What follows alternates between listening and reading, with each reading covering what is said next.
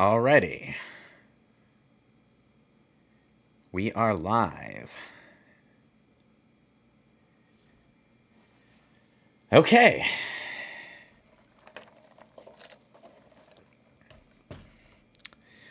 Greetings to any of you who have been waiting, and to those of you just showing up, even to those of you who show up a little bit too late to hear me say this. I don't know. It might be delayed by like 3 or 4 minutes, for all I know. So people might be showing up after I say this, and then hearing me say it. Stream lag is a wonder, and a joy, said no one ever. Anyway, we're playing Session 2 of Linkle of the Wild. Actually, I'm going to idle here for a bit, just to give people time to show up, and to admire the wonderful artwork that the creator of the Linkle title screen pack has installed into the game. Just variations on the stuff that would have been showing normally.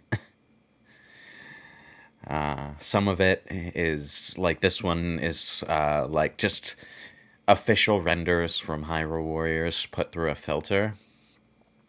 But then there are like... And then, of course, the pictures of the enemies are just completely unaltered. But, like, then when the new specific to Breath of the Wild artwork, good timing there. Hello, Azhul, how do you pronounce that? I have no idea how that's meant to be pronounced. And you can't actually tell me, because you're communicating through text only. Oh well. But, like, when the Breath of the Wild exclusive artwork comes up, you can almost feel like this is an official expansion of the game, as opposed to what it actually is, which is a mod. Blasted my own eardrums out again. Started both sessions doing that. I'm really good at this. Azhul? Oh, okay, that's not so bad. That's not so hard. Okay. Well, as of the always absurdly out-of-date view counter on Twitch, I have 7 viewers right now. That's nice. Hello, 7 viewers, and hello to everyone else that they simply haven't started counting yet. I turned the volume down too low this time.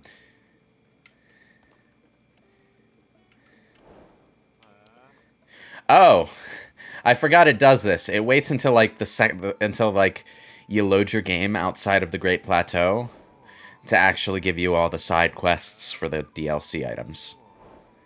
So I'm just gonna wait for these to go by. Nope, we're still not done yet. I like how one of the DLC item packs is hidden throughout Hyrule Castle. Just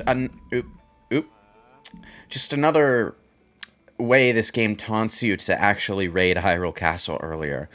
There is an in-game side quest that nudges you in that direction too, and several NPCs will talk about how there's treasure to be found there.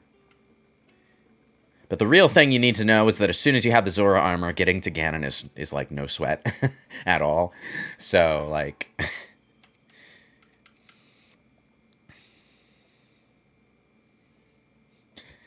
Yeah, okay. So the DLC quests basically all require you to go to specific places and find a document that outlines, like, general locations that you can find the items in, right? So, like, there's a journal in Outpost Ruins that shows you a bunch of the items. There's, a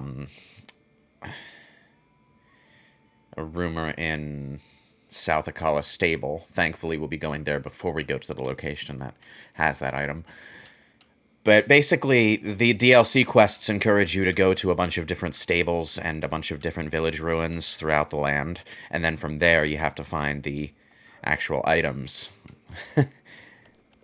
But there's no rumor book here, thankfully.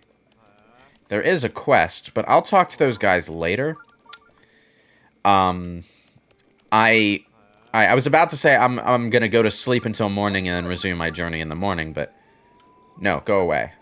But like, I want to activate this shrine first, and since he's here, I want to talk to Beetle.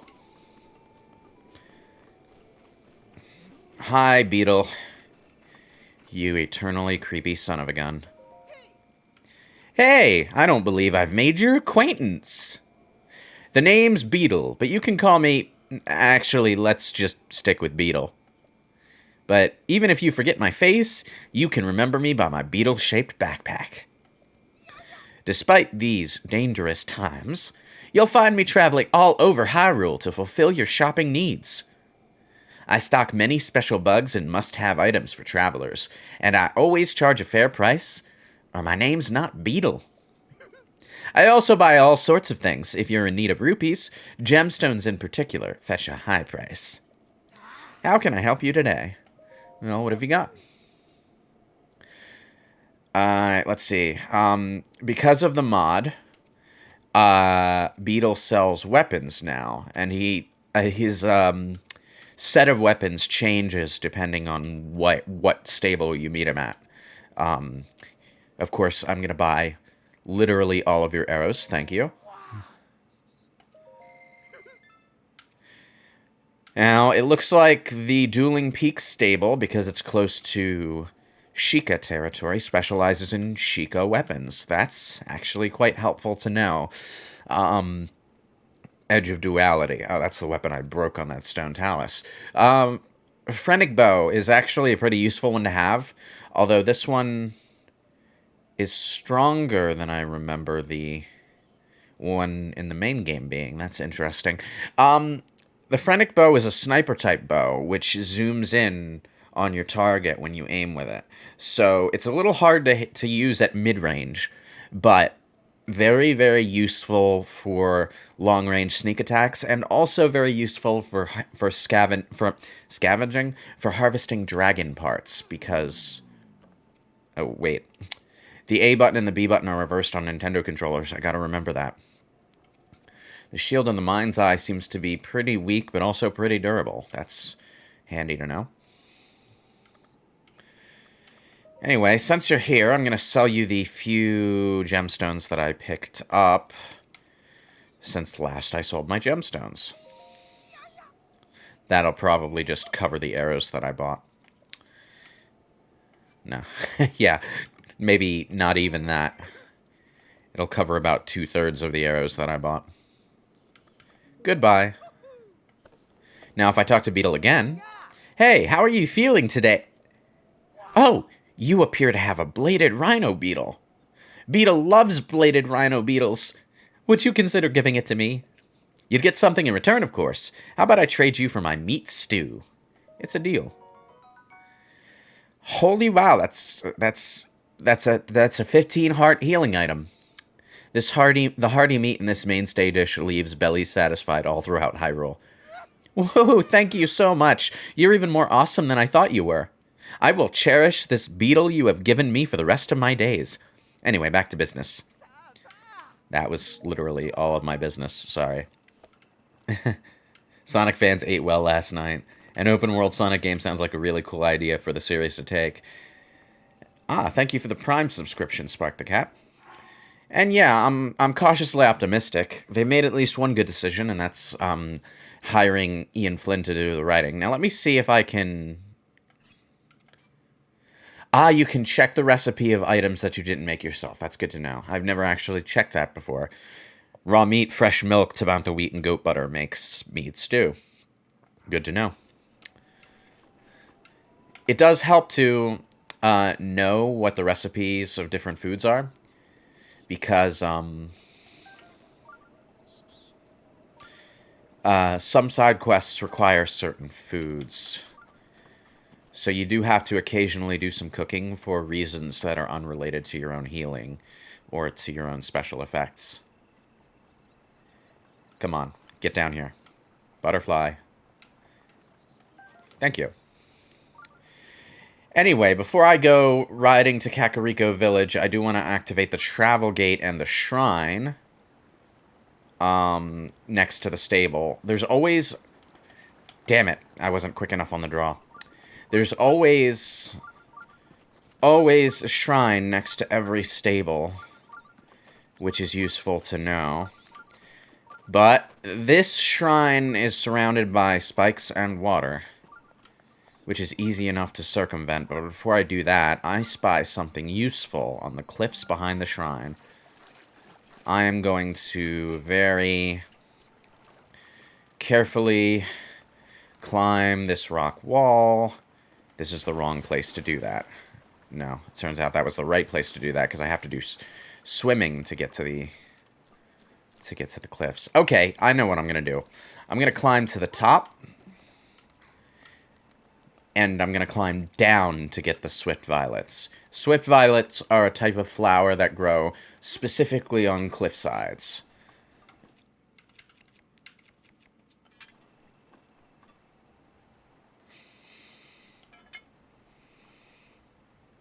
Wonder Woman fans may be getting something good as well if the game is good. I don't think Wonder Woman has ever had a standalone game before. No, if she has, I've never heard of it. Oof, I lost stamina because she tried to climb and failed. Great. Now, there are some things to know about climbing. One thing to know about climbing is that you always use a little more stamina if you're climbing a particularly steep ledge. And you always use slightly less if the incline is more favorable. So, if you want to... Yeah, watch the stamina here. Wait, what? Is it going up? Oh my god, it's going up. I don't know why that is.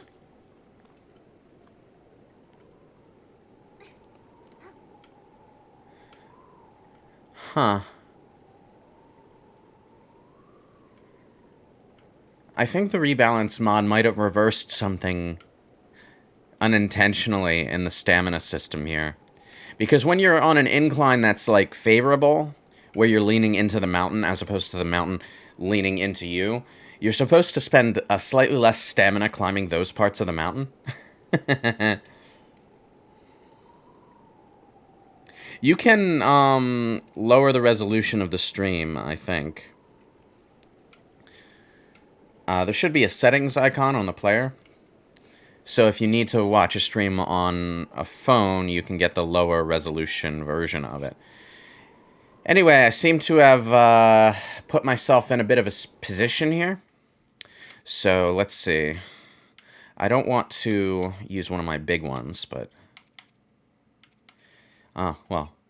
I'll just use the Enduring Elixir. Wait, what? It actually overfilled me by... Okay. I'll take it. Now that I know, I need to figure out the recipe for the Enduring Elixir, though.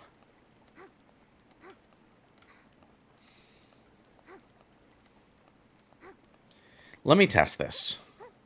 Oh no, I can actually stand here. Actually, that's a good thing. I should let myself fill up. The yellow bars on your stamina gauge are stamina overfill.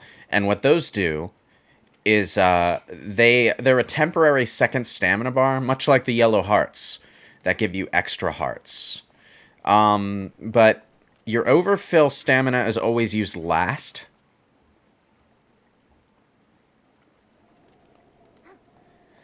Okay, it's a lot harder to use ledges that you can run on in Hyrule Rebalanced. There we go. Anyway, as I was saying, it's oh Jesus. As I was saying, it's unlike the yellow hearts, which are always consumed first. Your yellow stamina is always used last. So you'll always end up using your extra stamina only in an emergency. So having that extra stamina backup is really handy.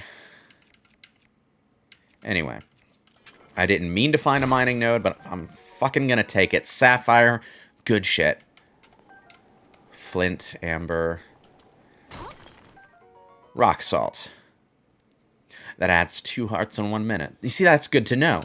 I wish I had known that in the main game. In the main game, the best you can do as far as cooking your ingredients up together is, well, this dish sure sounds like it could benefit from some salt. Maybe I should put some salt on it.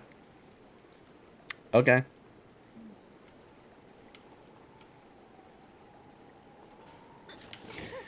Ooh, that is not what I wanted to do, and I need to turn around. Thank you. Gliding into a cliffside when you're facing it is easy enough. But, gliding down onto it never seems to work out well.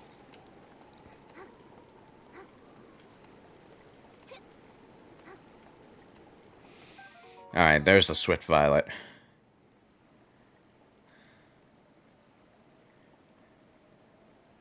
This vitality-rich flower blooms mainly on cliffsides. It's used for actual cooking and not for elixirs? Okay. I'm paying a lot more attention to my cooking ingredients.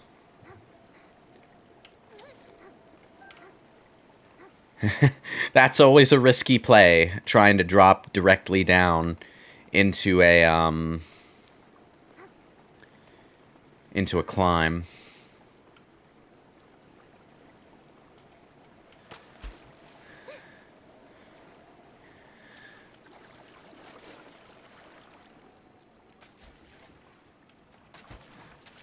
Okay. Alright, sneaky river snail. Anyway, this is the kind of thing that makes you slightly overthink, but all you need to do to get into this shrine is just create a Cryonis block and glide on over. And when you finish the shrine, all the spikes will be gone, mysteriously. Am I playing on Wii U or Switch?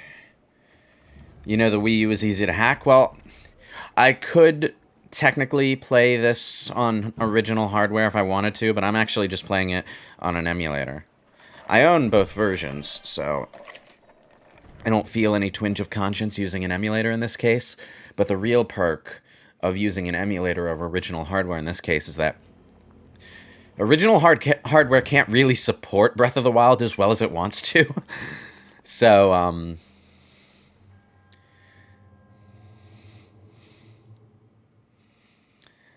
so I can get much better draw distance and much smoother frame rates on an emulator. Using the Wii U emulator CEMU in particular is really good for Breath of the Wild, because there are a lot of community graphics packs that you can download directly through the emulator and just use that to soup up your experience. But not all mods are necessarily, like, viable for playing on original hardware, because some of them mess with, like, the optimization of the game. Ooh, I almost knocked myself off the ice block. And that can mess with their performance when you try to run them on a modded Wii U. This is one of those... This is one of those where you need to guide the ball along an obstacle course to get it where you want it to go. Now, this is one of the early game ones, so it should be easy enough. I'm pretty sure I just put one... I wish I had a motion controller right now.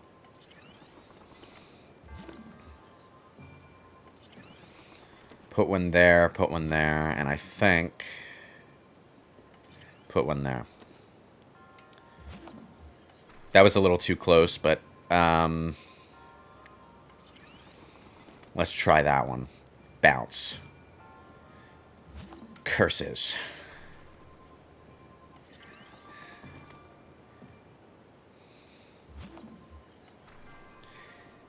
I'm being a bit imprecise here, aren't I?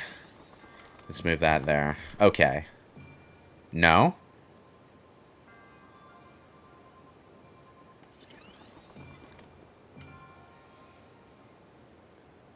The key is this first one. I just know, like... There we go! Physics puzzles, am I right?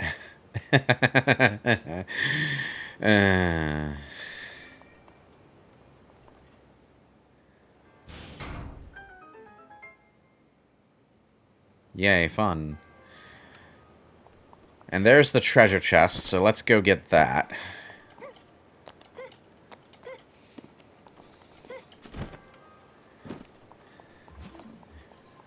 I missed this treasure chest. I always miss this treasure chest on my first, like, on my first run through this specific shrine. Because I only ever see it on my way back. It's just the way the camera angles tend to play out.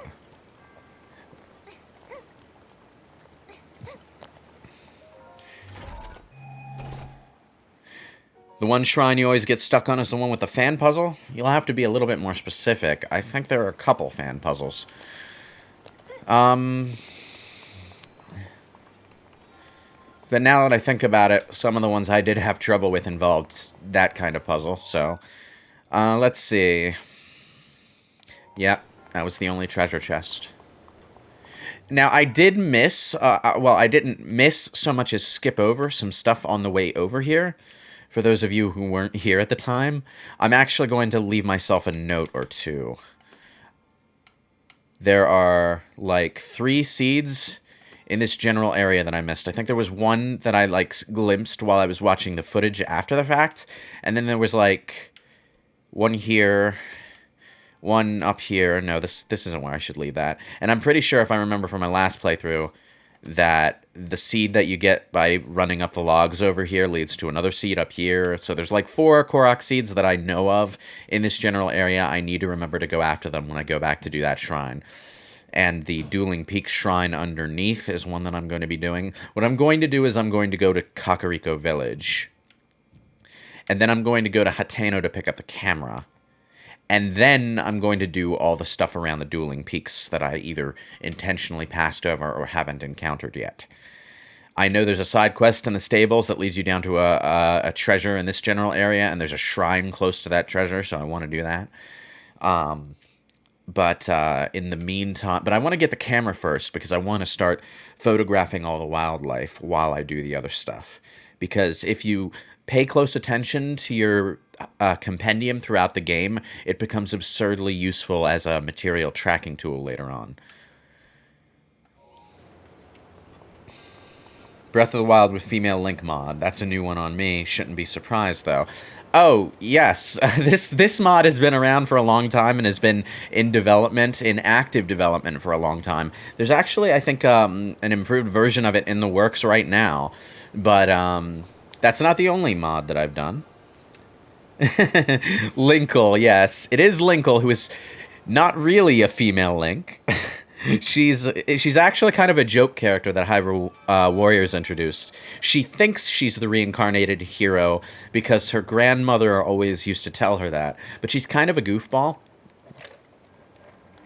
But the important takeaway from that is she exists in the same universe as Link, and at the same time as a Link who is the hero at that time. So... this is a continuity in which Linkle actually is the hero, although I'll leave it up to interpretation as to whether she was always the hero, or maybe Link just transformed into her because the Shrine of Resurrection had a fluctuation at the wrong moment. I don't know.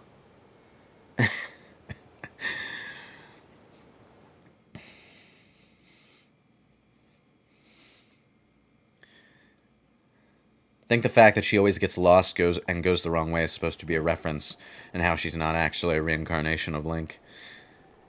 It's just a quirky little cute detail. Hey there, how you doing? Good evening. Don't see a whole lot of travelers passing through here. You know, with how peaceful it is around here, it's sometimes easy to forget that the world almost ended years ago. But there are still monsters wandering around, and the area near Hyrule Castle is especially dangerous. If you're going to be traveling, you should know a thing or two about elixirs. Elixirs? You can make elixirs by mixing bugs and other small creatures with monster parts. Most of them are no good for refilling your health, but they can have a lot of unique effects. Ooh. Some elixirs can increase your speed, others raise your resistance to extreme temperatures. I'm actually impressed that you've made it this far without any knowledge of elixirs. I can't have it on my conscience if something happens to you from here, so I'll give you one of mine. A Hasty Elixir grants a low-level haste effect, which boosts your movement speed while running, swimming, or climbing. Using a Hasty Elixir increases your run speed, so I use it to escape from enemies or anytime I need to hurry. The recipe is just hightail lizard and monster parts, so I usually have a stock of 10 or so on hand. That's always useful to know. Will I do Legacy of Kain for BSC? Someday, yes. I have the PC version now, so there's that. Hang on. Let's just casually rob this store of all of its wooden apples. Got some rupees. Always good to know. Ah. Who's a good boy? I've been told this works on any dog in the game, so I'm actually going to try it out now.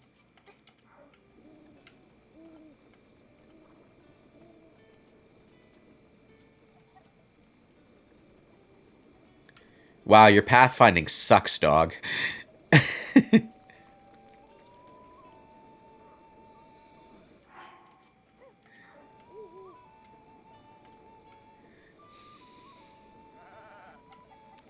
Ah. You're cute. Let's see. How about a drumstick, buddy?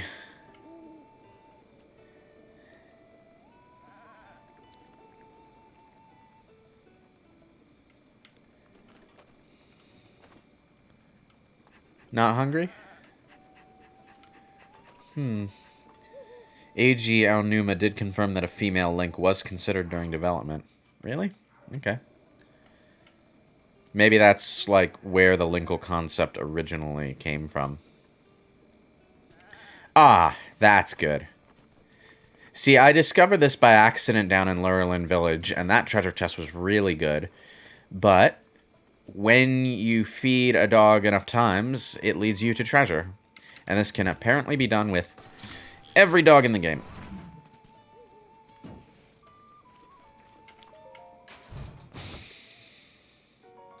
₹100. That was well worth the food.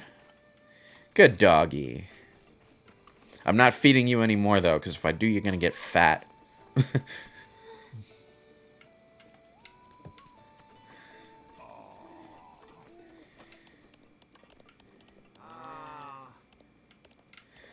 Okay, I'm fully healed, and I have a surplus of stamina, so I'm not actually going to use the inn.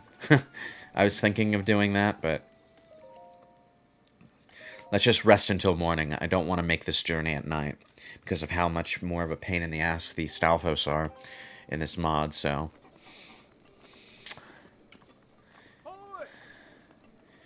I can give you directions. Welcome to Dueling Peak Stable. What do you think of the place? Pretty nice, yeah? It might be hard to imagine now, but this place was nearly destroyed about 100 years ago.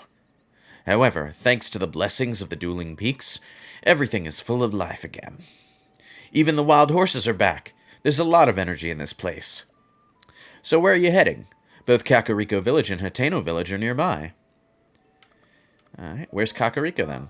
Kakariko is the village where the Yiga Clan lives. It's said that some time ago, they had advanced techniques that were more powerful than anything anyone had seen. But that power put them at odds with the king at the time, and they were scattered across the land. Anyway, if you leave here and follow the road straight to the north, you'll find a big bridge. Cross that and keep following the path, and you'll come to the Kakariko Village gate. Leave it to Rensa to tell you about the roads around this area. Alright, where's Hateno? Hateno Village is a village on the edge of Hyrule. It was largely unaffected by the events of the Great Calamity, so the people there are pretty easygoing. I hear they even have a research center, but folks tend to avoid the weird scientist who lives there. Anyway, head north from here until you reach a fork in the road, then go east and just follow the road. It's a little far if you walk it, but with a horse you should get there in under a day. And what about those wild horses? Did you not see any horses on your way here? Certainly not as many as in years past, but there are still quite a few around. Horses in the wild are, well, wild. No one is trained or cared for them. If you manage to catch one, let my brother Tassaran know. He'll register the horse for you. My boys are wellsprings of information about horses, so feel free to pick their brains. Okay, so everything looks just as it always has, but the effects of the Great Calamity still linger.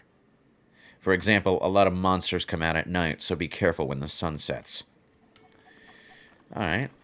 I thought there was a side quest in this area.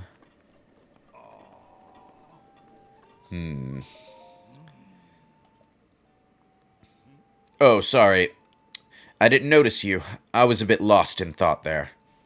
I've been doing rigorous research day and night to figure out the mystery of that blood moon. Why am I giving this clearly, like, Asian-looking guy a Western American accent? It's because of all the horses. They're putting me in mind of cowboys. Blood moon? You don't know it? That's inexcusable. Listen up and I'll tell you about it. For 100 years now, every so often when the clock strikes midnight, the sky turns red and a full moon rises. At that moment, monsters that had been previously defeated will come back to life. And that's what is known as the blood moon. Why do the monsters return to life? Why does it only happen when the sky turns red? No one really has the answers to those questions. It's a mysterious phenomenon. If you learn anything about the blood moon as you travel, be sure to come back and tell me. Okay. Right. Why am I about to go running across the wilderness when I have a horse? Oh, now the side quest triggers. They're wild, so till you calm them, it's gonna be one crazy ride. But there's no feeling quite like taming a wild stallion. Trust me, I took second place in the Hyrule horse taming competition. Hey, I saw that look you gave me. Fine. You don't believe me? Let's go, lady. You and me, right here, right now. You want to challenge the second place Hyrule horse taming competition winner to a tame-off? You got it, lady. Okay. Good cardio. That's the spirit. The only rule is that you must bring a wild horse back to this spot within the time limit. This area is chock full of wild horses. Any one of them will do. My record is 2 minutes flat, so you need to bring back a wild horse within that time. Prepare for extreme taming. The easy way to win this is to just go for a spotted horse. But considering that I have lots of stamina right now, and ice arrows, I might as well go for something a little bit better. Why are the horses already running around? Did something happen over there?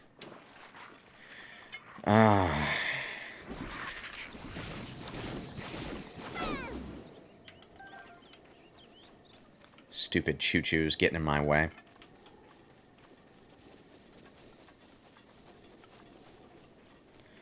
Anyway, I saw the horses over here.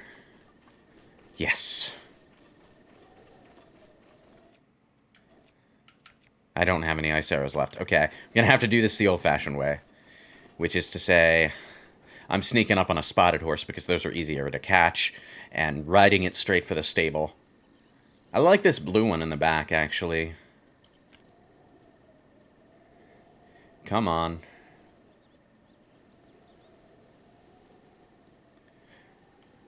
I already have a solid color horse, so...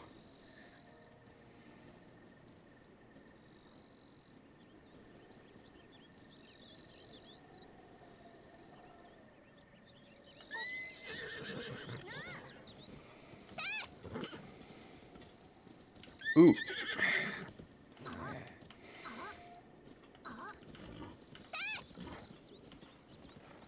Come on, we got half a minute to go. Come on. The clock has to keep ticking until you bring it back to the stable.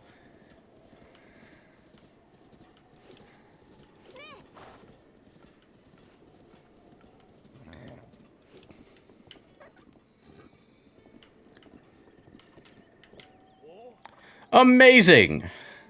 But I can't believe you beat my 2-minute record so easily. I mean, I won second place in the Hyrule horse taming competition. To be fair, it was just my brother and I competing. Anyway, here's the purse for winning the second official Hyrule horse taming competition. You earned it. Nice. I guess there's more competition out there than I knew about. Maybe Hyrule isn't all bad after all. I like this horse. Visually, anyway. Let's see what his stats are like, though. Oh, no. Stop. Looks like you've caught yourself a new steed. Do you want to register it? Yes, please. Thank you. 2 stars in all areas. And a gentle temperament. Now I'm going to let this one go. Charcoal is enough for me now.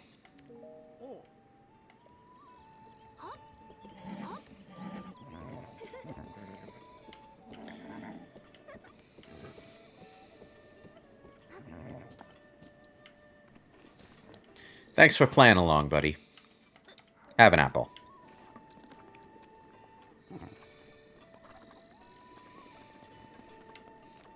So according to the Xbox trailer for Sonic Frontiers, the ghostly voice that was calling out to Sonic was apparently Amy. At least that's according to the captions, anyway.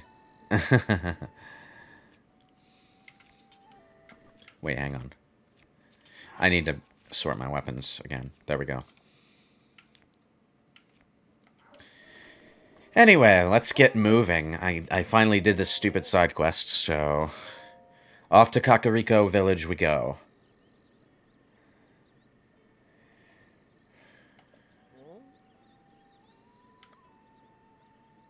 No. No, why did I click register? I want charcoal. Thank you.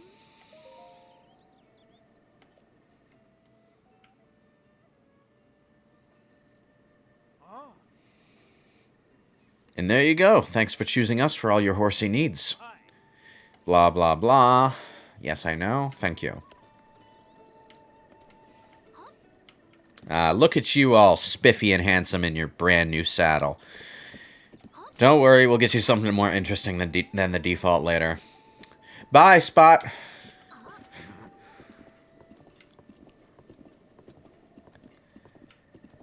Anyway, it looks like there's already a distraction in the way. I am very quickly going to...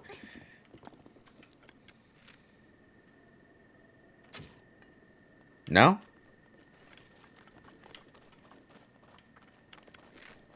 Maybe I hit it a bit too low. There we go. You know, I could have just magnesis that. I realize now that... Oh. I scared my horse away. Get back here.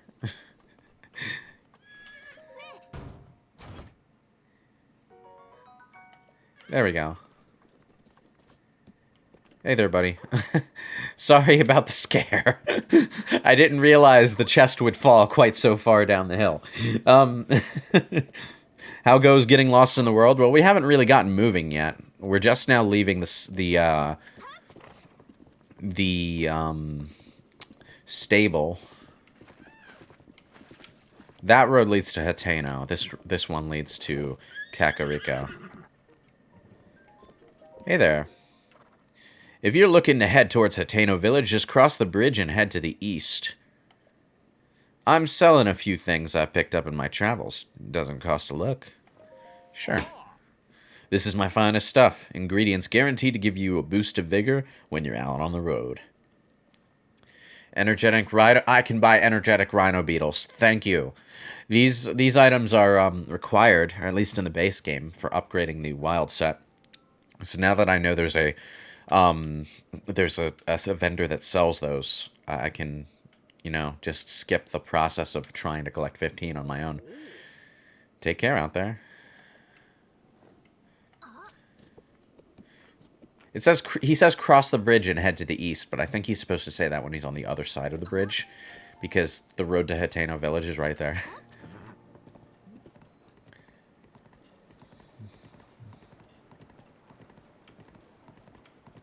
If I remember correctly, Hestu is hanging out around here if you haven't met him yet, if you haven't found the forest yet.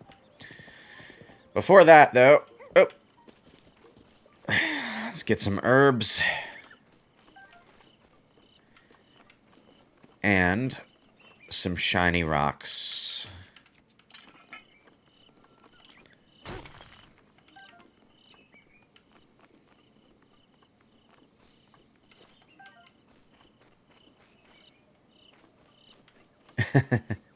This game is gorgeous. Even more so when you can run it on an emulator and get the draw distance and frame rate to smooth out.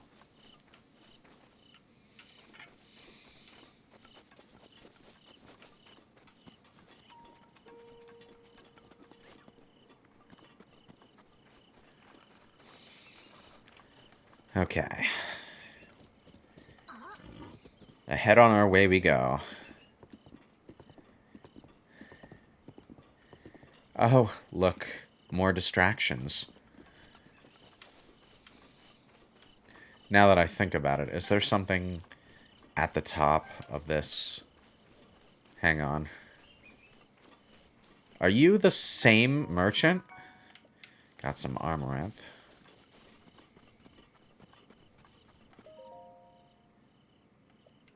Oh, yikes. I'm sorry. I was having such a beautiful daydream, I was completely zoned out. Thinking about rubies and sapphires. Those two gems can be sold at really high prices. They're some of the best gems to sell for serious money. Sorry, I just get so carried away when it comes to gems. But not for the stereotypical reasons I see, more for the general I like money reasons. Morning diamonds.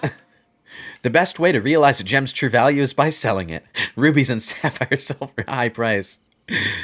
Better to sell them than hold on to them until you're old and gray. That is both good and bad advice. At some point, you are going to want to have a certain number of rubies and sapphires for certain pieces of equipment. Especially if you're going completionist. But this early in the game, there's no reason to use them. Unless you go straight for Gerudo Town, I guess. So, it is better to sell them at this stage.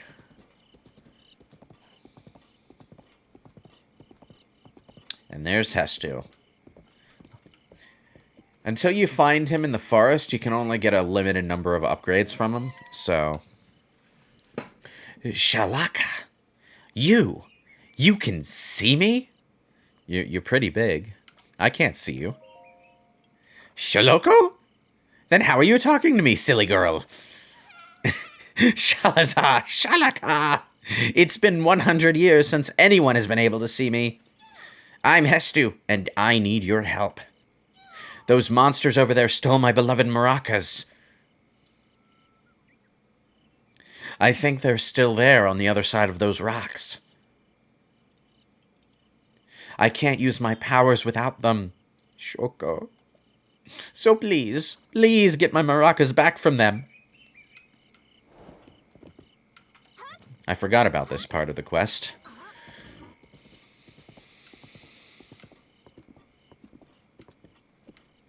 Alright, bearing in mind that my horse is bad at combat, I'm going to leave it here.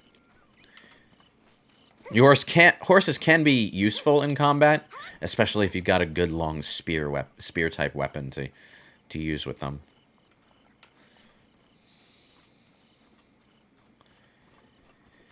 Anyway...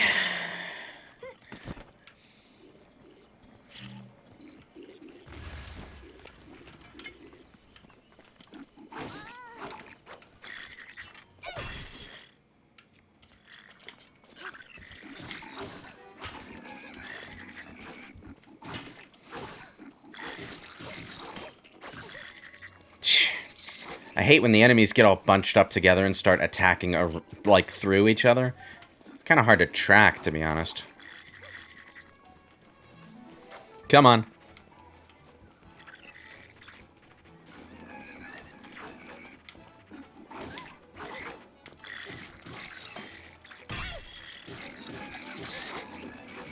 Ah, damn it, I didn't get away in time. That stupid spear. Ugh. He's just gonna keep spamming the stupid spin attack through his allies, isn't he? Well, go... Fuck yourself. There we go.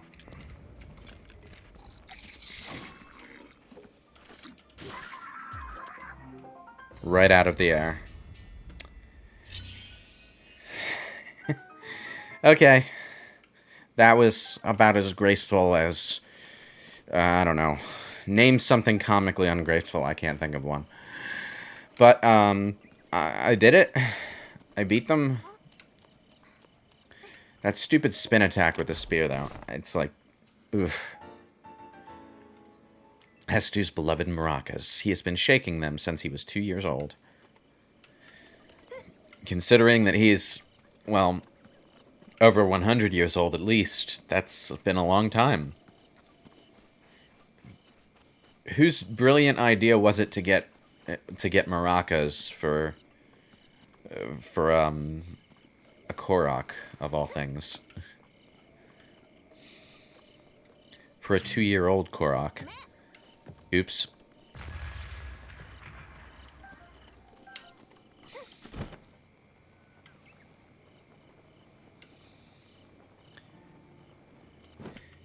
I have your maracas. Shalakala! Those are my maracas! Please give them to me! The Deku Tree is a horrible Christmas gift shopper. Shalaka! But wait, there's something wrong with my maracas. The Korok Seeds inside are gone. How am I supposed to dance now? Shoko. If I had just one Korok Seed, I could sing, dance, and use my powers to help you. You see, I have the power of inventory expansion, so let me know if you find some Korok Seeds. The children of the forest must have taken the Korok Seeds from my beloved maracas. I never thought I'd be the target of one of their pranks, Shoko. But wait. Do you have a Korok Seed? You do! You got a Korok Seed from one of the forest children. If you'll give me just one Korok Seed, I'll make your inventory bigger in return. Yes, please. Shalaka. So which stash do you want more slots in? I'll take the weapon stash. Oh yeah! Shaky Shaka. Okay.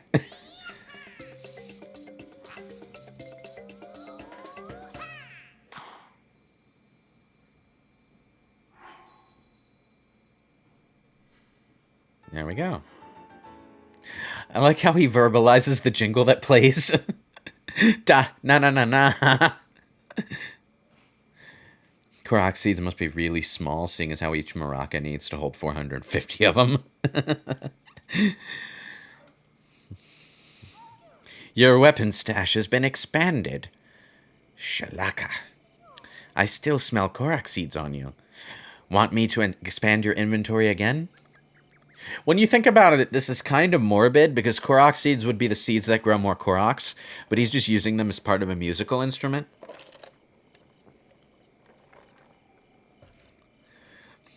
You got a thing.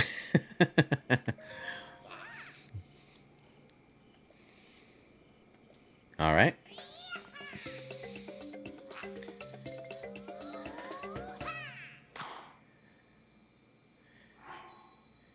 You can meet Hestu in a couple of places outside Korok Forest if you haven't found your way there yet. But each time... Oh, look at the time. Yeah, he does this. I need to get back before Grandpa yells at me. Shoko. Sorry, I have to go, but I still need Korok Seeds, so bring some to Korok Forest if you find any. Yeah, each time you find him somewhere that isn't Korok Forest, you can only do a certain number of inventory upgrades before he's like, oh, I need to go, so find me at Korok Forest. But there's a couple different places where you can do that.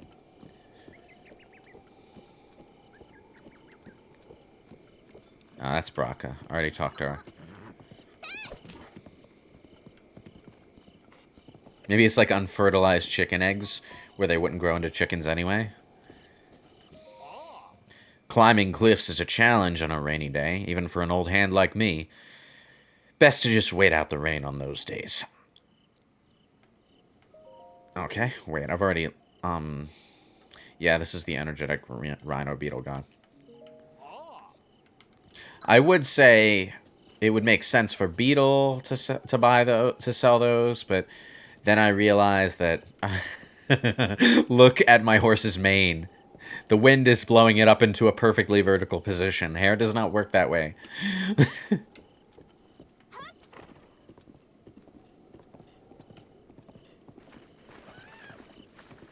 Or maybe S2 is a monster.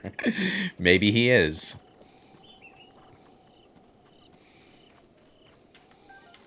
If I remember correctly, there's at least... Yes! I didn't realize it would be right here, but I was going to say, like, if I remember correctly, there's a Korok Seed along this canyon that involves blocks.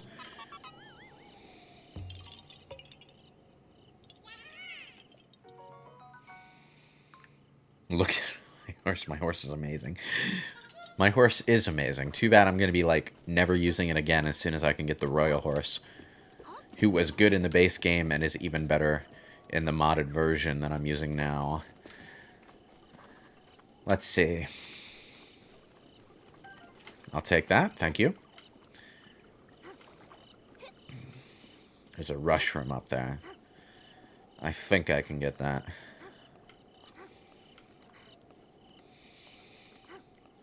If we're talking Age of Calamity, Hestu is capable of concerning amounts of carnage. I have tried Age of Calamity. I own Age of Calamity. But, oh, hey. Silent Shrooms. Some Stealth Shrooms. That's always good. I don't have a Sledgehammer at the moment, so I'm going to be doing this the,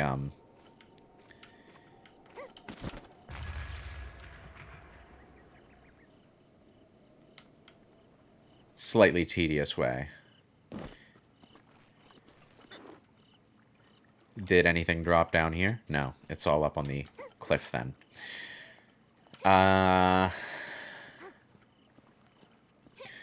I can't wait until I get the Master Sword. Because it's unbreakable, I use it for all of my fucking mining. And woodcutting.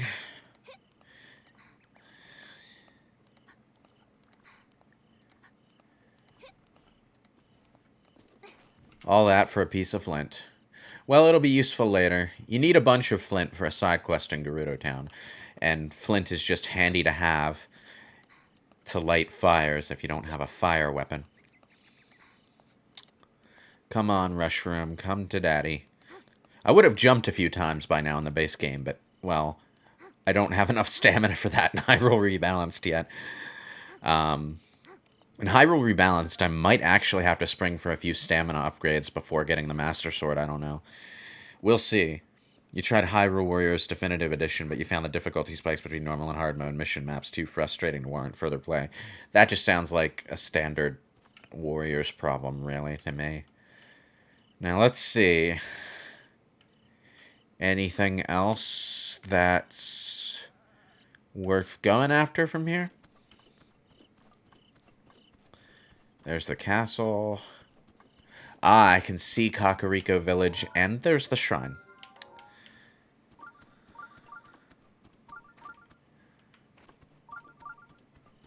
I spy with my little eyes a rock.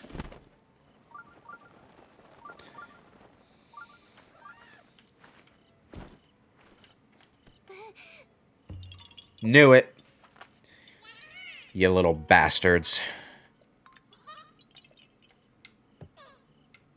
Ah, it didn't land directly on his head. I feel like I failed my mission in some fundamental way because of that. There are 2 NPCs here. Hang on. Ah, yeah. Oh, that's Baraka. Okay. And I was thinking about the glee I felt when I consider all the money one can sell a beautiful gem for. Not to brag, but I just made a few sales and I'm feeling full of glee at the moment. Yeah, I can totally get that. And that's Bucket.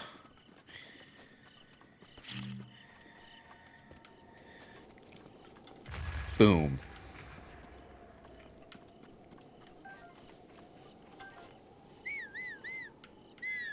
There is at least one more Korok Seed on this route. I think it's at the gate. I think you have to shoot, like, arrows at targets.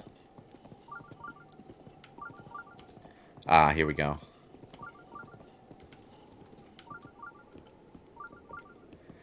And your cue to do this is the fact that there are arrows in the thing.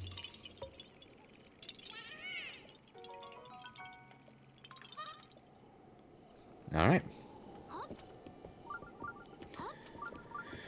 Now, since I'm a bit of a stingy fuck when it comes to arrows, Seriously, I can't climb this thing. I can't climb this thing. Ugh. I need to get up top and then drop down and try to grab the arrows as I drop down. Okay.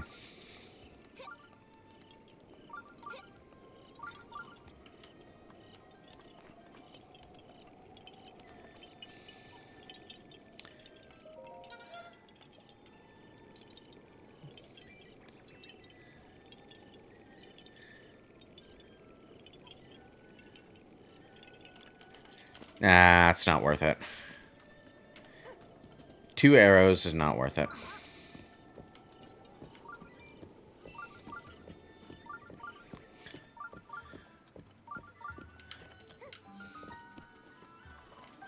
Thank you. That might actually be the arrow I fired.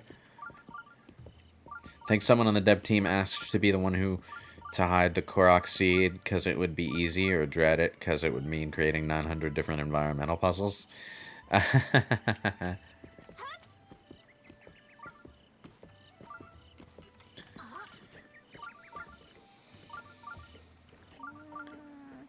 Ouch.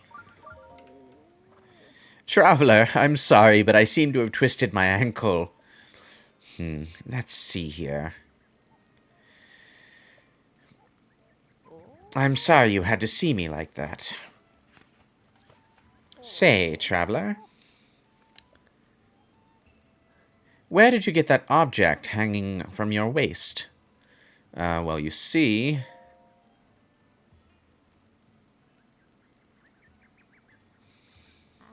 Yes, I see. That Sheikah slate is a symbol. It means you are the hero of legend. Though there are few who know of such legends anymore. But we Sheikah have been waiting for you for a very long time. Please, before all else, I must insist that you meet with our leader, Lady Impa. Where is she? Lady Impa's house is below Lantern Falls, just over there. In any case, it was a real honor to meet you. Bet you've never heard that before, have you? In the fanfiction I'm reading, Nana here was just pretending to have a twisted ankle because her self-appointed job is to be like the sentry for the village, which I thought was a neat take on that. That's just a frickin' tree branch. I'm gonna leave my horse at the gates. It is 9 in the morning. Mother loved this tree. She said it's big and kind, just like Father. I wonder if they'll be here soon.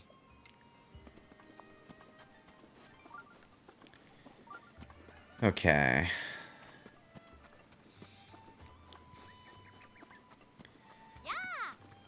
New clothes, cute outfits. Enchanted is open for business every day of the year. Do you get a lot of visitors to this village that you can make this pitch to? Oh my, look at that face. You are totally my type. Hi. Wow, really? I guess they didn't see a need to change that dialogue.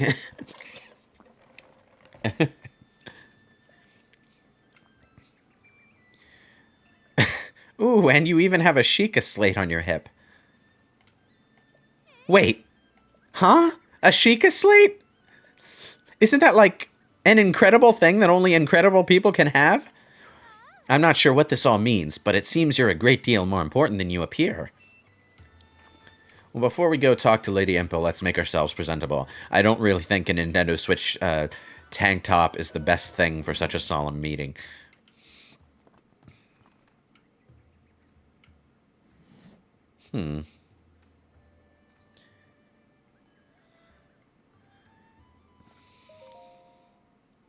Rumor Mill, Volume 1. Who loves gossip more than a solid 3 meals a day? Tracy, of course, and anyone else reading this, I'm sure. Today's top gossip spot is the Lover's Pond. Legend says that those who find this pond are sure to find their true love. Sounds worthwhile to me. Tracy's recommendation, 5 stars. Tracy's fun. Welcome to Enchanted, my high-end boutique. We exclusively stock the special garments of the Chloe collection. In fact, that stealth chest guard over there is highly recommended. Oh, and we also buy anything you don't need, so just talk to me when you're ready. Alright, I'm gonna sell. Let's see.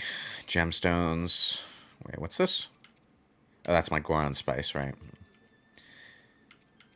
I did pick up, like, some amber and stuff, right? Oh, there we go. I got a sapphire.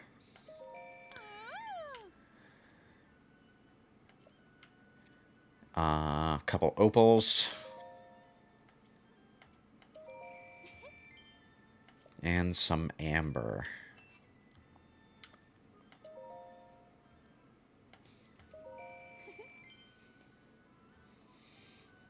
Okay, real talk, though. Impa's house is fantastic. I'd love to live in a house like that. Great real estate. Well, like most of the houses in this place, it seems to be missing a bathroom, but whatever. Being stuck in this tiny town, I get pretty excited about stuff from the outside. I'm always happy to take a look at what you've collected, so come back if you ever want to sell anything.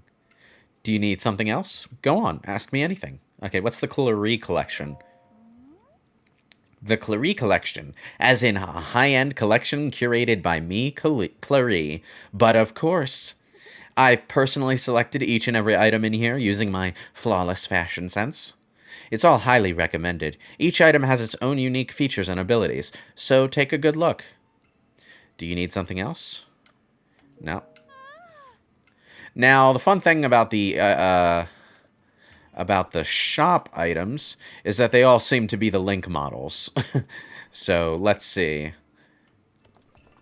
We can see what they look like for Linkle on the armor icons. So, I already have the Hylian trousers. In fact, I'm wearing them. So, all I need is the tunic.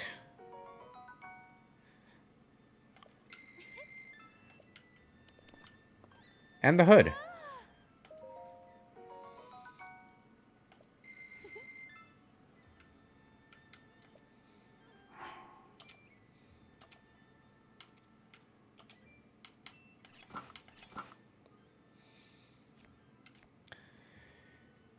Huh.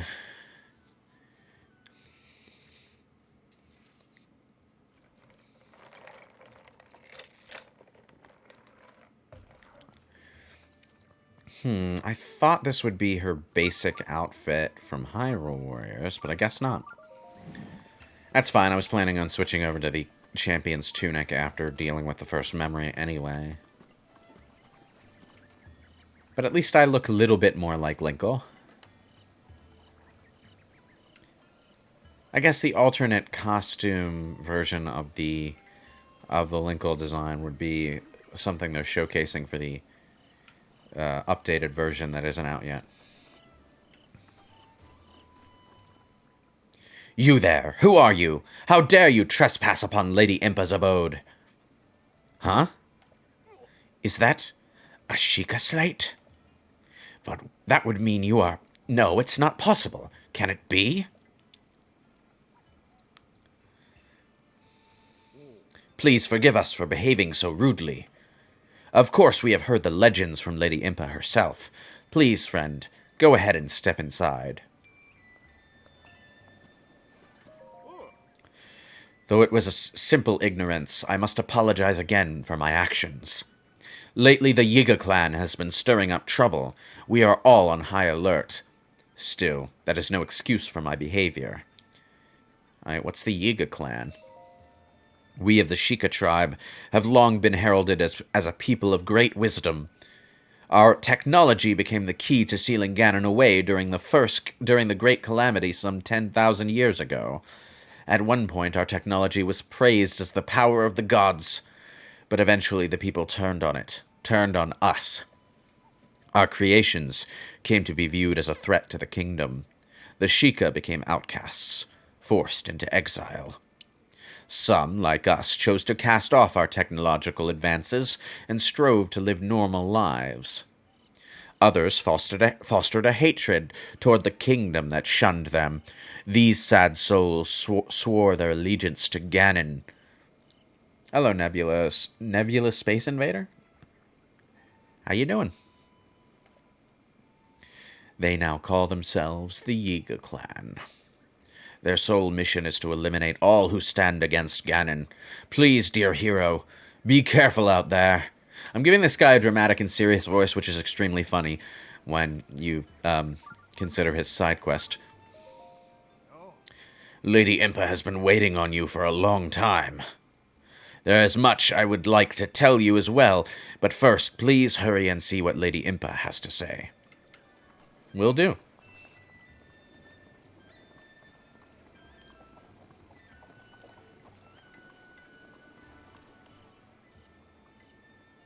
Hello. A girl! What? What? They changed the dialogue, but, that's not, like... That reaction makes no sense anymore. Huh? Is that... It's a Sheikah Slate. Could you be the hero my grandmother told me about? What was her name? Oh, it's not that I forgot. I'm just bad with speaking. As for me, my name is Oh, my name is Paya. Phew, I got it out. I know I should be able to say that easily, seeing as how it's my own name and all. I'm so sorry. Anyway, my grandmother's been awaiting your return ever since I was little. But please, hurry inside.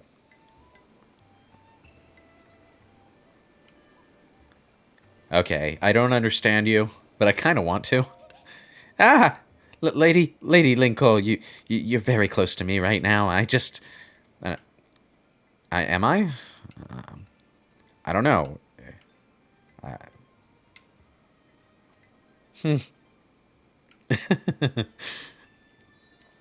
My grandmother is waiting for you at her abode.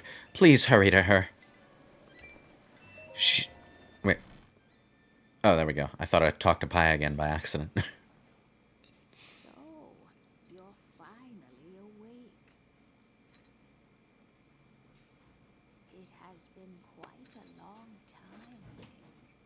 I am much older now, but you remember me, don't you? You look great for 130.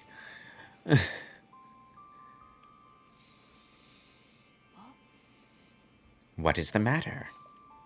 You are looking at me as though I am a stranger to you. Those eyes, they lack the light of familiarity. It is I, courageous one. Impa. Surely you must at least remember the name Impa. I see. So you have lost your memory. Well, it matters not. In fact, that may actually be a blessing in disguise for the time being. Dearest Linkle, please come a bit closer.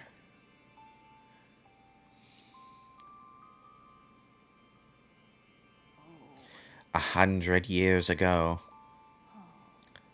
Yes, 100 years ago, the kingdom of Hyrule was destroyed. After you fell, Princess Zelda's final wish was to place you in a sacred slumber. And then, all alone she went to face Ganon. Before Princess Zelda went to nobly meet her fate, she entrusted me with some words she wished to say to you. I have been waiting 100 years to deliver the princess's message. However, these words, which the princess risked her life to leave you, well, if you are to hear them, you must be prepared to risk your life as well.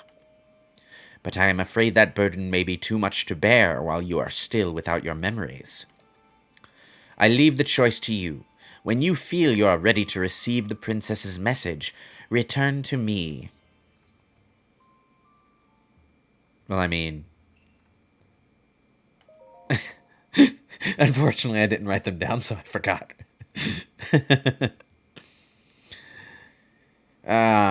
Tired because your sleep patterns have been whack? Yeah, I know that feeling. Paya is great. I like Paya.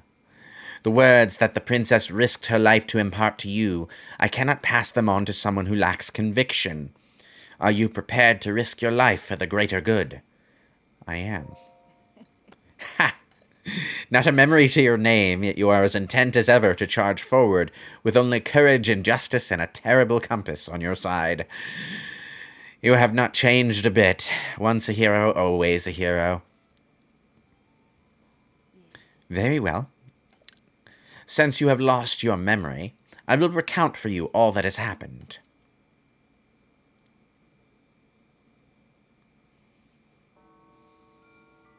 The history of the royal family of Hyrule is also the history of Calamity Ganon, a primal evil that has endured over the ages.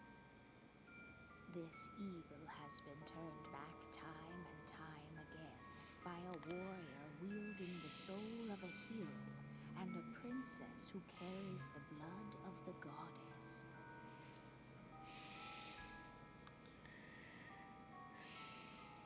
With the passage of time, each conflict with Ganon faded into legend. So listen closely as I tell you of this legend that occurred 10,000 years ago.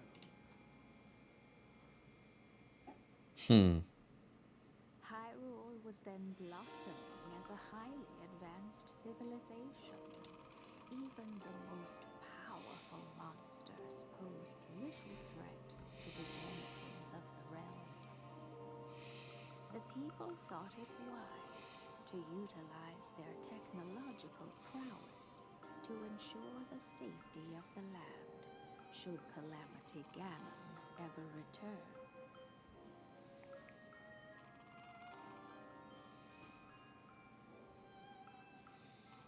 They constructed 4 mechanical wonders that came to be known as the Divine Beasts.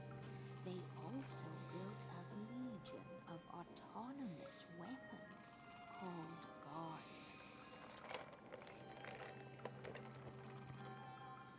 The Divine Beasts were piloted by 4 individuals of exceptional skill from across the land, and thus the plan to neutralize Ganon was forged.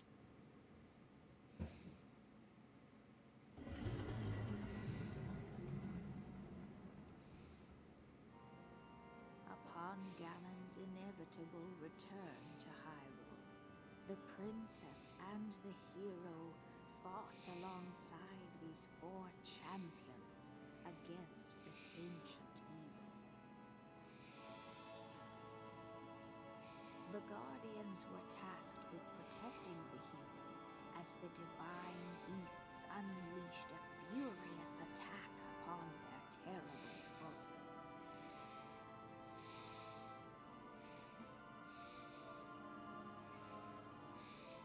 And when the hero wielding the sword that seals the darkness delivered his final blow, the princess used her sacred power to seal away Calamity Ganon.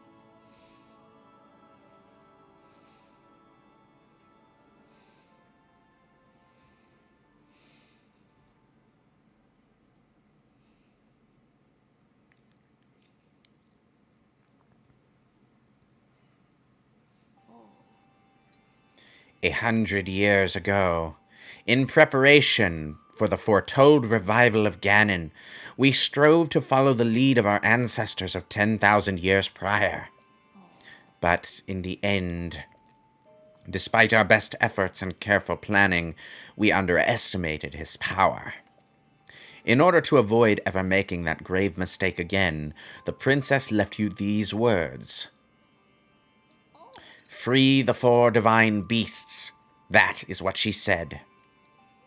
4 divine beasts. The 4 divine beasts are the ancient Sheikah weapons wielded by the 4 champions who Ganon defeated. The divine beast Vah Rudania, controlled by Daruk of the Gorons.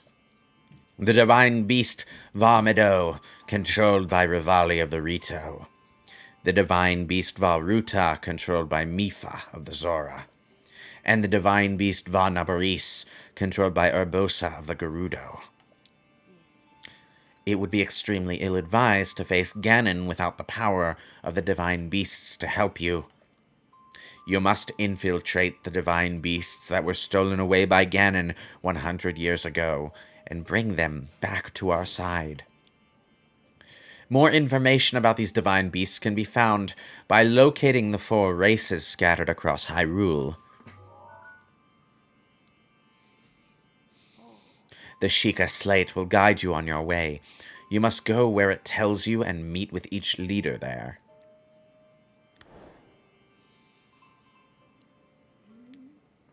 It seems that your Sheikah Slate is not yet complete. The device Princess Zelda left you is your guide, and also your memory. Now let's see. Someone at the research lab in Hateno Village might be able to help you. Hateno Village.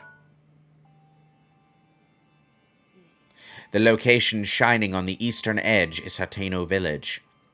It is a small village, one of the very few places that avoided suffering significant damage during the Great Calamity.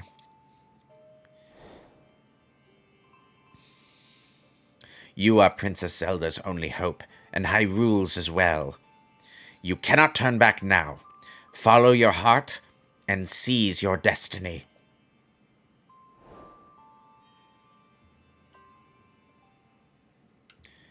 Alright, well. Oh, hi, Paya. I missed this when it was made, Lord Bowser, if you're still listening, but I have no idea. I didn't even know that video options weren't on Twitch, so I'm actually, like, not sure how to turn them on or off. So, Lady Linkle, is anything the matter? Anything at all? Can I help you in any way? What's that ball? This priceless artifact here? Is that what you want to know about? This is a Sheikah heirloom that we have long protected. The hero, as chosen by the Sheikah heirloom, will be gifted the blessing of antiquity. With these words as our guide, we have watched over this sacred artifact since my grandmother's grandmother's time, and even since her grandmother's grandmother's time before that.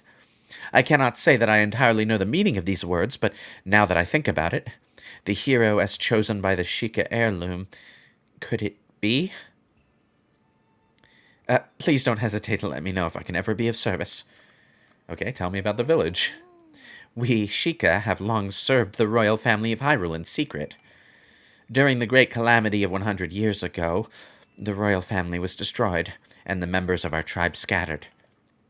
Sadly, there were some who swore allegiance to Ganon at that time. They joined together as the Yiga Clan, seeking out all who opposed Ganon, cutting them down, one after another.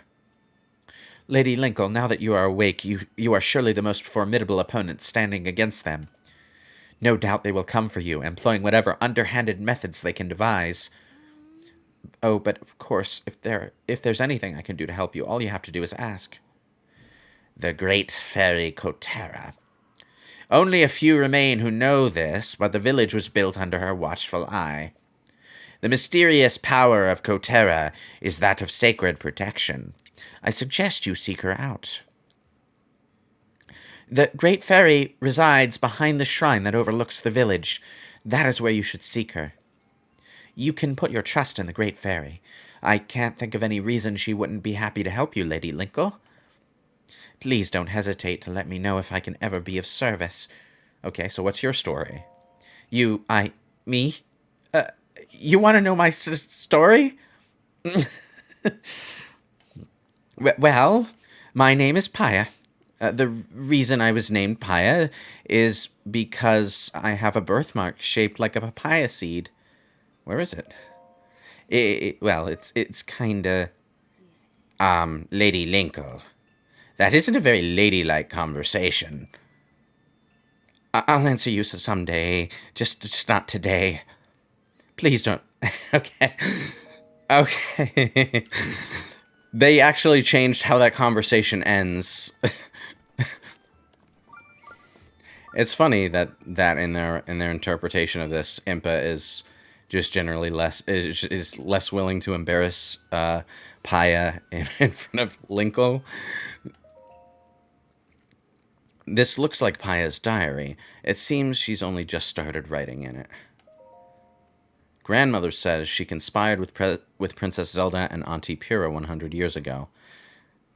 They decided to put a lone swordswoman into a long sleep so as to prepare for a time that was foretold in legends. The name of that swordswoman is Linkle. Since then, Grandmother has been waiting for her to reappear after all this time. I too pray that she awakens soon, for the sake of Hyrule and for Grandmother's sake as well. Unfortunately, they built the fifth one too small, so they couldn't form the Megazord. It is kind of funny that that the Master Cycle is considered a divine beast. Journal of Various Worries, first page. Well, my wife left me today. The last thing she said to me was, "What's more important, the cuckoos or me?" I chose the cuckoos, the Bowmaster. A painter unfamiliar to any of us has arrived in the village. He claims he's searching for the Great Fairies Fountain, but that's near where the village's spirit protector resides. We must make sure the outsider doesn't learn of the location of the fountain or the 2 shrines near it. Anonymous father of 2. If only there was somebody in town who really knew how to tune a bow. I hope they'd come by and knock an arrow for me. It's been way too long, lonely arrow girl. Day in, day out, I'm outside barking people into the shop. I don't mind, really. It's good money, and busying myself helps to numb the pain. But the only thing that really helps me feel better is walking among the fireflies. Unfortunately, we've now been asked to not walk around at night because it's dangerous. I don't know how I can cope without the fireflies, struggling shop girl. There is a precious heirloom that has been passed down through my family for generations. Recently, I've begun to hear voices telling me that the heirloom has an important destiny. It's going to happen soon. It makes me nervous, but I can feel it in my bones. Papaya.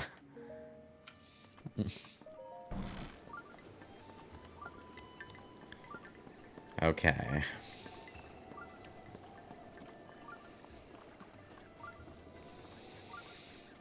Hey there. Are you...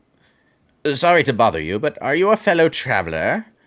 As for me, I just love art. In fact, I'm traveling the world in search of beautiful landscapes. Just between you and me, I hear there's a great fairy fountain somewhere near this village. I hear it's breathtakingly beautiful. Aesthetics aside, they also say the place can bestow some kind of mysterious power on people. However, since I'm an outsider, I can't get anyone to tell me any more details than that. These villagers never leave the safety of their village, so travelers like me are treated with suspicion. But I won't give up. Oh, and if I manage to find out anything, I'll be sure to let you know. I already know where it is, but, I'm not going to tell you. Anyway, let's get a couple of Korok Seeds before we move on.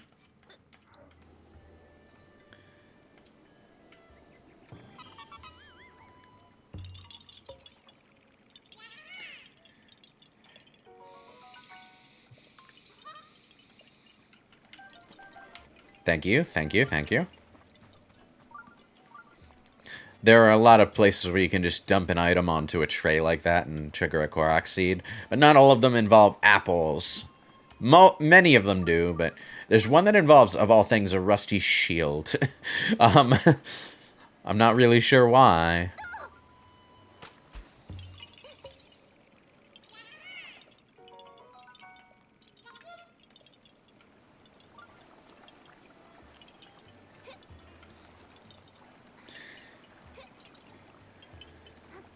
Been going for almost an hour and a half. Oh, geez. It's easy to lose track of time when you're playing Breath of the Wild. Anyway, if I remember correctly, there's one more Korok Seed in the village. But I can't see it from here. It would be a ledge, I'm pretty sure. Maybe that ledge? Actually, now that I think about it, I should check these archways. Maybe I need to shoot another arrow at another gate.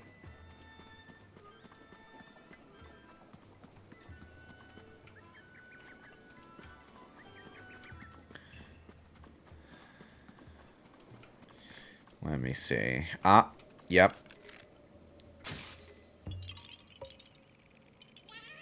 You broke my bow. You stupid idiot Korok.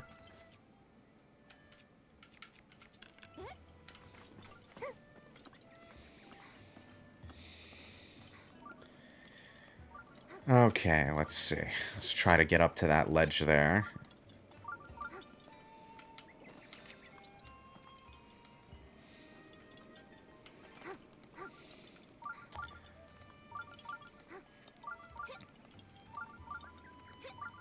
Yeah, I'll deal with the shrine in a bit. Hang on. Hold your frickin' horses. This is not the correct ledge. But maybe I can see it from up here.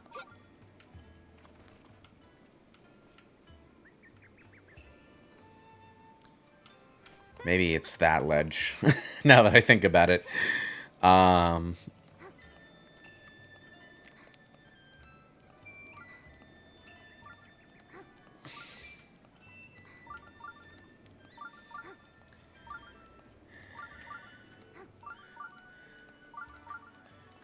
Yep, this is the one.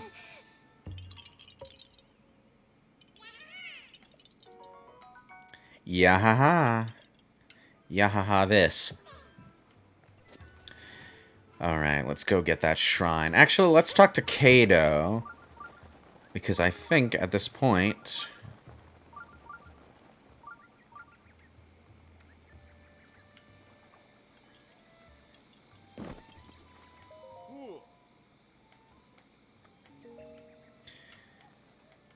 No, not yet. I'm sure I'm sure his side quest will unlock soon. But first...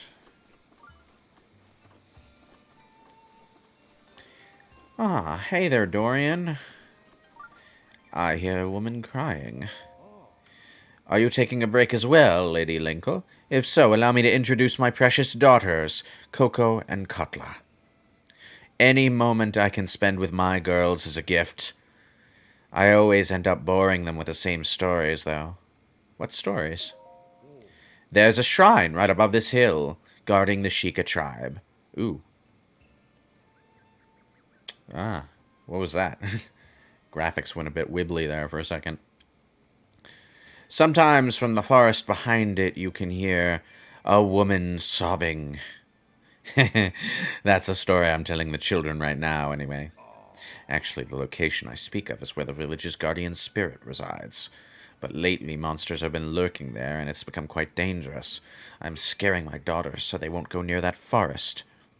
It works on Coco, but for some reason, those stories just excite Katla.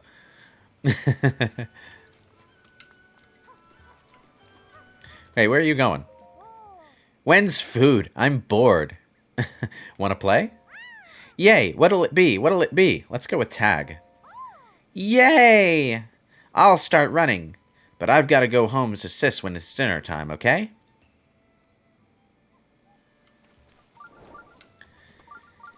Okay, let's see. Where is the little girl? There you are. I see you.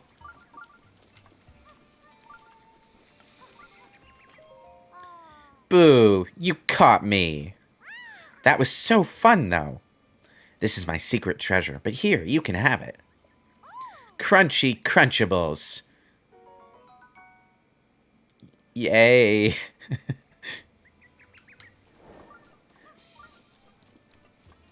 Okay. Side quest complete. It started raining, but the weather is sunny. I don't get it. Maybe it's a bug with the day lengthening thing going on. Who knows? If I were to guess, that flash of color that happened was probably the emulator's API interacting with the rain for the first time and not really knowing what to do with it until it had a few seconds to adjust. Okay. There are two guys down in the village who are talking about offense and defense. And talking to them lends some context to this shrine.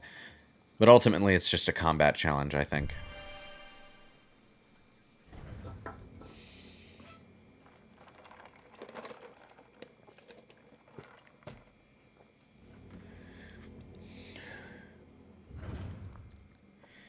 Okay. Oh boy. To you who sets foot in this shrine, I am Taloneg. I share with you my knowledge that it may please Hylia. Oh, this combat shrine is a combat tutorial shrine, right?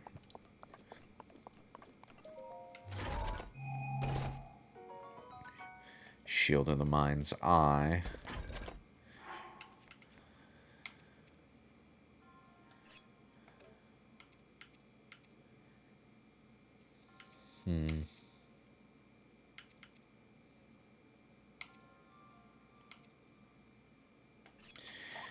Let's drop the ridiculously not durable shield. Finally grabbing one of the BSC guys' streams. I mean, one that isn't Johnny. Well,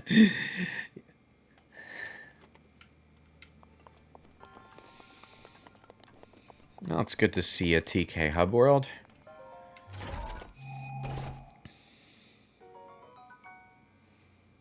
Eightfold Blade.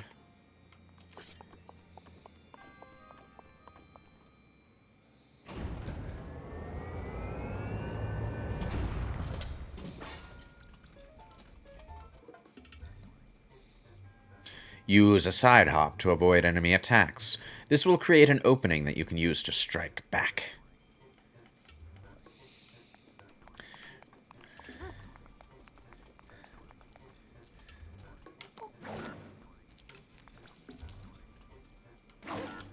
Ah, right. At this point, I need to execute a flurry rush. Damn it.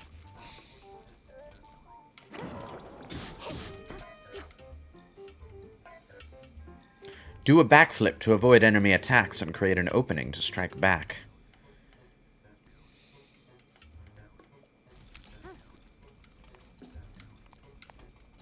Come on. Ooh.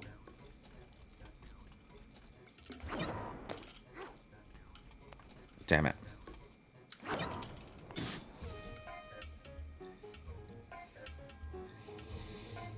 Is this a finish or completion run? I mean, depending on what you count as completion, because I'm almost... Oh, wait, what was I supposed to be doing? Shit.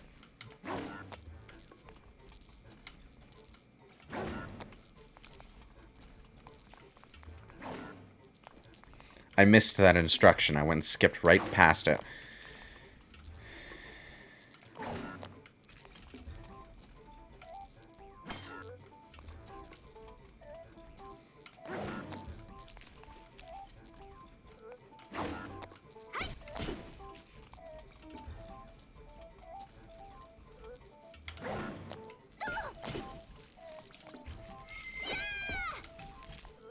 Oh, okay. It was the spin attack.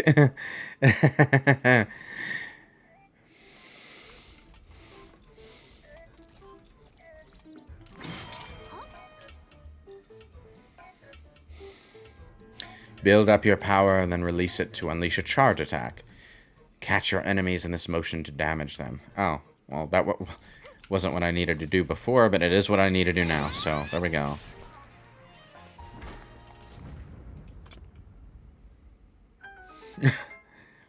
Okay. You have done well to learn these crucial skills. Now proceed.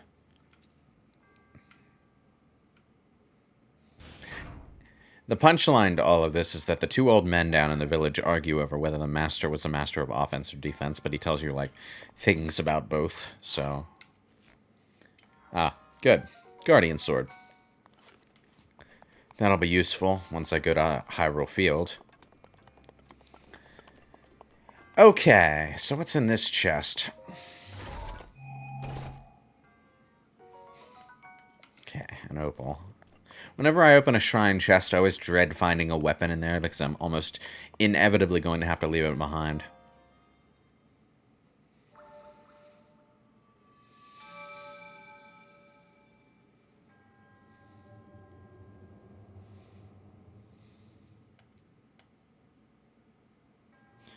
Alright, Spirit Orb number 1.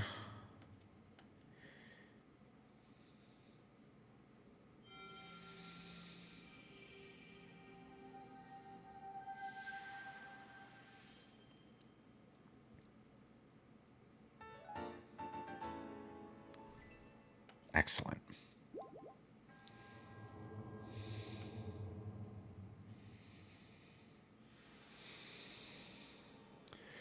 Alrighty then.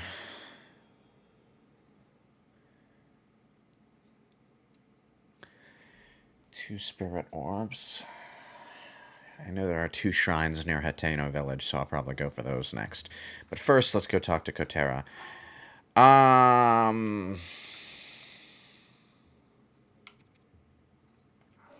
Let's see how the rebalance affects armor upgrades, shall we?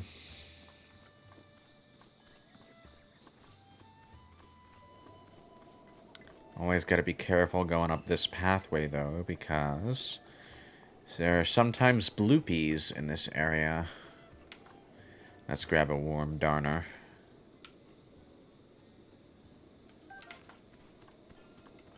Ah, there we go.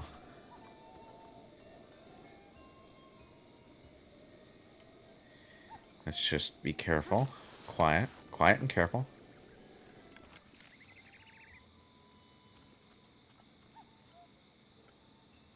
Damn. It only dropped 1. 5 rupees. Great. Well, at least I made up for the arrow.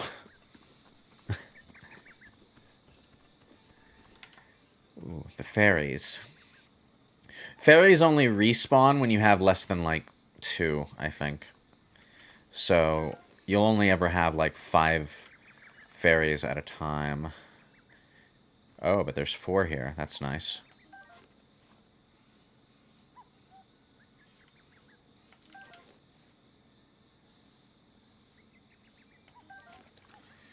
Fairies are useful to have because not only are they great for cooking, but they also act as instant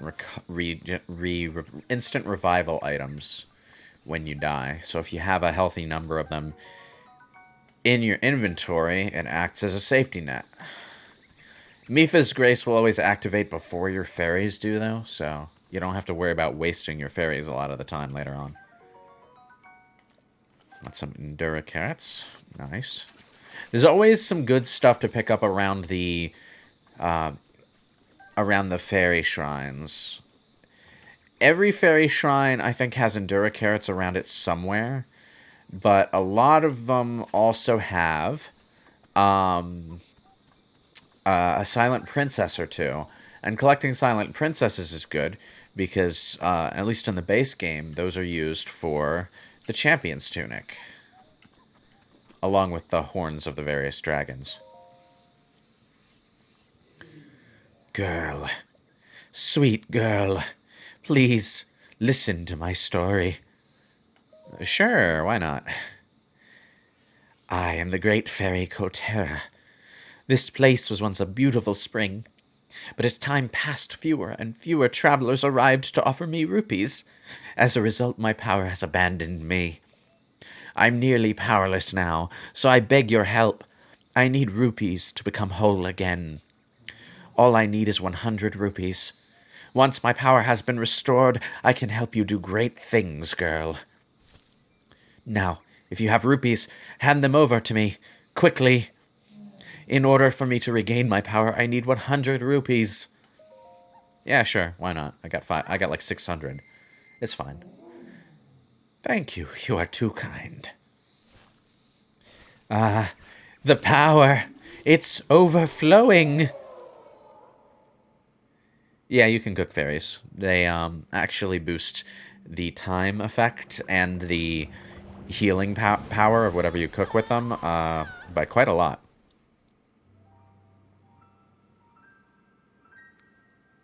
At this point in the game, there's no reason to do that, though. Oh, what a feeling, that first breath of fresh air after an eternity of decay. It's just so intoxicating. Thanks to you, I've been returned to my former glory. And as they say, one good turn deserves another. I can help you, girl. Allow me to enhance your clothing. It's the least I can do, but I will need the necessary materials. With the power available to me, I should be able to enhance your clothing a little bit. Okay. Alright. Looks like... Hang on. Oh! The item descriptions don't tell you what you need to dye. They tell you what you need to do upgrades. Okay. That's fair enough. So I just need way more Hylian shrooms than I actually did pick up. Okay. Alright, well... I'll upgrade... trousers...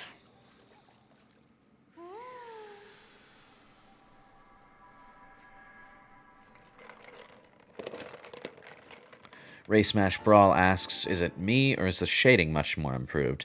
Yeah, I'm playing this on an emulator and the resolution and the frame rate have been boosted up, and what you're getting for the shading is probably the shadow effect being improved, but I'm not really sure. All finished. Just a bit stronger now. Yes, yes, tutorial message about set bonuses. I know how it works, thank you.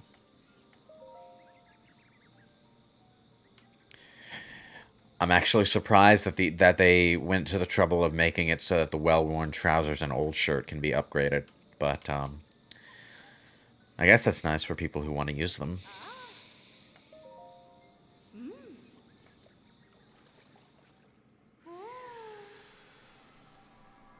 I just need a couple more Hylian shrooms and I can upgrade further. I'll need Hyrule Bats and Bokoblin Guts for the next upgrade set. See, that's good, actually, now that I'm thinking about it.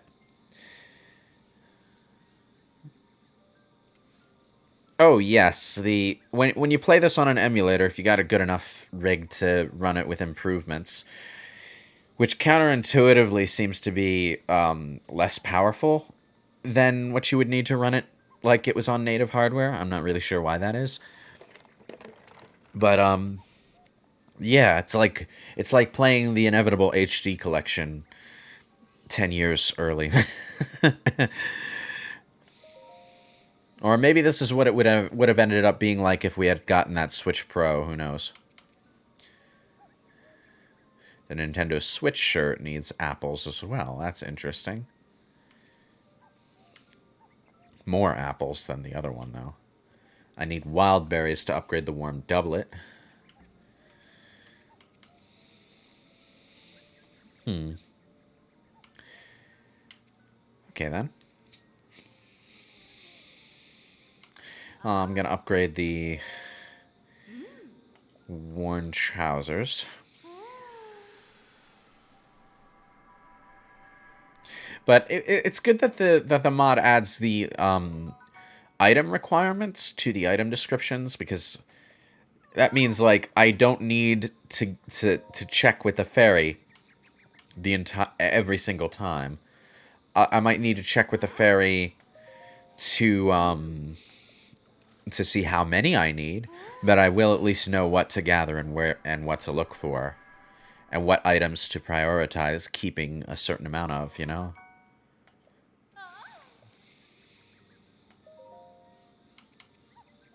Alright, let's just dump a bunch of apples into my Switch shirt. Okay.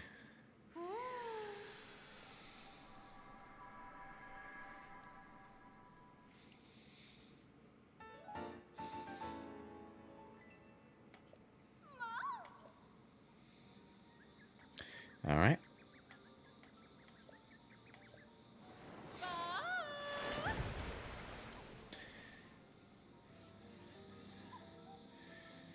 I need a couple more Hylian shrooms so that I can enhance my hood.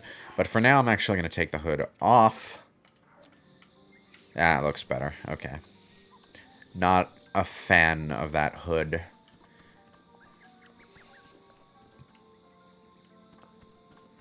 Let's see what there is to gather around here. More blue nightshade. Blue nightshade glows at night. It's really pretty to look at. And here I am, just plucking every single flower out of the ground.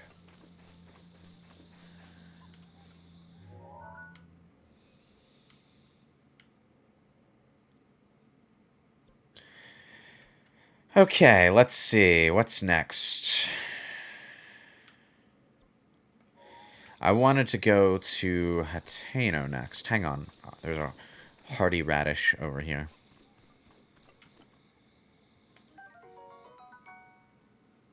There we go.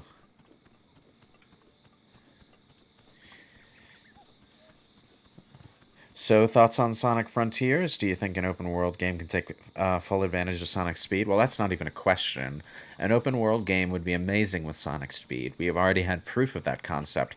Fan game creators have been creating various engine tests and demos of that kind of thing all the time. Like one of my last streams before my ear infection break was Sonic GT, which, while not exactly open world, was a very open-ended platformer that played like a reimagining of a Sonic Adventure game when it comes to controls, and that was frickin' beautiful. It felt beautiful, I mean. You know? Like, the control was great for that kind of game. It's just a matter of, are they going to do it right, you know? But I am looking forward to Breath of the Hedgehog, I'm going to say. Let's see. What's on that ledge? I need to find out. I need to know. And I'm not going to be able to climb that from here, so I'm going to have to get creative.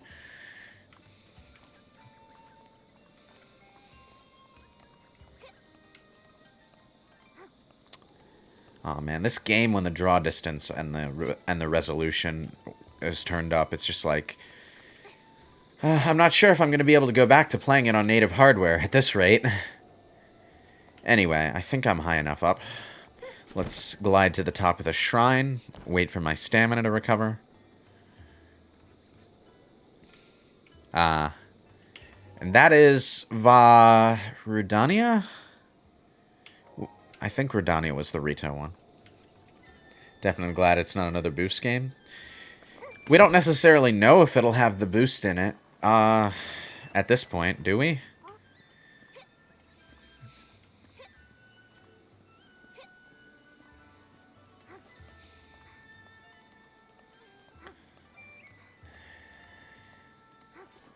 There's nothing on this ledge. It's just a ledge to help you climb up. Which makes me wonder if there's something worth climbing up here for. Wait. Wait, what do I see over there?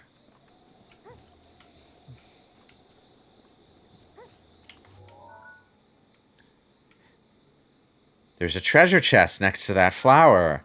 The flower's there to draw your eye, and there's a treasure chest next to the flower. Ah, that's clever. I'm going to have to make my way around from peak to peak here if I want to see what's in there.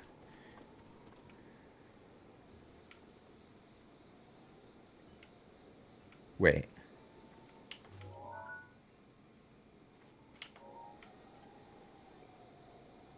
There's something on top of that. I'll check that out later. But anyway, first things first. There's a couple shrines that you can... Oh. The water's flickering. Well, you're never going to get absolutely perfect performance on an emulator. No matter what the emulator squad tells you. There's another tower. And a shrine beyond that. If I remember correctly, that area is the area you pass through... Oh, I'm out of pins. Hang on. How am I out of pins? Oh, I put a pin on the treasure. Right, I don't want to do that. Okay, anyway.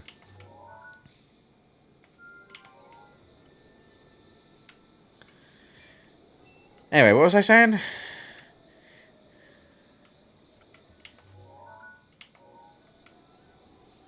Wait, where did the flower go?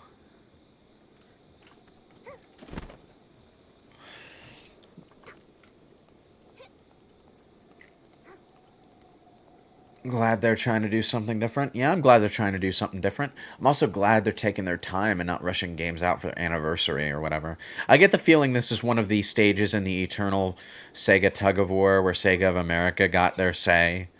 And because the series is doing bad now, they kind of have room to just get their way. But of course, once it starts doing good again, Sega of Japan's going to want full control again. And back and forth, tug of war, as always.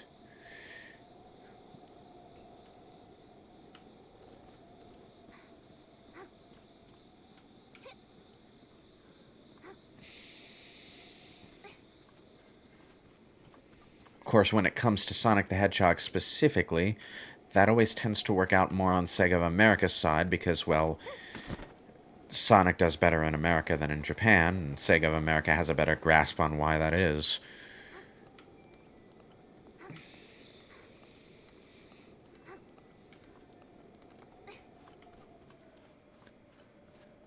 Okay, let's just let my stamina recover. Up we go. I need to get the climbing gear, but all that stuff is in the general... Oh, there's 2 more shrines in that direction. Great, and I'm all out of pins. Okay. Well, I'll have to think about, like, taking pins off of the other shrines. I'll probably not need all of those pins on all of those shrines, simply because they're all in the general vicinity of a tower, and I'll be able to see them easily. Just having a bit of overflow is always good. Oh, this isn't a Korok Seed. This is an 8-fold blade. I remember this now. Let's see. What do I want to give up? The Guardian Sword is something that I'm going to want to keep. Guardian weapons are particularly good against Guardians, believe it or not. Well, they say that in the description, but what they really mean is that Guardians are resistant to damage and/or whittle down the durability of weapons that aren't Guardian weapons more quickly. So when you're fighting Guardians, it's generally a good idea to use Guardian weapons or ancient weapons. And then when you discover the wonders of the goddamn Guardian armor, your ancient and Guardian weapons become even more valuable. Because at that point, they just become, like, frickin' beastly in terms of general attack power. Oops. Hang on. I'm coming.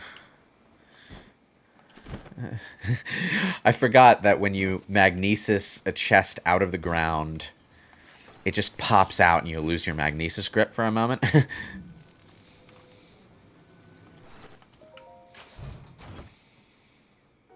A Fhrenic Bow. Nice. Got one of those for free. There are a redonkulous number of treasure chests scattered around the game world. But they become easy to find once you have access to the Hyrule Compendium, because all you need to do is take a picture of one treasure chest, and then you can forever after set your radar to play hot and cold with treasure chests. So you can just switch it on, set it to treasure chests, and then immediately know whether or not there are treasure chests in the area. Okay, let's head back to Hateno. What I'm gonna do is skip the journey back and just go to the stable. At any stable, no matter where you left your horse, you can call your horse to you.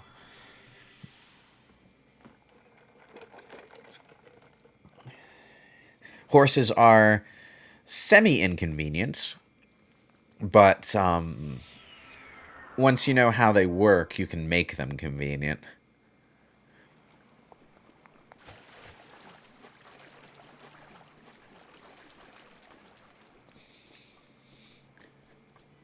You just have to be willing to work with them, really.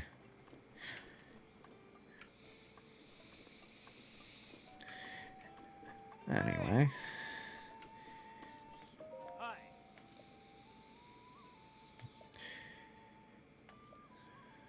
Okay, I'm just gonna...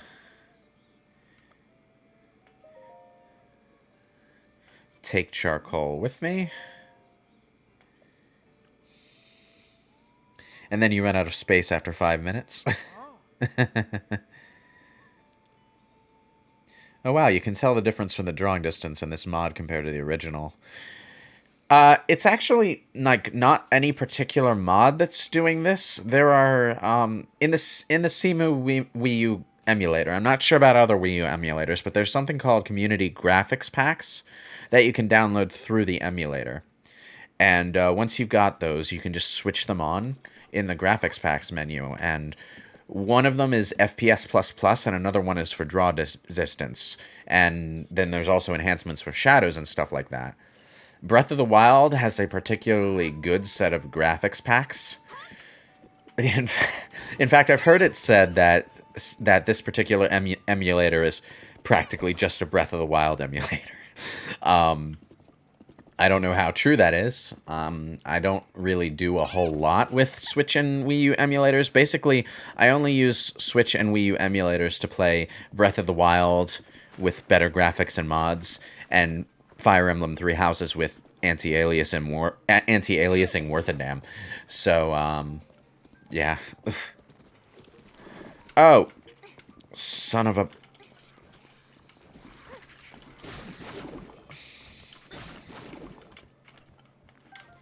I'm going to have so much choo-choo jelly by the time I actually need any of it. It's going to be ridiculous.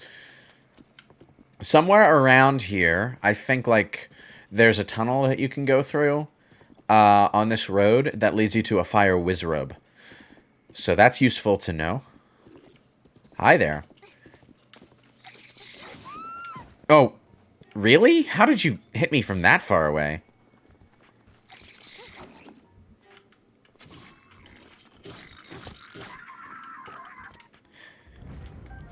Speaking of HD collections, I did buy Skyward Sword HD.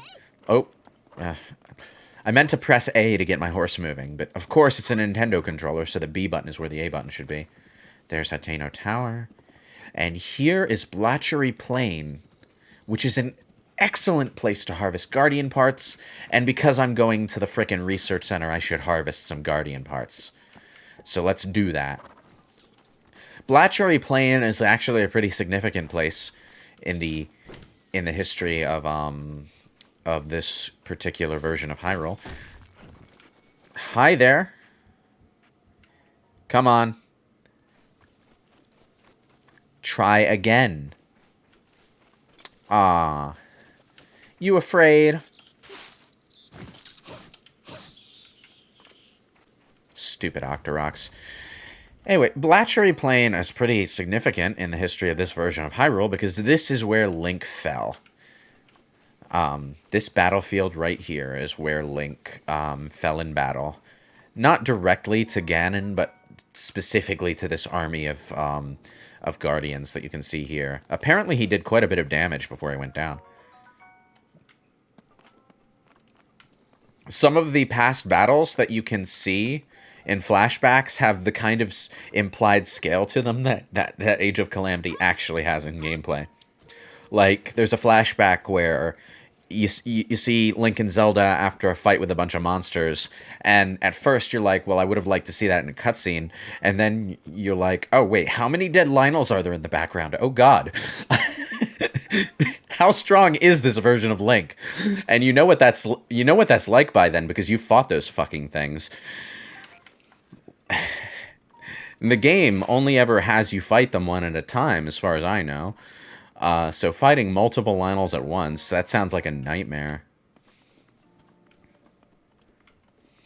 I don't think Breath of the Wild is playable without the FPS++ graphics pack on any PC, really. Yeah, you know what? That might be true, because I had trouble running Breath of the Wild on this emulator until I switched that on. Like, counterintuitively, it seems to run better when, like, you're running it with enhancements rather than...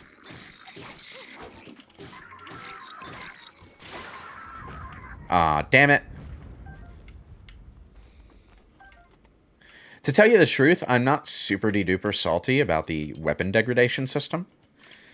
But that's probably because I got used to the idea of it when I was playing Legacy of Kain Blood Omen 2 specifically, which has weapon degradation for every weapon that you pick up. But it's a little bit easier to deal with in Blood Omen 2, to be honest, because in Blood Omen 2, Kain can always attack with his claws, even if he doesn't have a weapon.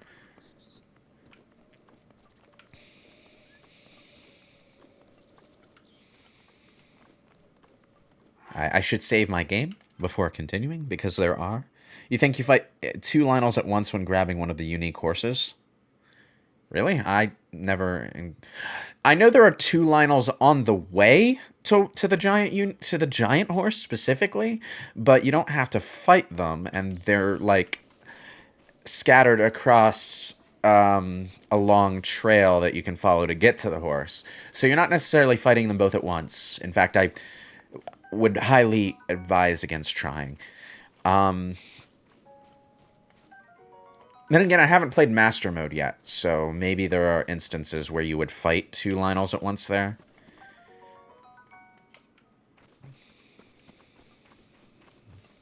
Hang on. Does that horse have the long mane style? Oh my god, is that the... That might be the cutscene horse. Okay, if that's the cutscene horse, then I need to get it. And I need to tame it, like, yesterday. It might be the fake cutscene horse, because the cutscene horse can appear randomly in different groups of horses, but in a bit of a sneaky little trick, there's a fake cutscene horse, and the only way to tell it apart from the actual cutscene horse is that its hooves are a different color. I obviously can't see the horse's hooves right now. Do I have any stealth food? I have speedy food. Don't have any stealth food. Okay. In that case, I'm just going to have to try and get close to this horse without spooking it.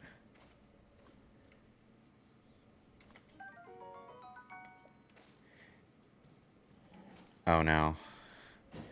One of them spooked it. I didn't even spook it. It didn't get close enough for me to spook it, but it's now apart from the group, which means, oh Jesus, it's coming this way.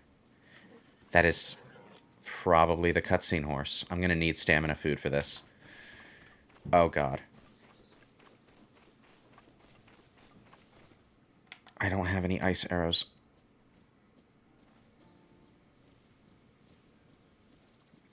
This is the cutscene horse. This is definitely the cutscene horse. It's got dark hooves. This is the cutscene horse. I'm pretty sure this is the cutscene horse. Oh, I might be misrecognizing or seeing things, but it's got the long mane.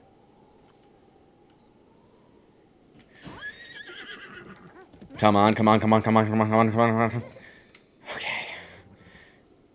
This might be it. This might be it. I need to ride back to the stable. No, stop, stop. Sorry, Charcoal. I have a new best friend. Okay,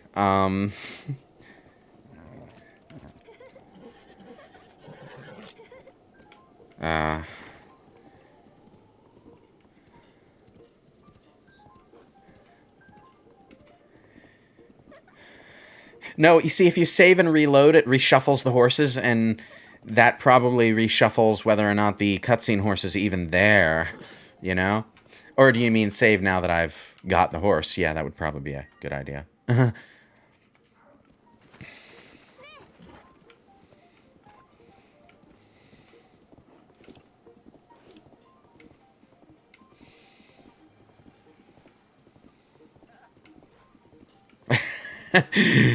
The horsehair physics are pretty awful. I'm not gonna lie. Even if this isn't the cutscene horse, like, goddamn, it looks pretty nice. Like, it looks like one of the cooler horses, like, that you could run into.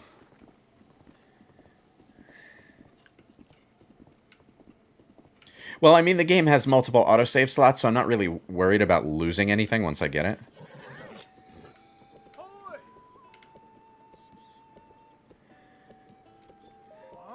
Looks like you've caught yourself a new steed. Do you want to register it? Yes, please. 1, 3, and 4. Is this the cutscene horse, or is it not the cutscene horse?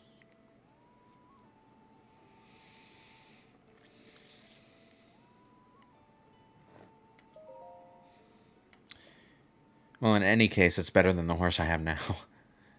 I think. It looks cooler in any case.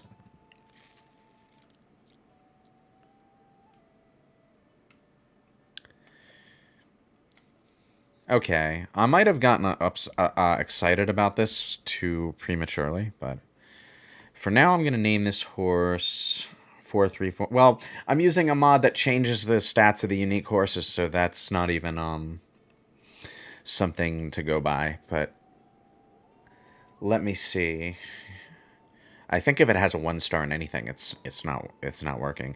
But let me see. What do I want to name this one?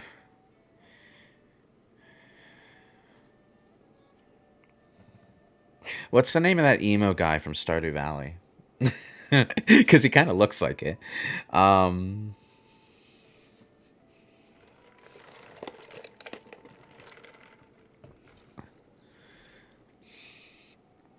Okay, let's see. Your name is... I put way too much thought into the names of things. No, I'm not going to name it Mopey Mane. I don't like jokey names for things. That's just not my style, you know? Your name is... Oh, wait. I haven't been clicked into it for a while. Your name is Nightmare because I am an original. And also, you're kind of evil looking. Sorry to say.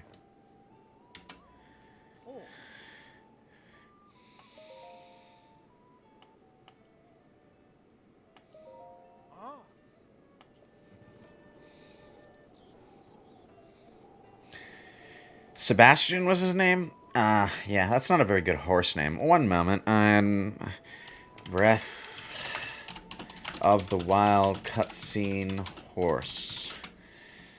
I'm just looking this up to see, like, what color it should be.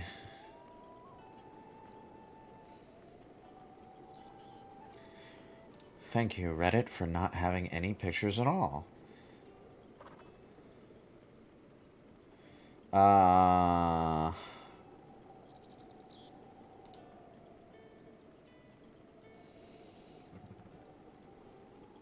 Just a massive wiki article about every frickin' horse in the goddamn thing. But of course, the special horses section doesn't even acknowledge that the cutscene horse exists. Wonderful. You have failed me, Internet.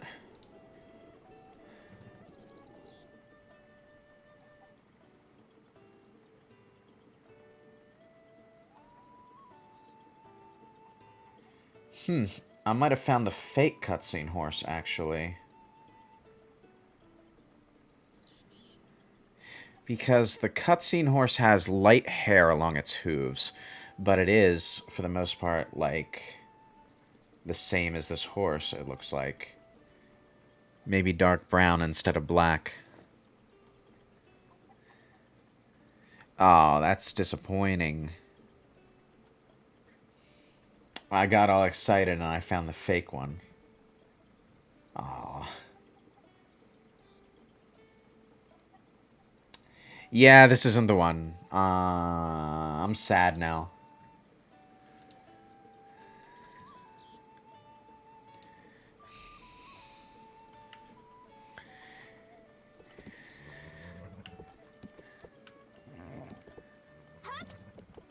Ah, well.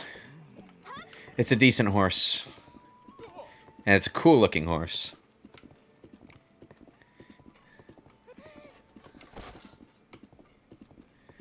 Ah.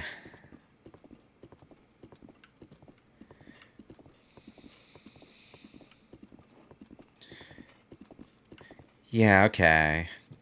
This might not even be the fake one, but I'm not used to seeing any horses in the wild that have the long mane style by default. Calm down.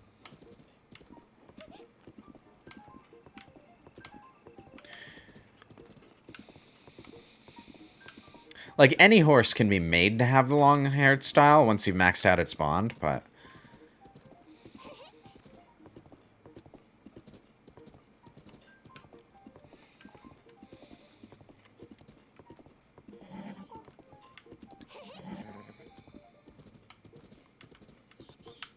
Hey there.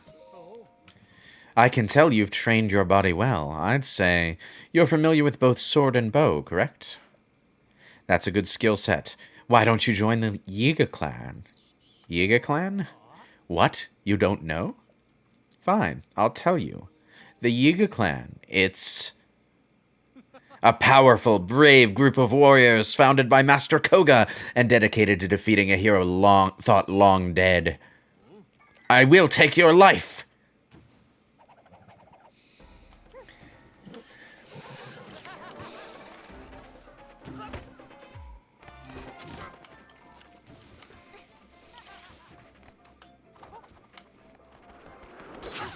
Oh! I dodged a little too... Oh, Jesus. Frick. Okay.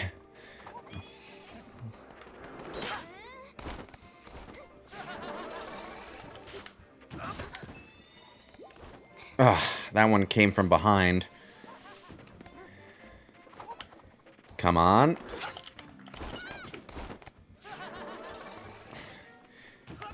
I always forget how squirmy the Yiga are.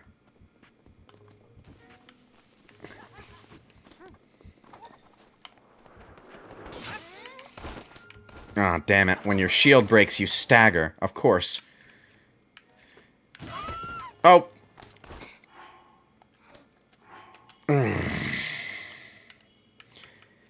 Okay.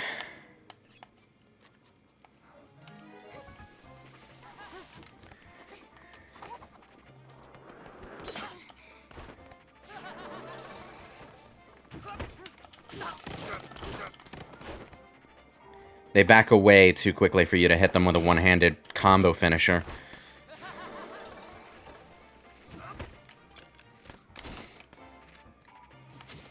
Damn it.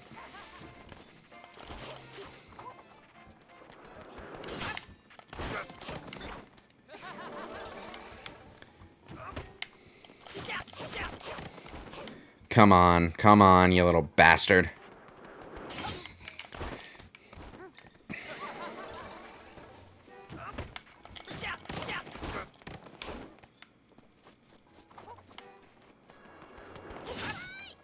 Ow! Their constant teleporting causes you to lose lock-on a distressing amount of the time.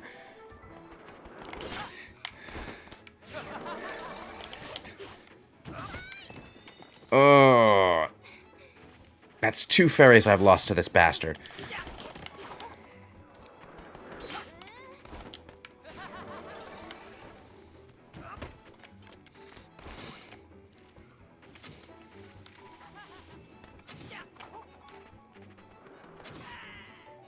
Gotcha. At least I got some bananas out of it.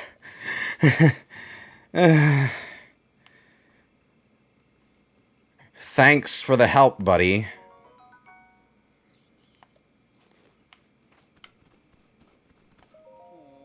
Feeling a little donkey envy, huh? Horses are faster, sure, but donkeys are more my style.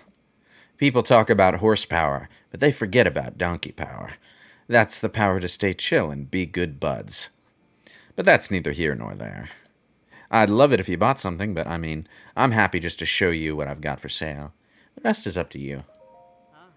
Take your time looking around. Being in a hurry never did good for anybody. Goat butter, bird egg, Hylian rice. Are you ready? Goodbye. Who knows, maybe we'll meet again someday. Or maybe not. Can't waste your time stressing about unknowns.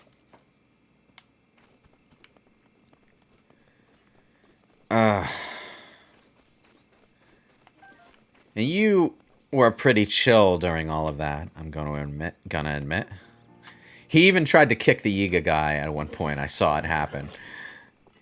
He just he didn't run. He just threw his legs back in a double kick.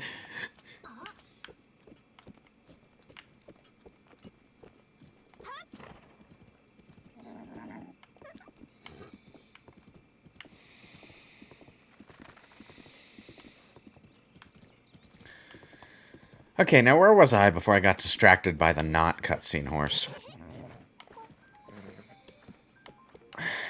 I think the cutscene horse is actually just a really dark brown, too, so... apples, apples.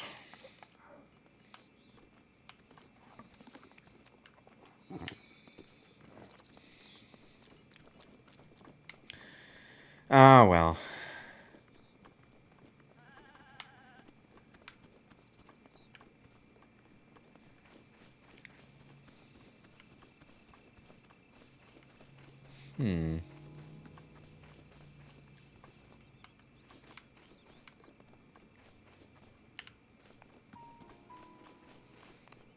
Have I already cleared this area out? In that case...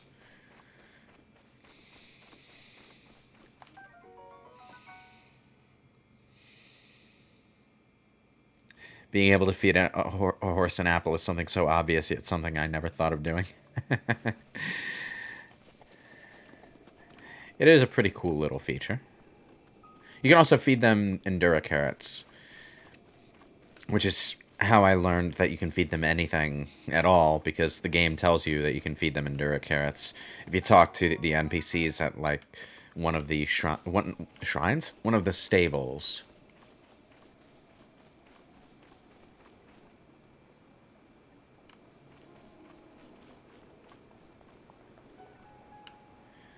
Why is there a raft here?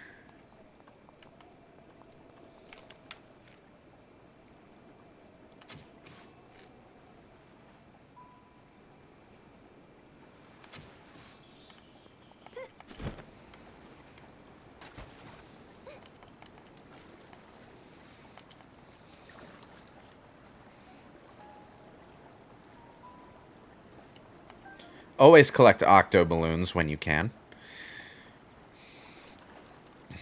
Generally speaking, they can be quite handy for uncovering treasure chests and Korok Seeds.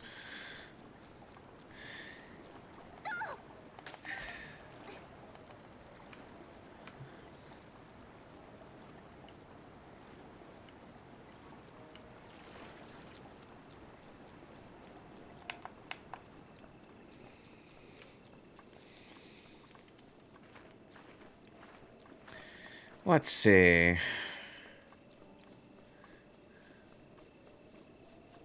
I got excited when I saw that bird flying by, the shadow, rather. And then I'm like, oh, right, I don't have the camera yet. I don't know why, but one of the things I like to do most in this game is just the wildlife photography. just going around collecting photos of animals. It's such a peaceful thing to be doing.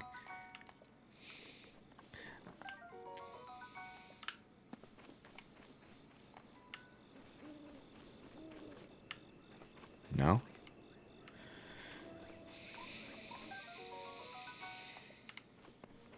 The reason I'm going to great pains to collect quite so many ancient parts right now is that when I get to Purah's lab, I'm going to have the opportunity to upgrade my my Sheikah Slate runes.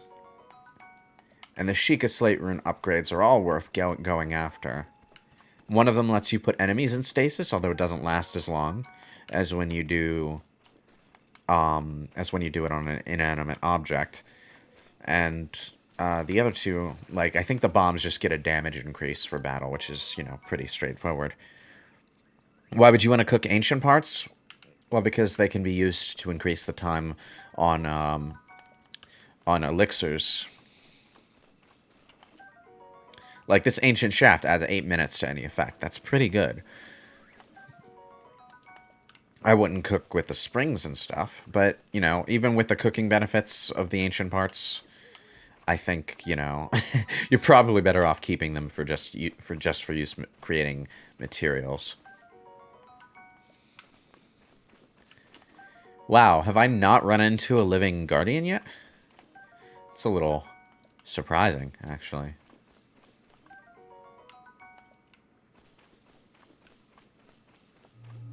Oh! I had to open my big fat mouth. Whew, here goes. Gotcha. First try.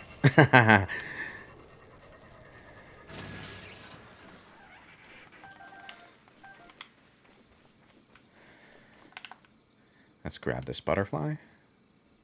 Come on.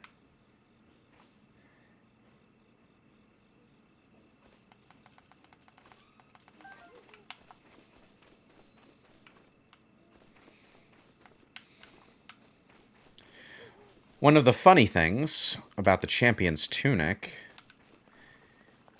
is that it shows you the HP of enemies even if you don't know that they're there. So you can see enemies through walls with it, and you can also always tell when an inert guardian is going to wake up.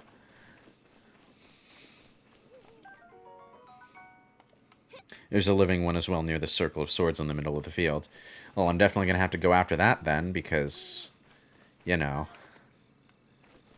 I need my guardian parts, and the living ones yield more parts than the dead ones. It's simple mathematics.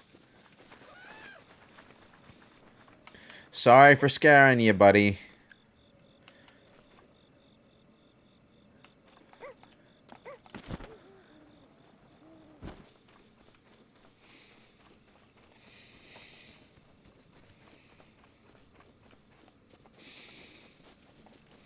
Okay, let's see.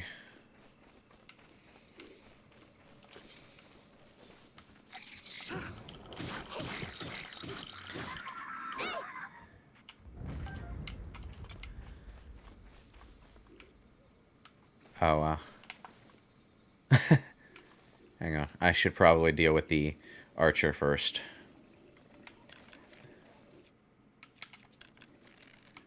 They increase the power of the Fhrenic Bow. I guess whoever,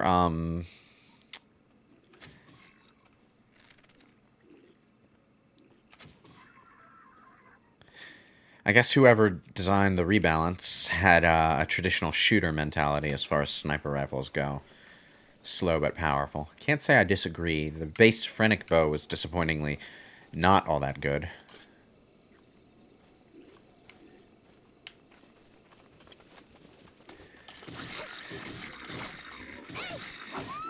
Ooh! How did you escape that attack? Oh!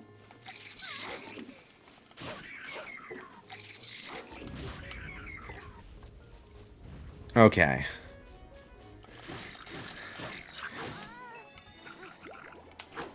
Come on. Why are you crouching?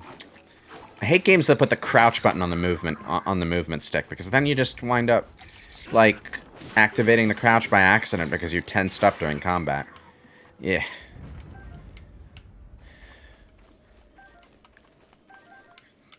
Okay, well, I wasted another fairy, but that just means that I could go collect more. So, I mean, I'm planning to go collect mushrooms and upgrade the hood soon anyway, so I might as well. Oh, I was wondering why.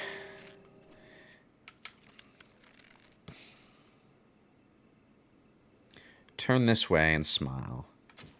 Close enough.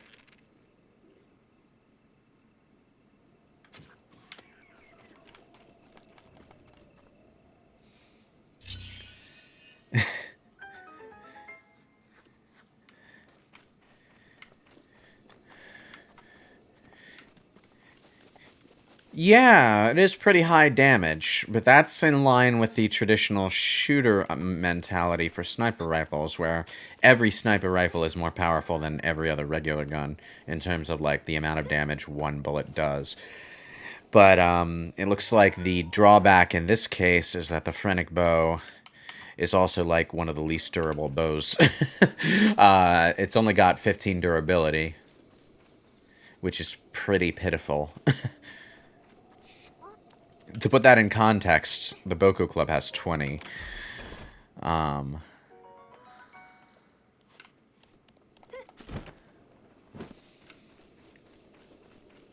But the Fhrenic Bow in the base game has 10 damage. So that's a, like, it's been boosted by like 300 fucking percent.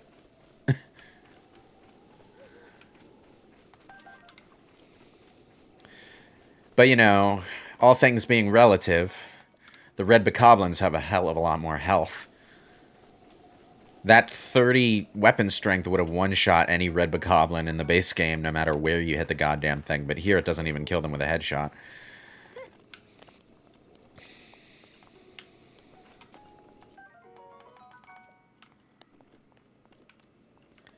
Okay, we have 3 red bokoblins. That would be the Circle of Swords. So the living one should be around here someplace. There's the... Wait. Korok Seed. Of course. Let's... Wait, I broke my sword, didn't I? Frick. Let's use the sickle then. Might as well. Leroy Jenkins!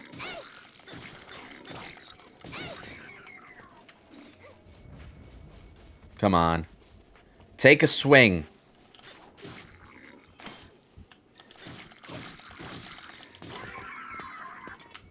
Ha! Traveler's Claymore.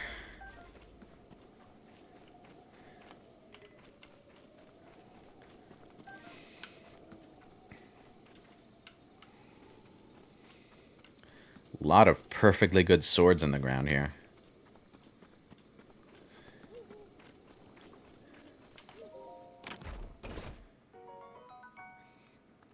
Double axe. That's actually like a really good double-handed weapon. 25 strength for this point in the game. Okay. So let's go.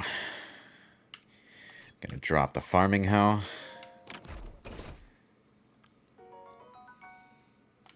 Yeah, the Frenetic Bow is mostly a Dragonhorn collection weapon in the base game, I will admit that. Although I wound up using the Ancient Bow instead, because not only did that fire with a more accurate arc, but it also let you aim without going into zoom-in mode, which made it better if you wanted to get up close and personal with the dragons. Which, honestly, is the better way to do it, I think.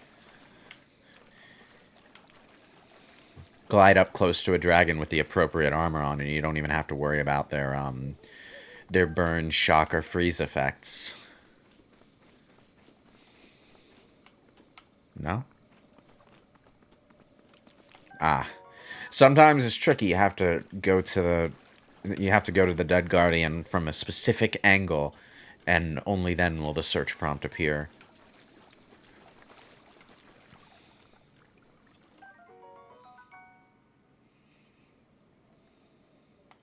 Oh yeah, I know that the Traveler's Sword is one of the ones that you need. But that's not as big of a deal in this version of the game because... Hang on. Damn it. I forgot I'm using the Phrenic Bow. Switch over to the Boko Bow because it doesn't matter how much damage I'm doing. Right now I just need to score a headshot. There we go. Score a headshot on a Stalfos, and, well, unless it does that thing that it does in the rebalance, it will be instantly killed. They both resurrected. Oh, God. This is why I don't like traveling at night in this mod.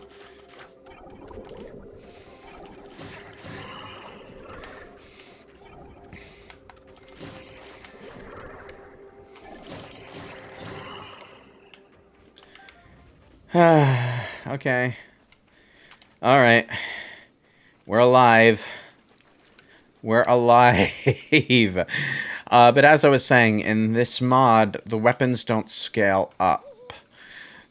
Because that had a tendency to make certain weapons unobtainable. So you'll always be able to find a Traveler Sword and stuff, no matter how late in the game you end up doing that side quest. I haven't run into that living guardian yet. Huh. Well, anyway, where did I leave my horse? Over by the road, of course. Naturally. Why wouldn't I? Wait. There we go. I think I've harvested enough parts. Hang on. Wait.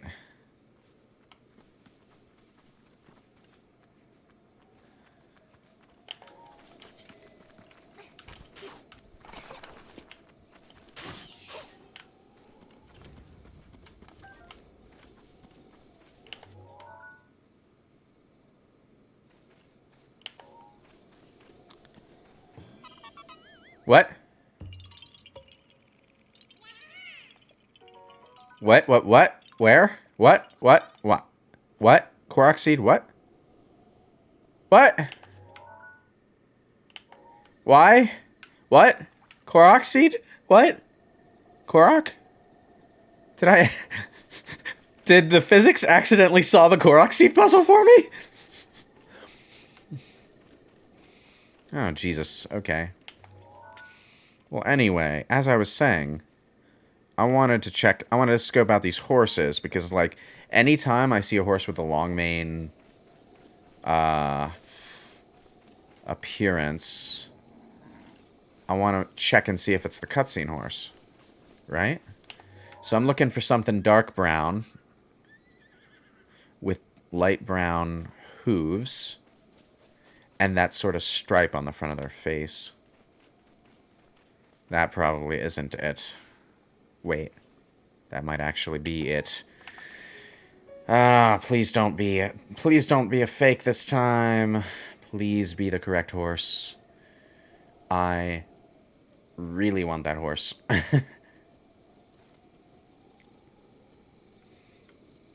It's night, so it's also hard to tell color right now.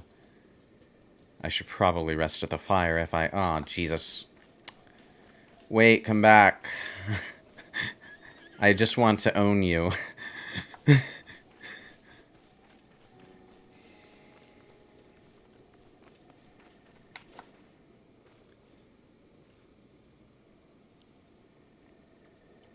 Come on.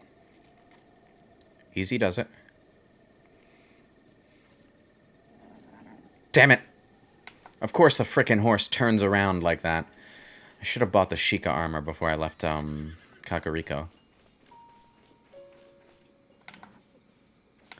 Of course, you spook one horse, it spooks all of the horses. Naturally.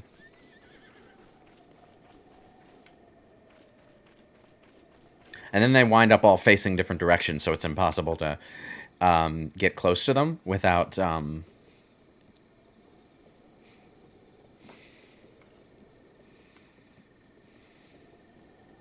Come on.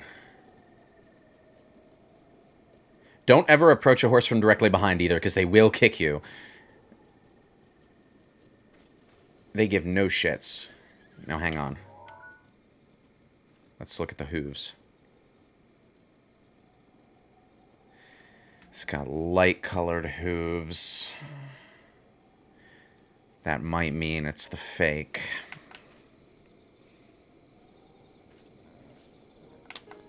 Why did you come running this way for no reason? Now you've gone and spoiled my plans. Now I don't even know where that... That's the black one. This is the light brown one. This is the dark brown one. Come on. Oh, for frick's sake. Stop running at each other and scaring each other. If I'd upgraded my stasis rune, I'd probably have an easier time with this. Because I think you can freeze the horses and just mount them the moment they unfreeze.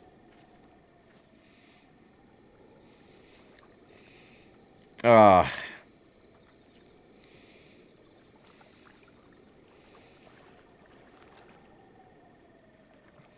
I need to come at them from... Oh, now you show your fucking face.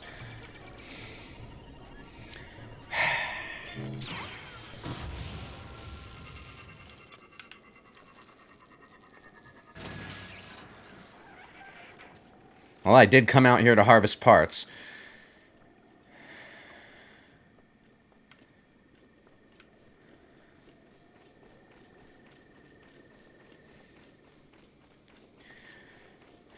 There's probably a treasure or a Korok Seed under those rocks. Ugh, what scared the horses this time?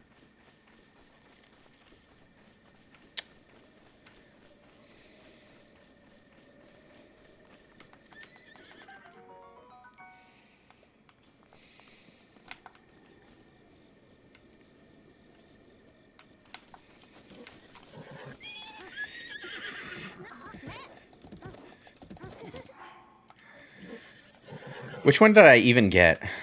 What color is this horse? I can't tell. It's too dark. I don't know if this is the brown one or the black one.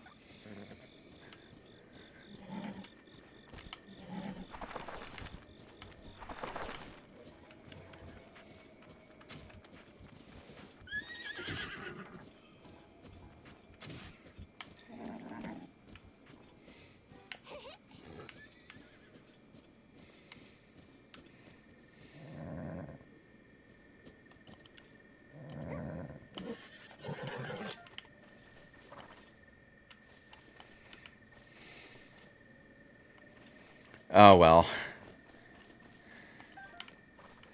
Okay, got the key swings.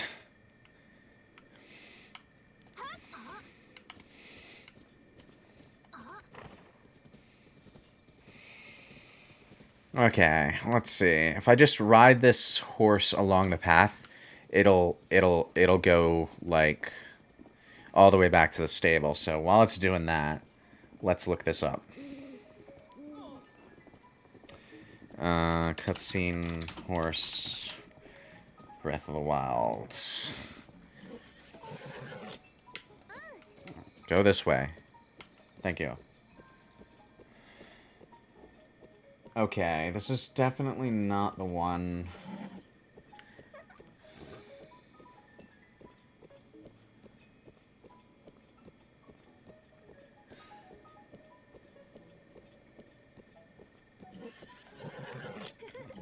Easy.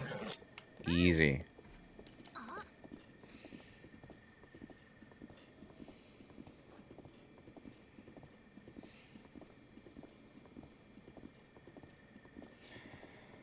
I see. I've got, like, the colors all mixed up on these horses. What are you doing? Horsey? Why did you just moonwalk diagonally?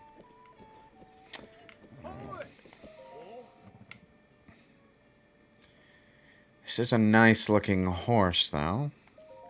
But I think the cutscene horse actually does have a dark mane. Wait.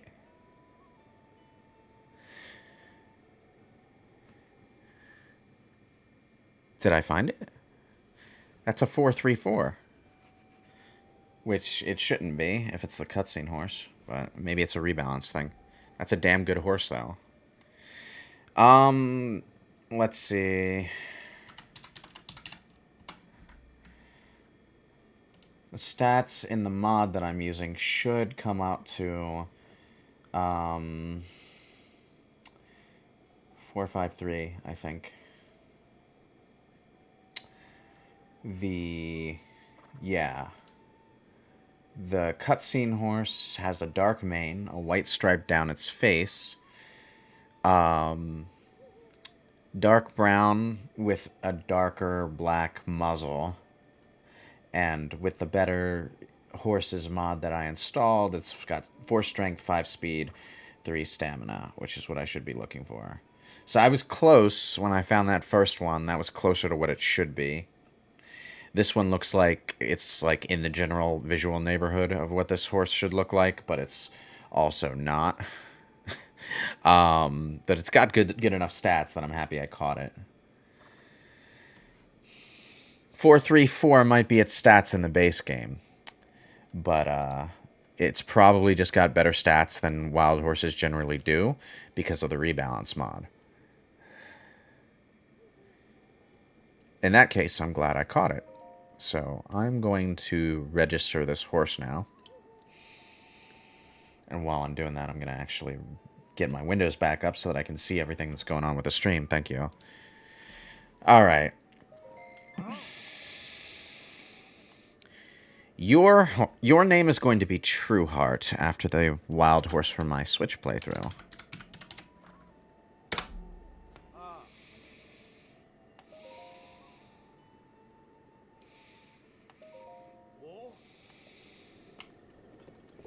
I'll probably end up releasing Nightmare. I will say that this color scheme for the horse generally works better for Linkle. No. There you go. Keep calm and carry on, horsey.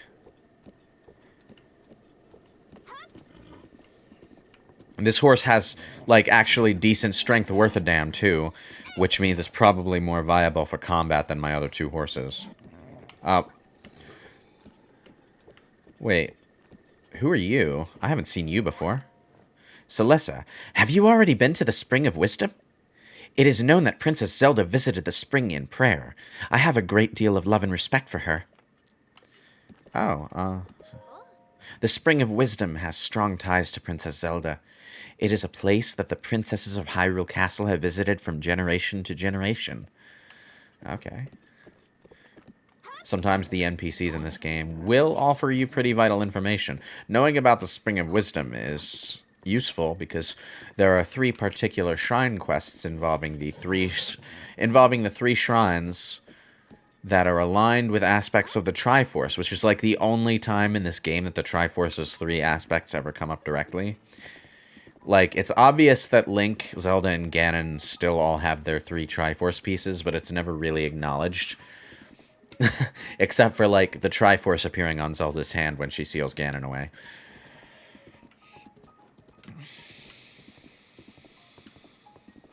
You know what? As a joke, maybe either the Rebalance or the Better Horses mod gave the fake cutscene horse a stat set equal to its base game counterpart. That might be why it has the same stats that the real one should. Nah, come on. Calm down, horsey.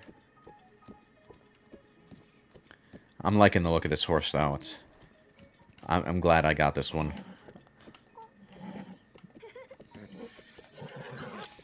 I'm gonna be even more glad once it's actually tame.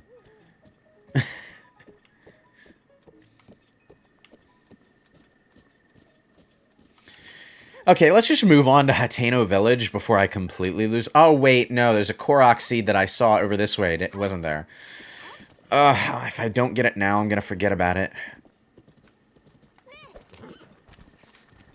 Frickin' Keese. Of course there's Keese. Why would there not be Keese?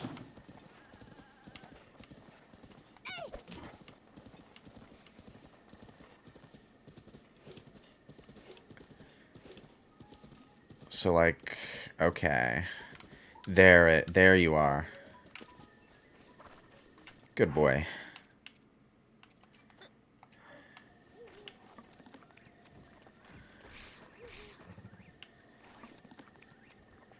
It's trying to eat it, but it keeps missing the apple. Oh, you son of a bitch! But anyway, as I was saying, relevant now... The higher strength horses have high... Oh, did you just waste my last fairy? You are so dead. So fucking dead. You have no idea how dead you are. I had a traveler's bow. No wonder it did so much damage with that attack. I got blindsided by the frickin' skeletons at night, because of course I did. Hang on. I'm gonna collect some fireflies, because these are gonna be useful later. Or I could get exactly one, because of course there's another fucking choo-choo in a tree. Ugh. Okay. Where was I? Oh, yeah. Oh, Jesus.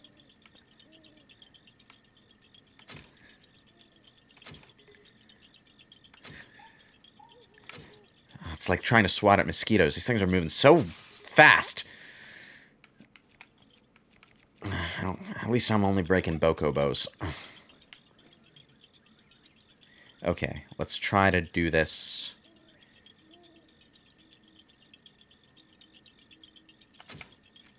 Darn it. I think they all follow the same general path, so... Darn it.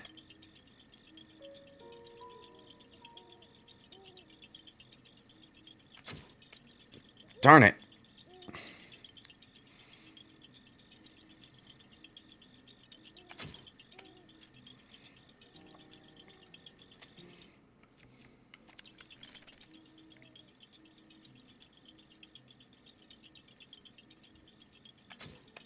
Darn it.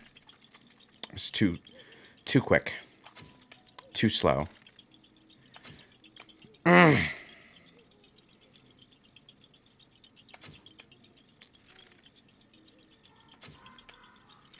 timing on this is redonkulous. Come on. Got it.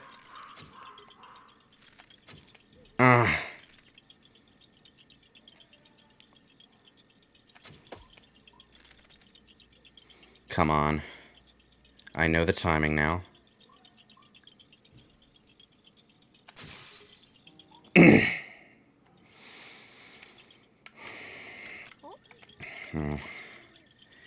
I have a general idea of what I should be doing with the bow now. So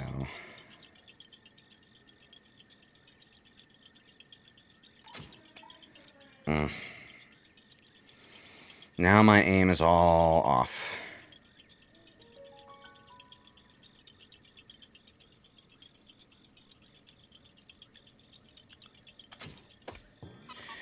That was totally intentional, not a fluke at all. I absolutely did not just let my arrow go out of frustration and accidentally hit the target.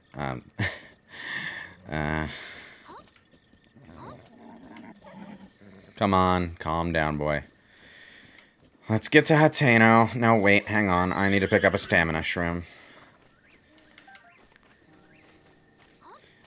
I saw that on my way up there, and I was like, I'm going to get off and do that. But then I fed my horse an apple and got attacked by some skeletons. It's 1 in the morning. I need sleep. in the game, I mean. No, I don't want to fight those keys. Thank you. Calm down, boy. If I remember, there's actually a shrine quest over here. But we'll do that when it's light out. Hey, the name's Telly. I'm a bit of a treasure hunter, if you get my drift. What am I doing, you ask? Good question, I say. I'm on a mission, collecting ancient parts.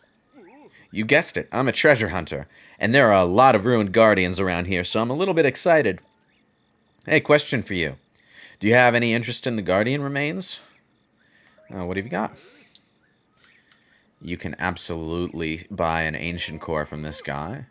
I'm pretty sure that's true even in the base game. This might actually be his regular ass loadout. Ancient cores and giant ancient cores are hard to come by, so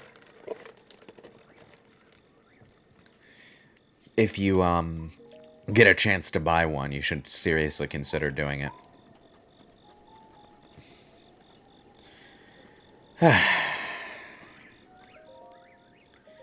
Let's rest until morning.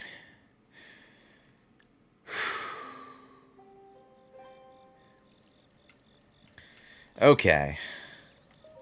It's raining. Wonderful. I wasn't sleeping. I wasn't.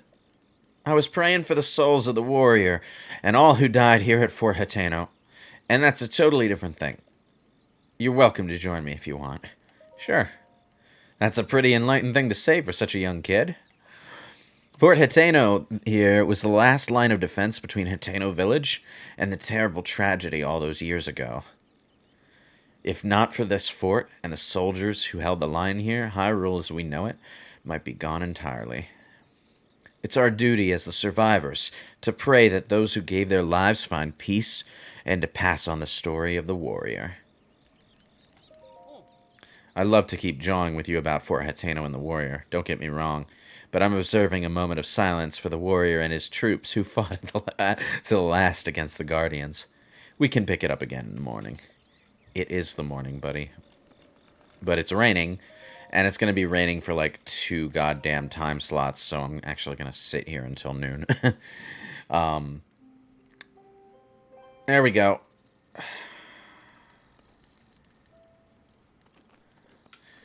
There's some bee honey over here. Hang on. I think the rebalance just got rid of the bees entirely. That's disappointing because the bees were fun.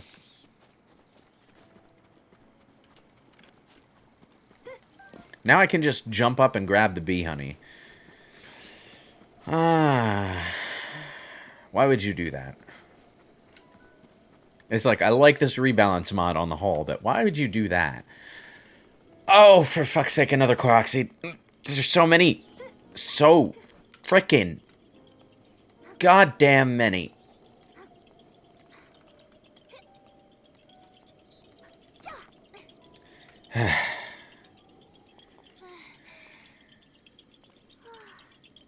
Oh, I remember this one.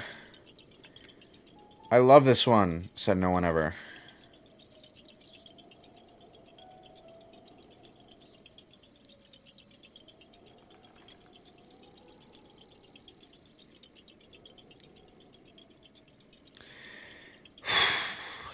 Deep breaths.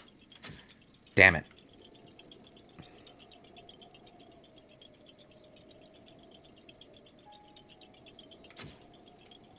Damn it. I wish I had my Fhrenic Bow. I'm really missing that bow now that it's broken. Maybe I should go buy one from Beetle. I don't have my travel medallion yet, though.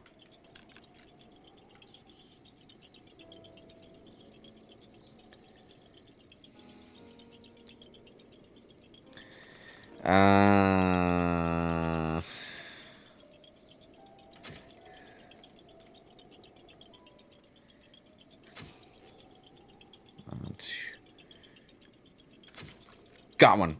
Okay. I can do this.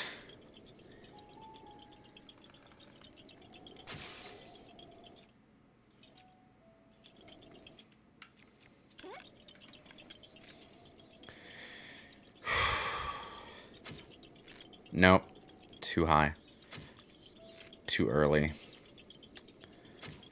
Got it. This one seems cruel without saves coming. Kind of is, yeah. At least it's not snowball bowling. That took a ridiculously long time to get right.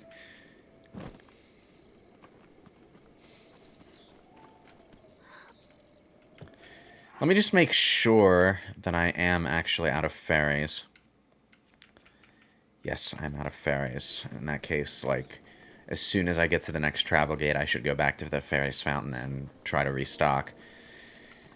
Hey there, True Heart, let's go.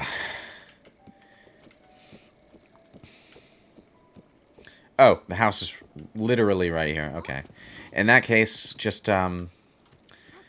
wait here.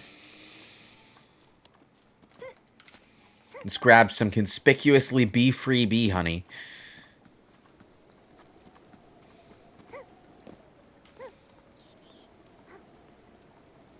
You know what I bet it is? It's because they changed the bee honey to just be bee honey and not coarser bee honey. And that whatever programming change that required also changed the programming related to the bees. So it just became an item rather than an item with bees around it. Eh. There's a worn-looking book here. Would you like to read it? Sure. When a dark light resides in the cursed statue's eyes, pierce its gaze to purge the seal from the shrine. Oh, I remember what this is about. I need to be here at night, specifically at night. All right, never mind. Let's just get going to Hateno. We can deal with the nighttime at the nighttime. If I had been here, like, if I had remembered that, I would have gone to this shrine before camping at the fire, but... Oh, to the wells.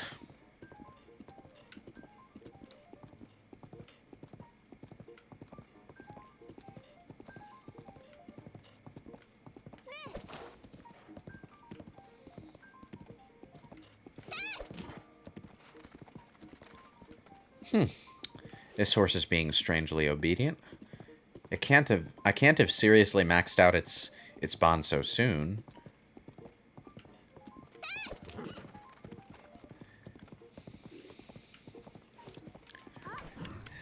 You chose the wrong day.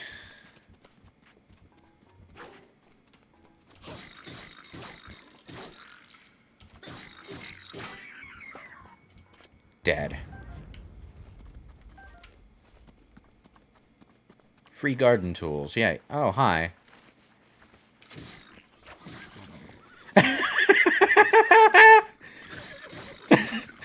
Go team! Just casually donkey kicks the bokoblin.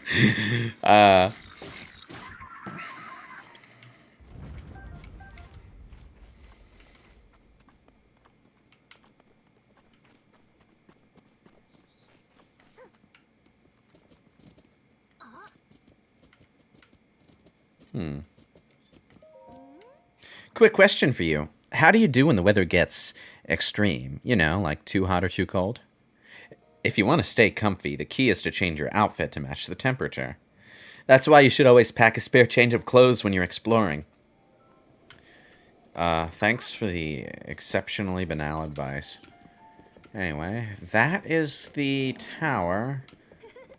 Easy there, buddy. You did good in that fight. For now, though, I need to get myself across that way. Hang on, there's a bridge over here. I can just ride my horse.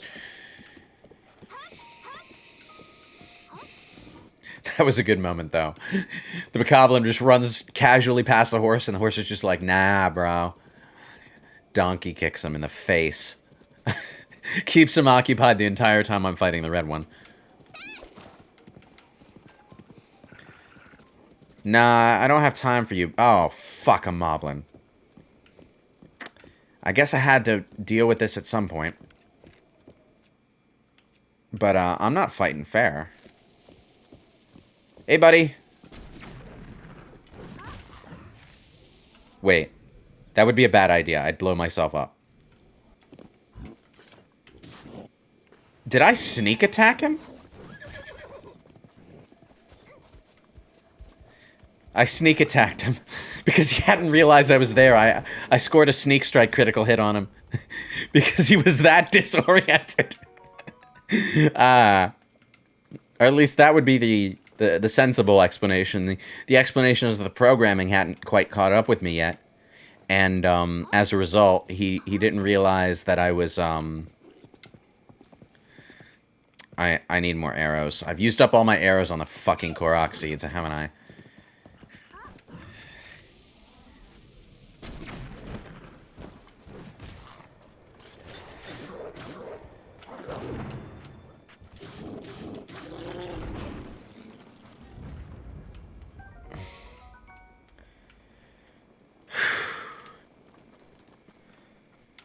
Wait, hang on.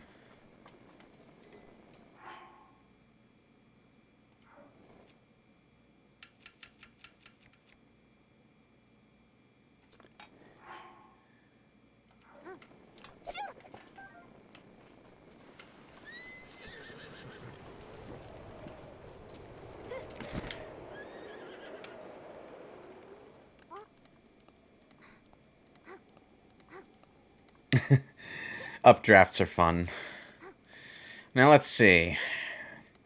This tower is covered in thorny vines, which you can set fire to.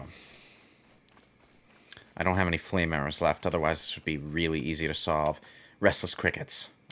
I need to collect 10 of these for a side quest, so let's grab one while I'm here. Oh, you little bastard. Okay. This is going to make life a little bit easier.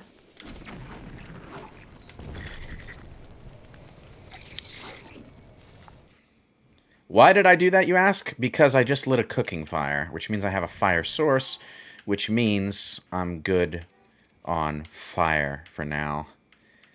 I didn't react quickly enough to get the bokoblin, like, in that attack, but oh well. I'm kind of just making it up as I go along. Now,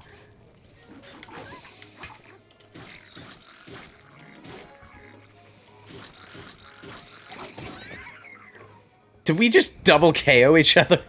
Okay. Anyway, there's a torch here. My sword is about to break. But I'll drop the bokoblin stick anyway.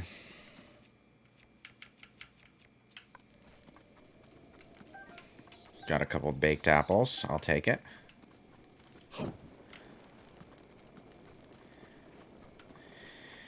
Alright, just need to light some fire to these thorns, and I should clear the way easy enough.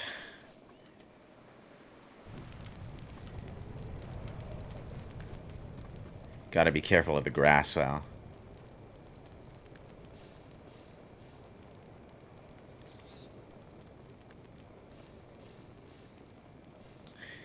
It's a good thing I waited for the rain to go away, otherwise this would be pretty much impossible.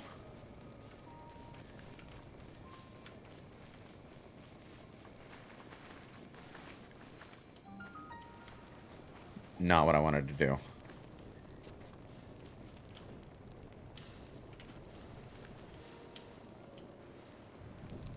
Thank you. All right, it's going up the side of the tower. That's good.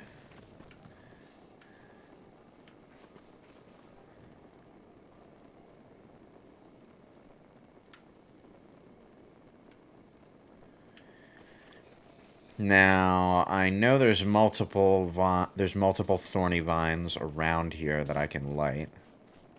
Wait, what? What was that sound?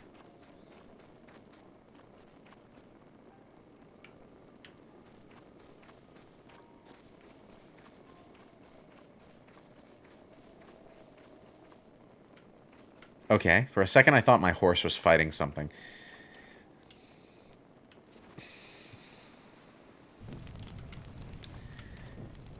Alright, that should be good. Can put that torch away now.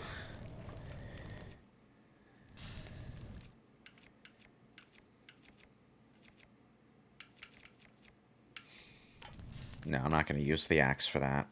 What am I thinking? Let's just go with bombs. And hope that none of the ore falls off the cliff. Of course, all of it does. Fucking every last piece right into the fucking water. No, it landed on solid ground, thankfully.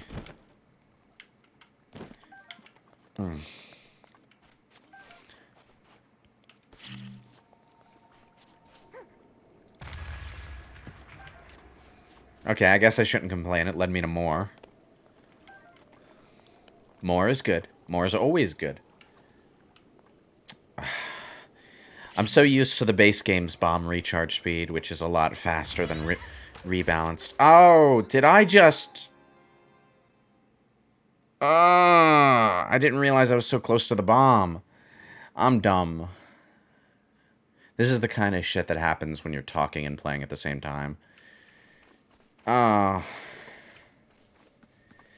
course, the checkpoint is right up here. And the cooking fire has not been lit, so I need to waste flint to get it going again. I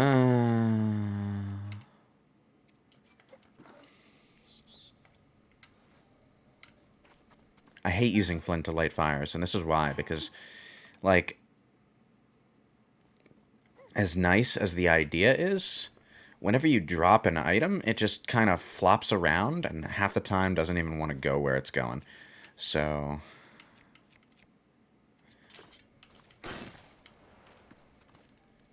I've broken flint without actually lighting fires before. It's frustrating, to be honest. Blowing yourself up is part of the authentic Breath of the Wild experience. Yeah. Yeah, it is. I've never blown myself up in game overed before, though. That's new.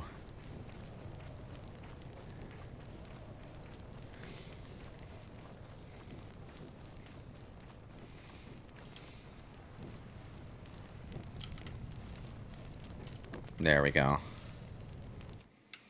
Switch on over to my broken sword. Just gonna throw that casually at the next moblin or bokoblin to run across my path.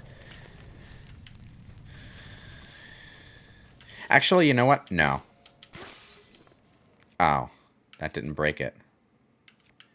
Lame.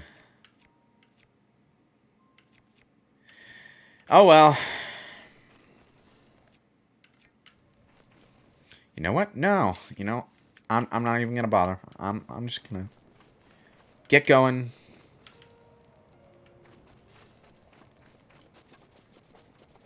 Just gonna climb this stupid tower. I don't need your stupid gemstones or your stupid money. Let's just get stuff done. Don't need to do every little thing that crosses your path. Okay. Okay.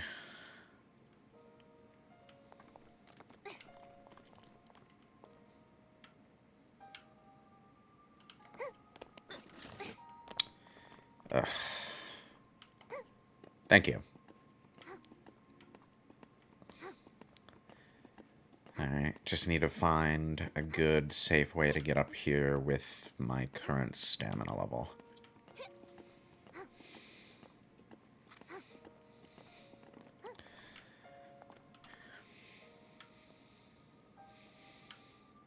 Alright, there's still thorns along that side. But pretty sure there's a safe path if I just wind around.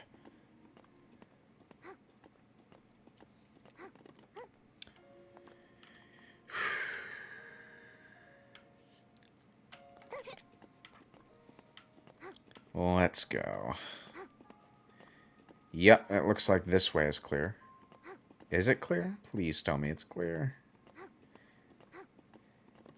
If it's not, I'm going to be very unhappy. Hang on. I think...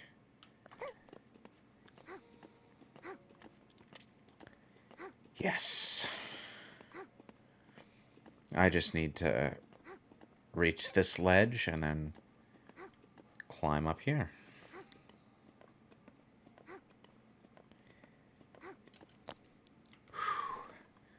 Oop.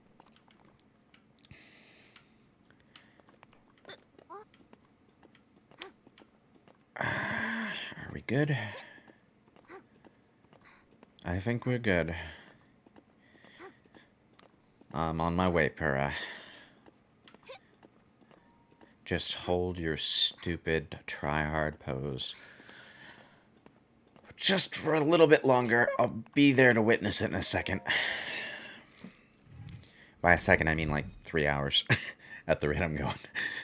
I've been streaming for 3 hours, and I just barely reached Hateno Tower. Amazing. I've made 0 progress this stream so far, which means I'm obligated to keep going, because I want to make progress every session, but I spend so much time doing stupid stuff like chasing horses that I don't get the objectives done. I haven't got the camera yet. I haven't gone back to get the stuff I missed around the Dueling Peak stable yet, which I thought would be like done within an hour 2.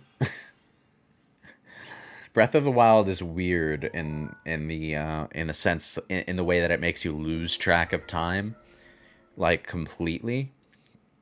If you're wondering what that extra warp point is, that's probably the housing teleport point.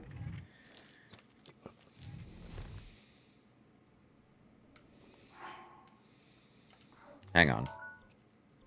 Yeah, that's the Linkle's house travel point, which I can travel to, even though I haven't unlocked it, because, you know, it's a mod. And, there's always going to be some degree of programming weirdness with mods.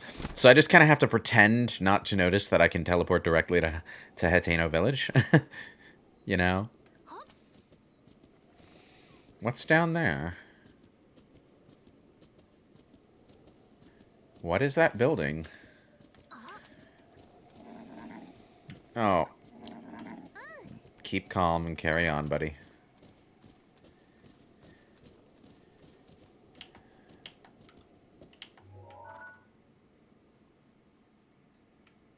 More wild horses. That one's a ginger. Like, absolute ginger. The gingerest of ginger horses.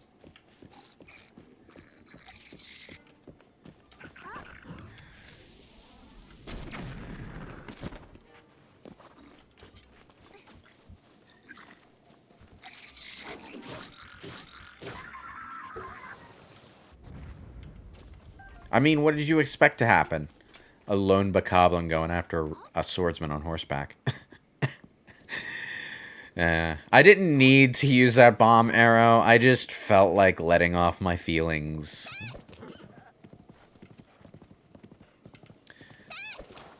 I think I passed you guys by on the way up the hill, too, didn't I? Why are you stopping?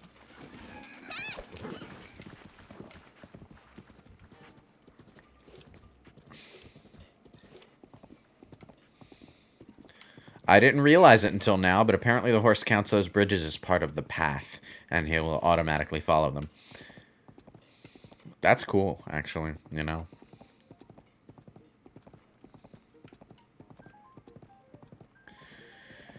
More fucking moblins everywhere. Moblins. Oh, hey! There's a beehive with some bees.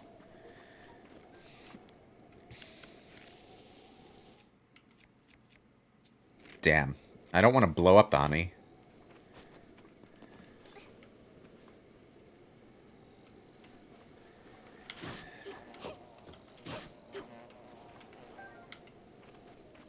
Huh. Weird. It's the same bee honey object, so I guess my theory was off.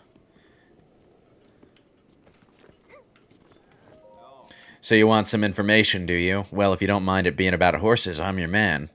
Horses get awful tired of running. You can't just dig in your spurs all the time. Use your eyes to see how they're doing.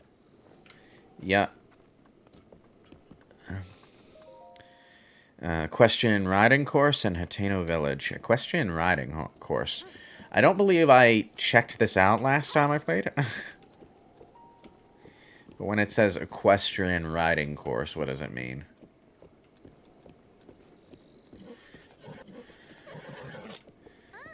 Oh, it's kind of just a practice course for archery. Okay. Well, I'm not quite ready for Linkle's crossbow training yet. I need to find the crossbow for one thing. There is a crossbow weapon in this mod. A ranged weapon that goes into your melee weapon storage that you can use alongside the shield. I think.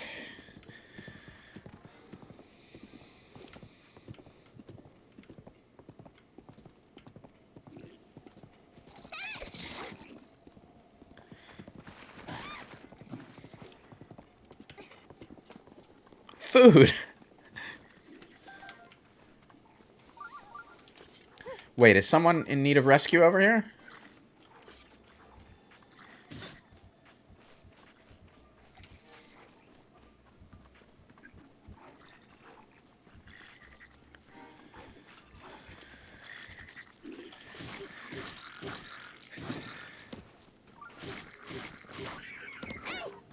I thought I heard someone screaming.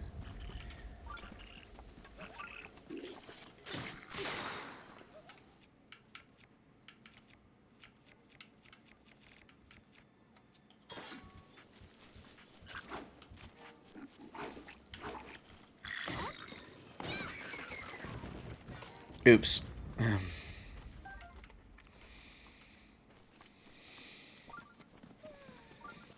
Hi there.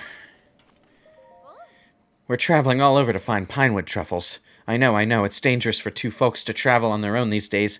You don't have to tell me twice. But when I think about how wonderful those truffles taste, all the worries and warnings melt away.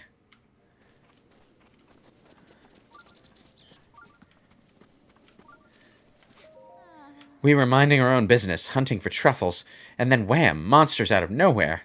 I blame my sister, really. She's the one who refuses to go home until we find some pinewood truffles.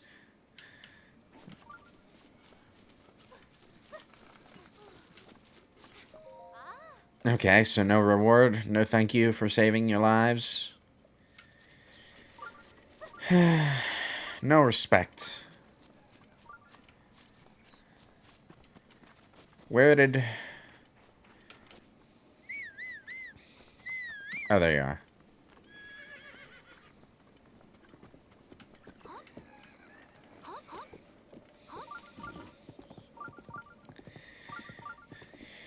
And here's Hateno. We're finally here. At last.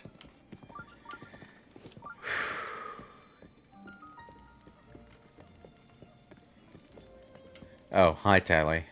How did you get here ahead of me? I mean, I know I've been wasting time on collecting shit, but... like, I'm not that slow that you could beat me here on foot. At that pace. Who are you? Be on your way, you suspicious girl. I'm a traveler. Hmm? You certainly do appear to be a Hylian like the rest of us.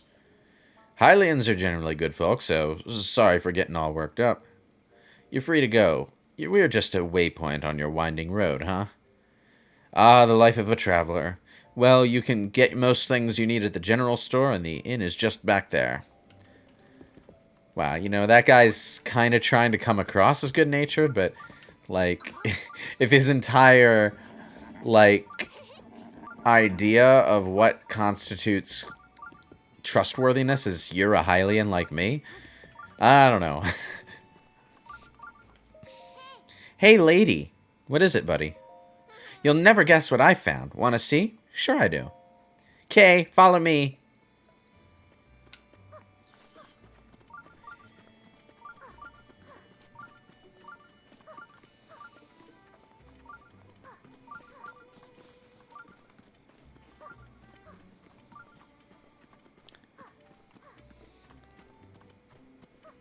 Gosh, your legs are short.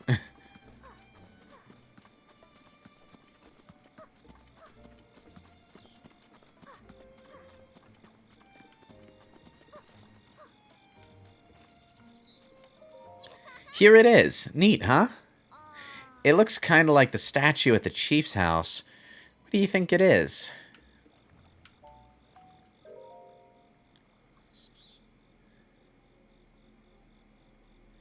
Ah, so there are some who still pay me homage. You can talk? You don't say. You can hear my voice. No? No, eh? If you say so. Just know that I'm willing to strike a bargain with anyone who can hear my voice. A dealer in life and power. That was me once. Alas, my life for money bargains didn't sit well with the goddess Hylia. She trapped me in this stone statue long, long ago. The villagers here call me the Horned Statue and don't even bother to wipe away the bird droppings. One would think years upon years of such treatment would have made me mend my ways. One would think wrongly. I have only been biding my time for the moment someone who can hear me appears. Someone such as you. But I've said enough. Now then, shall we strike a bargain? Then stay that way. No further action on your part is required. Eh? Oh.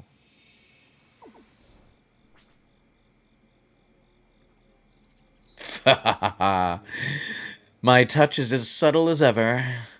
Note how I took that essence from you without leaving a mark. Were you talking to that statue? Well... Wow, you talk to statues? Weird. Okay, see ya. Bye. What's wrong, then? Have your prayers gone unanswered? Give it back. Did you think I deceived you? Perish the thought. I hope that ours will be a long and profitable relationship. So which will it be?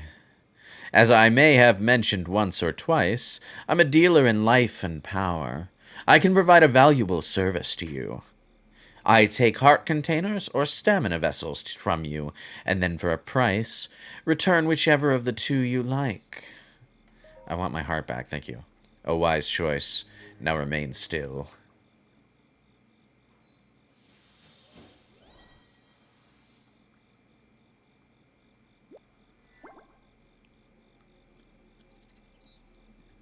You look skeptical.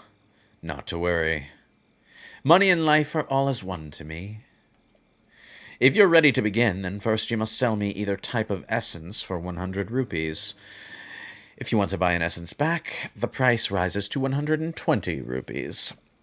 Before you cry foul, know that you may choose which one I return to you, a heart container or a stamina vessel. I'm eager to help tamper with your essence any time you want to return and pray here.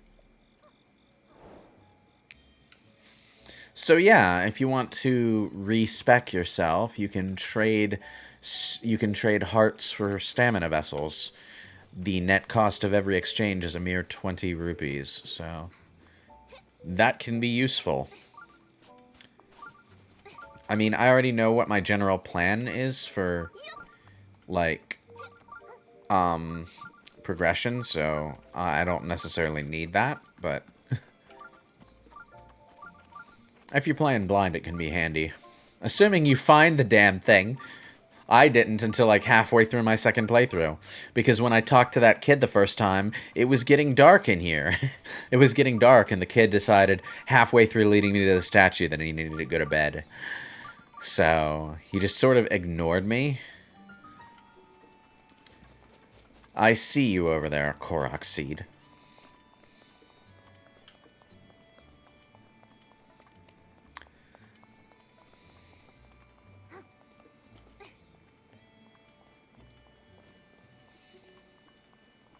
There you are.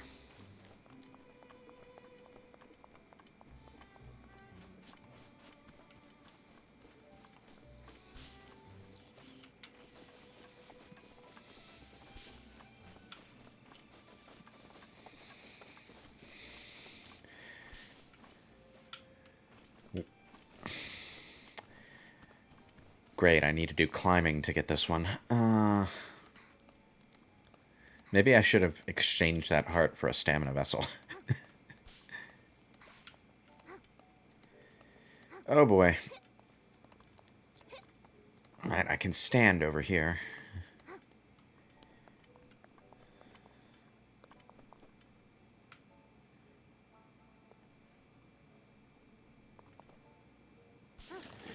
Oh. Ooh. Okay. I was close.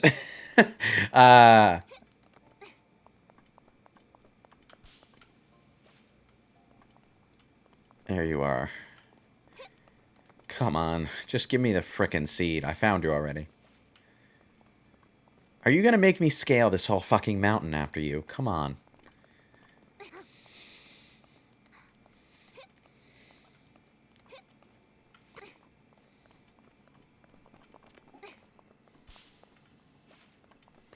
Literally to the top of the mountain. Okay. I just wanted to get that shrine, but I had to go after the Korok seed I saw.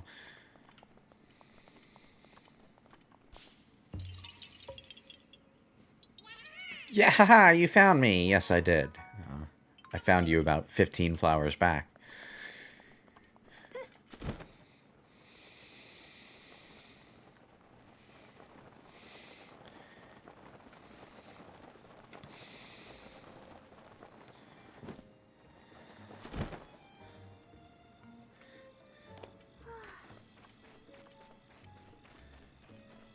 Hey there, buddy. Working hard or hardly working? Yeah. Hello there. Another day, another rupee. So what are you doing? Working, as you can see. This old house here has been abandoned. Everyone in Hateno Village agreed we should demolish it. The old owner apparently went off to the castle to report for service. Never came back, never wrote, so away it goes. I'd buy that. Oh, that is not what I wanted to do, but I wound up saying goodbye anyway. Hey, Hudson. I mean, hello, stranger. I don't know you. What are you doing? I'm knocking this place down. Why? Because no one's living here. Why? The owner of this house took off. Why? Don't know. Maybe skipped town without paying the bills? Oh. Answered all your questions? Yes. Good. A lot has happened since the Great Calamity. Tough to keep track of it all. Right? For the first time since then, we're finally getting back on our feet. Good. So, best of luck to both of us. Yeah. Yeah. I don't know why this is a running joke with this character in particular, but it's like there's a string of one-word answers that you can give to him every time you talk to him. I guess the idea is that he talks really slow and calm. Hey, need something from me? What are you doing? In case it's not obvious, I'm demolishing a vacant house. Times are rough, not a lot of buyers, you know? So the villagers decided it was best to just tear it down. I can buy it. Whoa, get a load of young moneybags. Just wants to buy it, huh? Okie doo. Let me lay it out for you. See this house? Been vacant for years. So the villagers had a meeting, argued, voted, and decided to tear it down. The demolition costs, with associated fees, permits, and other such details, come in at 50,000 rupees. So when you say you want to buy it, you're talking about 50,000 rupees. You got that much on you? That's impossible. Figured. When I was your age, I had serious money problems too. So I know how it feels all too well. All right, look. Here's the deal, just for you. I'll cut you a special price of 3,000 rupees. But in return, I'm going to need you to bring me 30 wood bundles, building materials, you know how it is. Anyway, you understand the terms? Then get to it, and show me what you're built out of. That's a construction joke. Hudson, Carson, stop what you're doing. You got it. Alright. And now I can begin the side quest to purchase the house.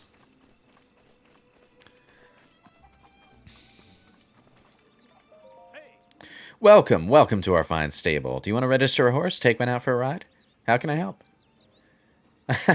I forgot, they added a stable to the house. But because it's a mod, they haven't, like, tied any of the new stuff to, to the process of actually owning the house. So there's just random new picture, and this random new picture, and this random new picture, all inside the house, I guess. I don't know. I guess they were able to tie some of it to adding furniture to the house, because that's a thing that you can do, and a bunch of stuff gets added once you have all the furniture. But the stable that they added to the back of the house is here, and you can use it without buying the house. And the teleport point they added to the house is here, and you can use it without buying the house, or even without reaching Hateno Village in the first place, which is, I don't know. I have a feeling that that's going to break some games. I probably could have done that from the Great Plateau.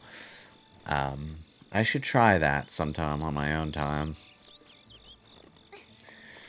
Anyway, we have a shrine to get to, so let's get to that shrine.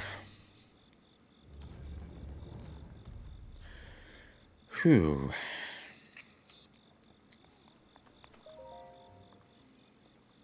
Three and a half hours, huh? I should probably end this session after I talk to Pura and deal with her furnace. And then I suppose session 3 will be clean up over by the Dueling Peaks, and maybe the Shrine of... Maybe I should go to the Spring of Wisdom. To you who sets foot in this shrine, I am in the name of God's highlight, I offer you this trial. I want to meet a monk who can't pronounce their own name. And now I suppose it's time to test out the CEMU Hook app.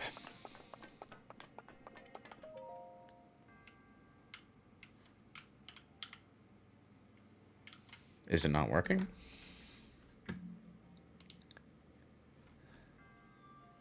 Gamepad connected, yes. Wait, hang on. Oh, now it's working. Okay. It's because it was minimized. That can happen. Oh, well.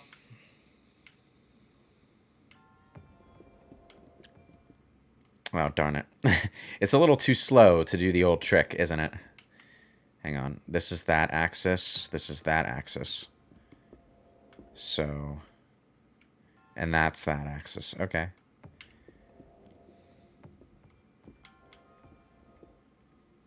Darn it. Wait. This is a hell of a lot easier with actual motion controls, I'm going to say.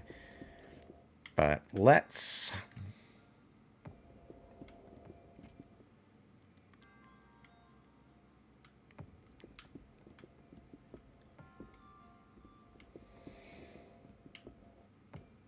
Okay, I'm gonna have to do this the legitimate way.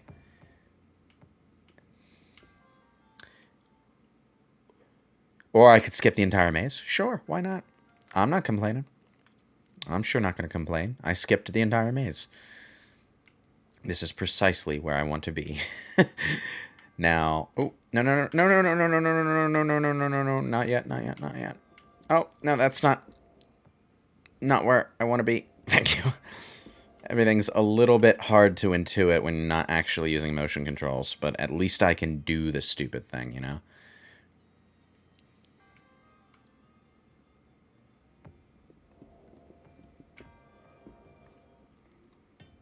Gotcha.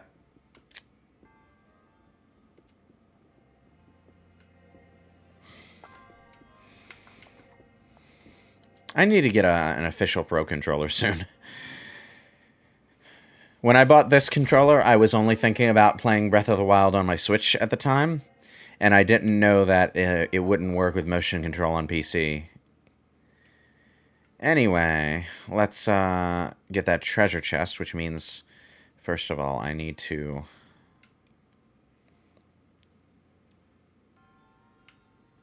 No, other way. No. Down a little further. Yes, that should work. Okay. Whew. Yeah, unfortunately, when you're playing on an emulator, there is a consideration for the gyro that you have to take in, and the only way to get around that is to have DS4 Windows and a PlayStation 4 controller, PlayStation 5 controller, or official Switch Pro controller. Those work with DS4 Windows. But having an unofficial Switch Pro controller like this one means using an X input controller, which DS4 Windows will not Oh, Fhrenic Bow. Okay, good. I was just, like, thinking about how I missed having one of those. DS4 Windows doesn't recognize X input, and X input doesn't recognize gyro on PC. So, oh,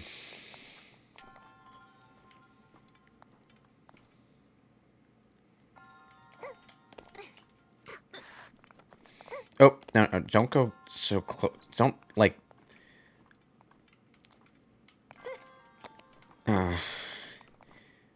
The game's always a bit fiddly about how high you need to be from the ground before you can go into gliding mode. Getting back out of this...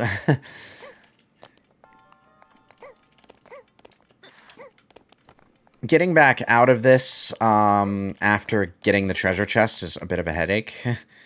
Like a major bit of a headache. Because in order to set yourself up to get in here, you have to put that ramp really low, which means you have to put that ramp where you can't actually jump back out. So you have to climb up on one of these goddamn things. And glide out. So getting back from getting the treasure chest is more difficult than actually getting the treasure chest. You could, of course, finish the shrine, come back down, get the treasure chest, and then just warp out, but... You know, I have to do things the complicated way, because that's just who I am. This is who I am. Shadow the Hedgehog theme, please.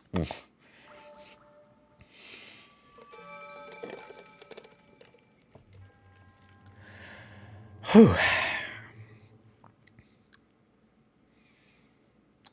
It is kind of funny that the modder felt the need to add a teleport point to the house when there's a shrine right next to the house. And you can teleport back to it at any time.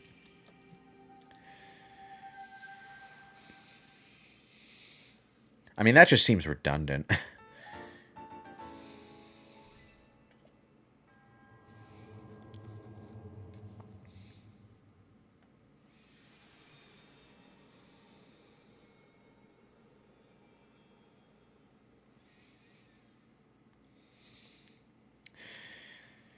In the base game, though, there wasn't really anything to the house. You had a cook pot outside the house for some reason. Outside the house, specifically. But that was mostly there so that, you know, Hudson had a place... Not Hudson, Carson and Bolson had a place to hang out.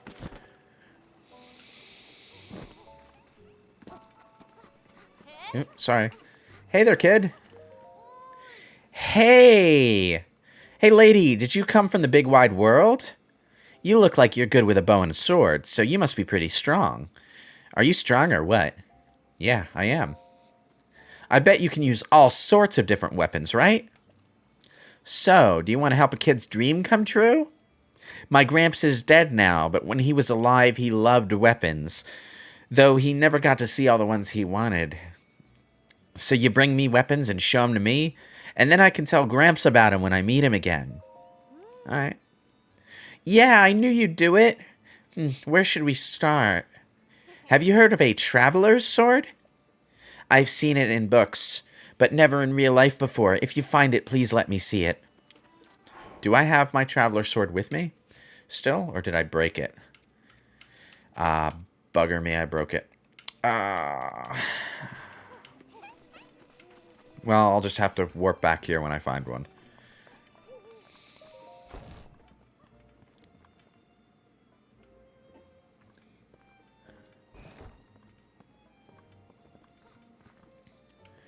Alright, the soldier's armor is here.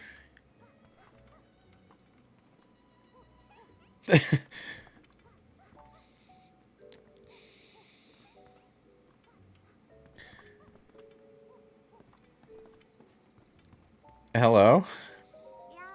Welcome, welcome. Everyday clothes, armor for soldiers. We have it all at Ventus Clothing. Did you need something? You like this corner, do you? Am I nestled too far in the corner? Is it hard to see me? I know it's a little weird, but I just feel more confident over here. Did you need anything else? Okay. Okay, let's see. Do I have any gemstones to sell? I have 2 opals. You're selling all 2 of them. Yes, all 2 of them. That's what I said.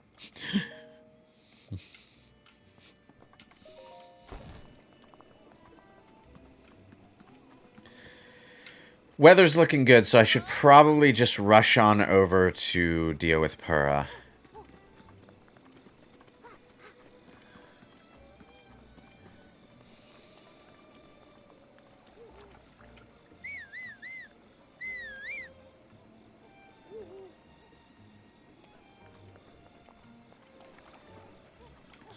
I left my horse at the... There we go. Hi.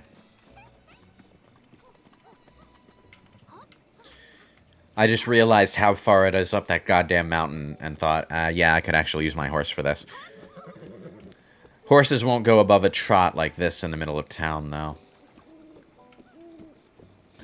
I'll explore the town more thoroughly next session. For now, I'm just gonna get up that hill, talk to her, and get my fucking camera so that I can side quest without, like, feeling like I'm missing all the compendium entries.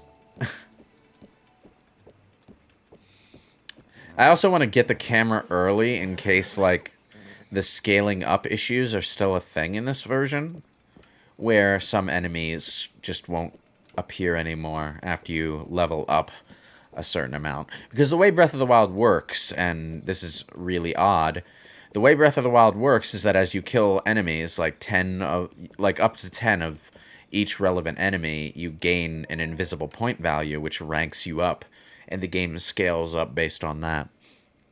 But, like, everyone thought it was tied to Divine Beast completion, because the bosses just give you that many points. What a nice breeze. It doesn't carry that tang of salt on it, though. What do you mean? Oops, I forgot we just met. I was reminiscing about my hometown of Lurelin Village by the sea. The view and the air are different here in Hateno Village, but this is where my wonderful husband calls home. I count myself lucky to be able to live and work alongside such a wonderful, loving man. Lurelin Village? It's a small fishing community far to the south. I lived there before I moved here with my new husband. We had to cross the bridge of Hylia to get here, weighted down with everything I couldn't bear to leave behind.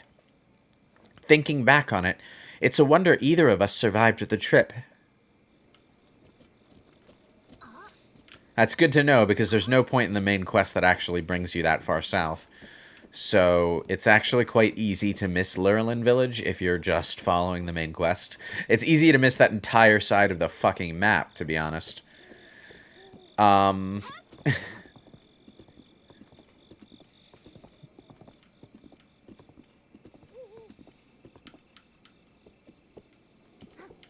there, kid. Is there really a girl there? Okay. Hey, kiddo. Retreat! Got more clues today, but they're secret, and now it's bedtime. I'm going to sleep. Okay. I kind of showed up at a bad time, but those kids are spying on the research lab because they saw like a little girl there, and they're curious, and because they're kids, they're being overly dramatic about it.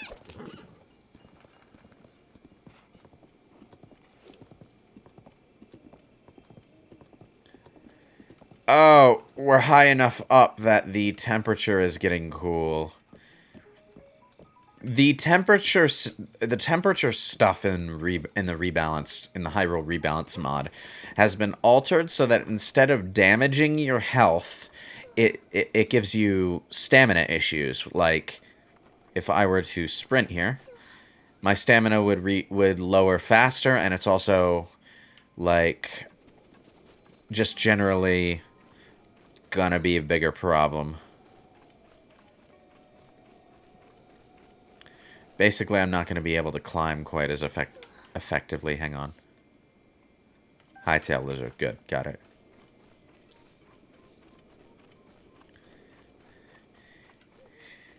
Okay, let's see.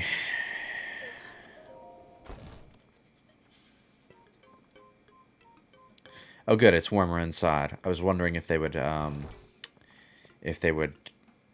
acknowledge that. Hello. This is the Hateno Ancient Tech Lab. Do you have some business with the director? That's right. The director is in the back. A terribly busy person, that one. Please try to keep it brief.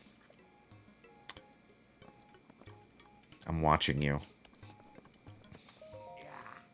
Hello. I imagine you've never seen so many books in one place. Pretty incredible, isn't it? We've gathered all of Hyrule's known literature on ancient civilizations here. As for the actual number of books, well... Is that thing on your waist? Isn't that a Sheikah... There's no mistaking it. That's a real Sheikah slate, isn't it? I've never actually seen one in person. If you could just show me the runes on it, I'd be most appreciative. Stasis, Magnesis, yes. The remote bomb and Cryonis. And what else? Let's see. So that's it for runes, but... Strange. It doesn't seem like you have the basic runes. I don't understand why they're missing. There must be some reason. Where are my manners? I nearly forgot to introduce myself. My name is Simon. You are... Linkle, right? You know my name? Lady Impa caught me up to speed. You see, we were told a young lady holding a Sheikah slate will appear, and you must do all you can to help her. She will be the hope that awakens from the slumber of restoration. Her name will be Linkle. Oh dear, I forgot to tell you something very important. Director, listen, Miss Director. This is a real Sheikah slate. Director? Oh, that's right. I haven't introduced our director. Ms. Purra happens to be right over there. As the Hateno Ancient Tech Lab director, Ms. Purra is the world's foremost authority on ancient Hyrule culture.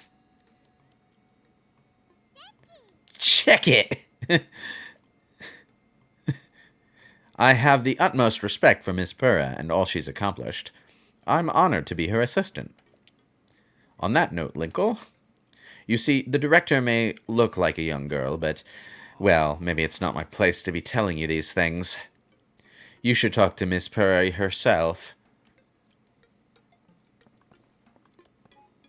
Don't spill the beans. Hey, are you surprised? The director of this laboratory is not Simon, it's me. Snappity snap. Anyway, Linkle, do you remember any dreams from your time in the slumber of restoration? You don't look like you've changed a bit in the last 100 years, but something must have happened in all that time. Well, no matter. I'm just happy you're still in one piece. Linkle? What's that look? You do still remember me, right? I don't remember. Really? Well, I'm so shocked I don't even know if I'll ever be able to recover from this. Even though 100 years ago I took you to the Shrine of Resurrection, after Calamity Ganon fatally wounded you, even though I was the one who put you safely into the slumber of restoration. Despite all of that, you still don't remember me? I don't remember. As expected. After 100 years in the slumber of restoration, subject has lost all memories. Noted. Oh, sorry. I have a bad habit of taking notes rather abruptly like that. It's a charming quirk, isn't it? Hello, here's hoping you don't stream once and run away for the rest of the month. Wish you the best, as I run away for today. I'm going to keep streaming for this one. Thank you for the subscription. I'm definitely going to keep going. I actually meant to stream over November, but ear infections happened, and I was down and out for the entire month. And the brakes on my car went during that time, too, so it was all around a bad month for every aspect of my life. Anywho, do you have any questions for me? Aren't you a child? How very rude. Or perhaps not rude at all. I suppose that's actually a rather logical conclusion to jump to. The truth is, I look this way because of a failed experiment. Well, I say failed, but in some ways it was a success. I documented the full affair in my diary upstairs. But the whole thing is embarrassing, so I insist you refrain from reading it. Anyway, enough about that. Back to the topic at hand. Here you are after 100 years. Here to defeat Calamity Ganon, who is growing in strength with every passing moment. And to rescue our beloved Princess Zelda. That is, if you've got the courage to try. And to help the one true hero, I, the one and only Purra, will restore the basic functions missing from the Sheikah slate. And what do you say to that? Yes, please? I knew you'd say that. Alright then, first I need you to run an errand for me. What's with that look on your face? You didn't think I'd fix your Sheikah slate for free, did you? I did not. You're pretty considerate for a young person. But then, I suppose that's because you're actually over 100 years old. Let me explain what this errand entails. You know the unlit furnace on the wall just outside this laboratory. Could you please bring the blue flame from the ancient furnace in town? Oh, and also use it to light our furnace? This sweet little guidance stone will start working once you do that, allowing us to restore your missing runes. I wonder if young women these days still say things like sweet and little. Ah, well, I suppose it doesn't matter anyway. Okay, then. I'm counting on you for that blue flame. Now, I still have the torch from earlier, so I don't even need to take the torch over here. Anyway, since it's cold, I should put on the doublet. Hang on.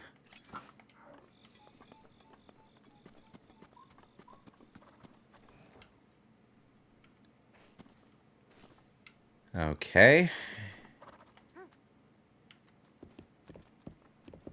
No, wait, hang on. I'm not going to use my horse for this. I need to find the...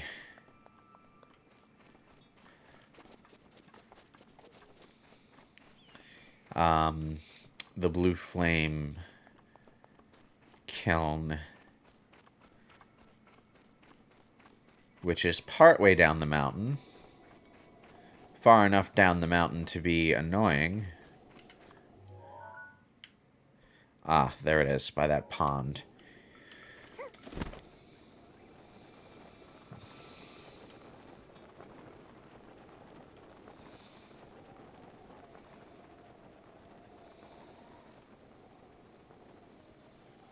There we go.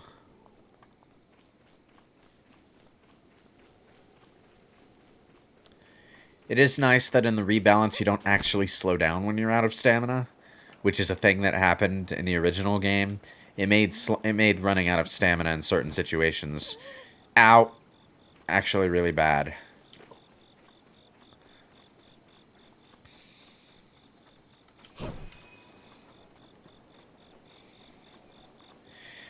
Anyway, since we're in clear skies weather and the day-night cycle is actually quite slow in my current version, I don't have to worry about that thing happening that happened when I played originally, which was that the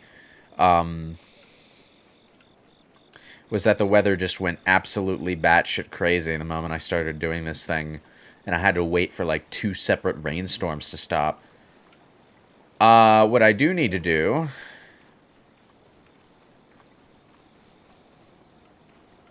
is get the fire to the other side of this river, and I have no regular-ass arrows, do I? That's right, I have no regular-ass arrows, so just throw the torch.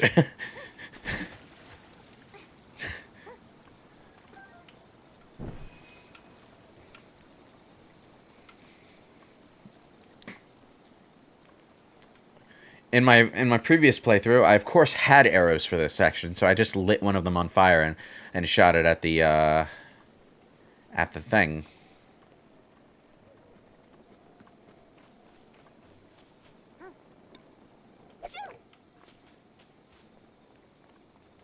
Okay, I can walk up this. That's good. I thought I was going to have to climb.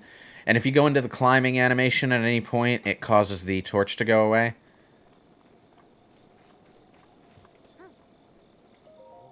Carrying the blue flame, I see. It's been a while since I've seen anyone rekindle it. Is it finally back for good?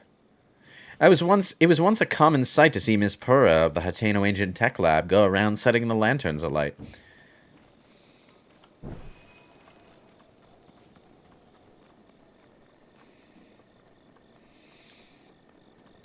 That is at once the advantage and disadvantage of changing the day-night cycle length in this game, is that when it's longer, you can count on a longer amount of time without rain when it's not raining, but it also means that the rain sticks around longer when it actually does happen. Fortunately, right now I've got clear skies followed by clouds and clouds. The clouds might actually lead to light rain, I don't know, but I'll get to the I'll get back to the lab long before it cycles over to the next weather thing.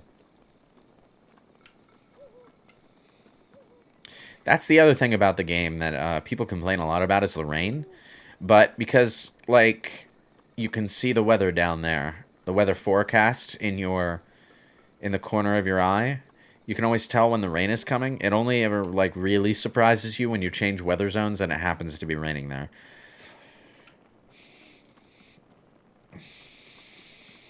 But, like, while you're scaling a mountain, you should be keeping an eye on the weather forecast that your Sheikah Slate is giving you.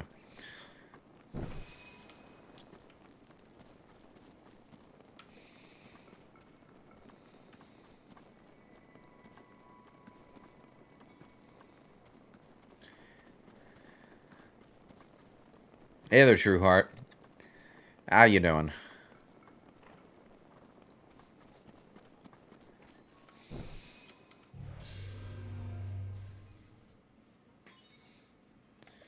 All right.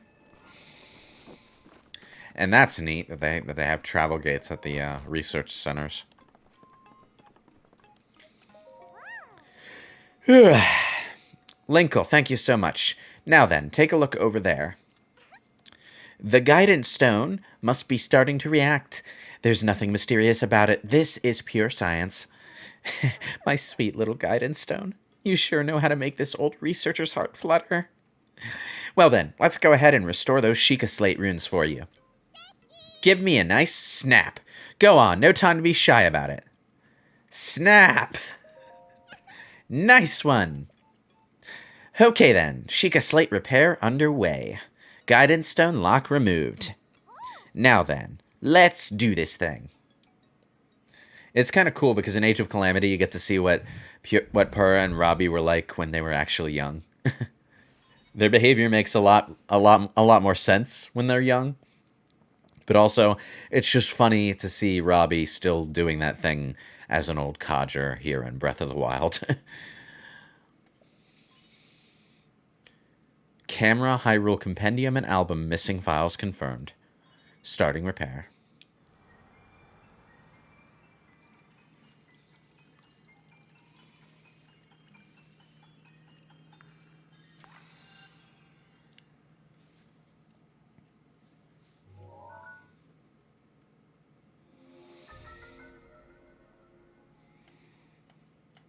All right. And we can start hunting down memories now.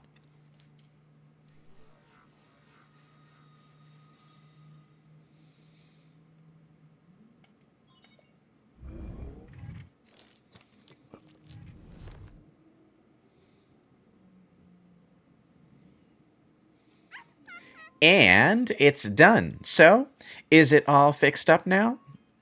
Let's see here. Which one is it? Camera, Hyrule Compendium, Album. Yep, looks good. So I know this is sudden, but hear me out. Take a picture of me with the camera. Oh, and don't forget to let me see it.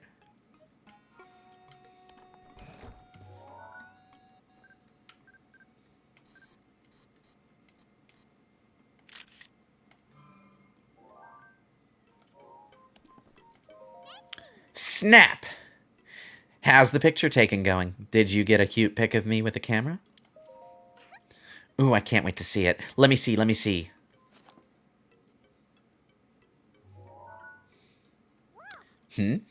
My, who is this beautiful young creature? Huh? Oh, I guess that's my cue. Sorry, I kind of lost it there. It wasn't on purpose. Ah, it's not just a pretty girl in these images. Yes, there are also some old landscape photos stored in the album. I knew Princess Zelda had made frequent use of the camera feature, but this...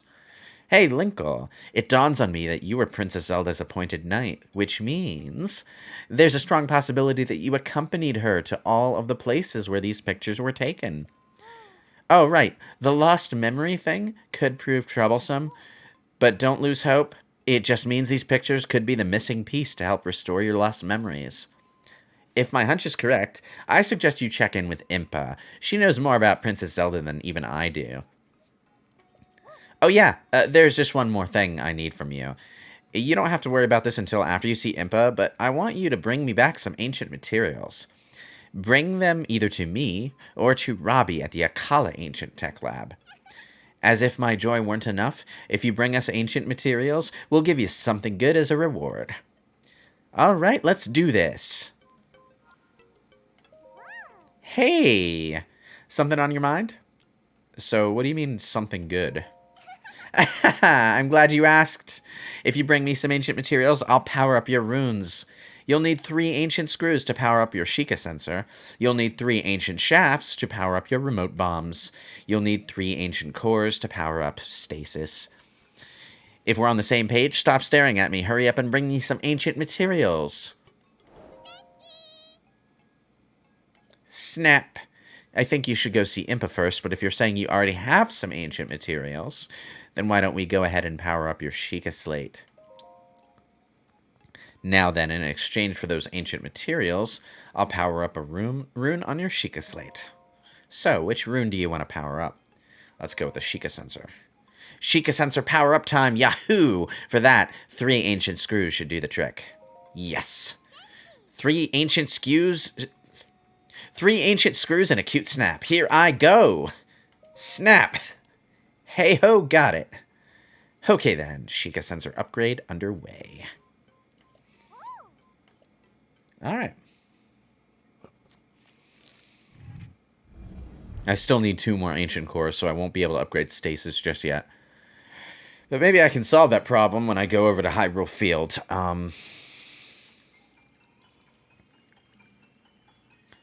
I mean, the simplest way, the easiest way to get ancient cores is just wait for them to drop in the treasure chests from the shrines, because that's a thing that happens. With Sheikah Sensor upgraded, you can search for any item in your compendium. So that's a handy thing.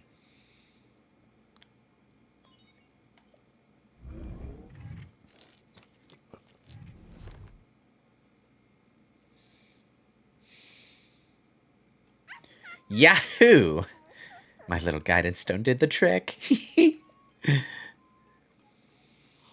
Oh, the Sheikah Sensor Plus. I really want to see it. Yes, quite. So if you don't mind, how about showing Simon that spiffy Sheikah Sensor Plus later?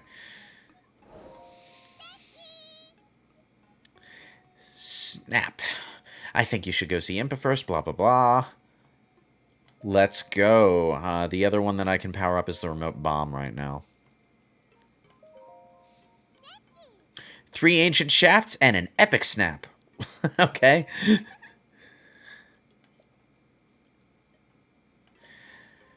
The remote bomb plus just increases the amount of damage that you do with your bombs, so it becomes somewhat more viable for combat. The base bombs are decent, but they mostly just have knockback when it comes to battle. The actual amount of damage they do is pretty pitiful. Remote bomb plus doesn't do a whole lot of damage in general, but it still does more damage, and that means it's better, you know? Alright.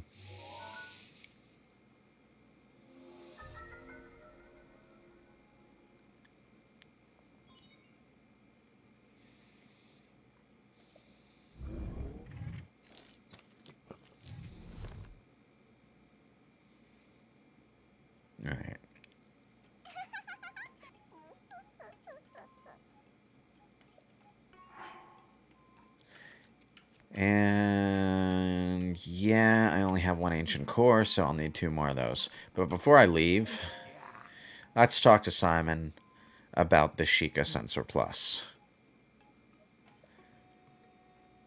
Blah, blah, blah. Let's give it a shot. Let's see here.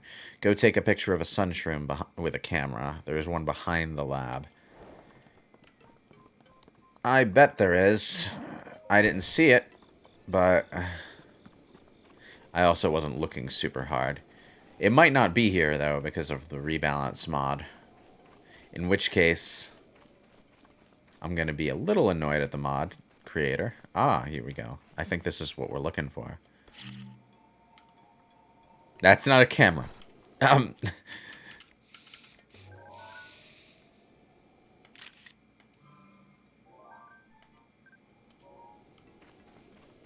And I will grab that sunshroom. Thank you.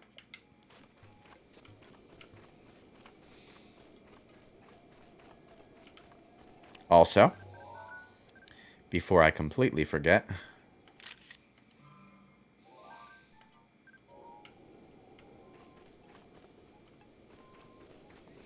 I'm just realizing some of the pictures seem tonally dissonant with the memories that are associated with them. Well, yeah, they're just like pictures of locations in the sunlight.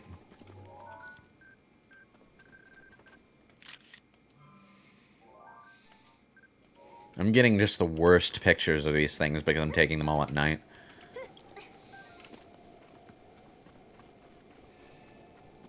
Before I go back in, there's something I want to check out.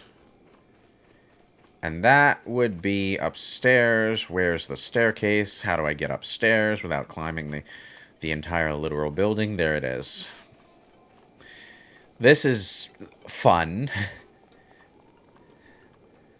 Just a little random-ass extra that you can get while you're here.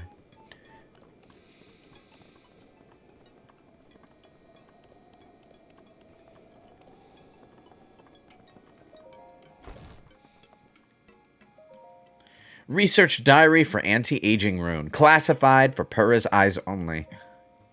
Date, question mark.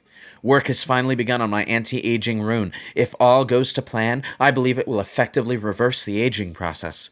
This technology will enable us to make retired warriors young again, thereby strengthening the Hyrulean army. When Calamity Ganon inevitably returns, we'll be ready. Our offense will be solid, and our defense impenetrable. The need for this tech pains me, but I truly hope to use it to attain everlasting peace for all. Date, question mark. The beta version of my anti-aging rune is complete. I have already added it to the Sheikah slate I made for myself. Since I am to be the test subject of this experiment, Simon booted up the rune and directed its rays at my body.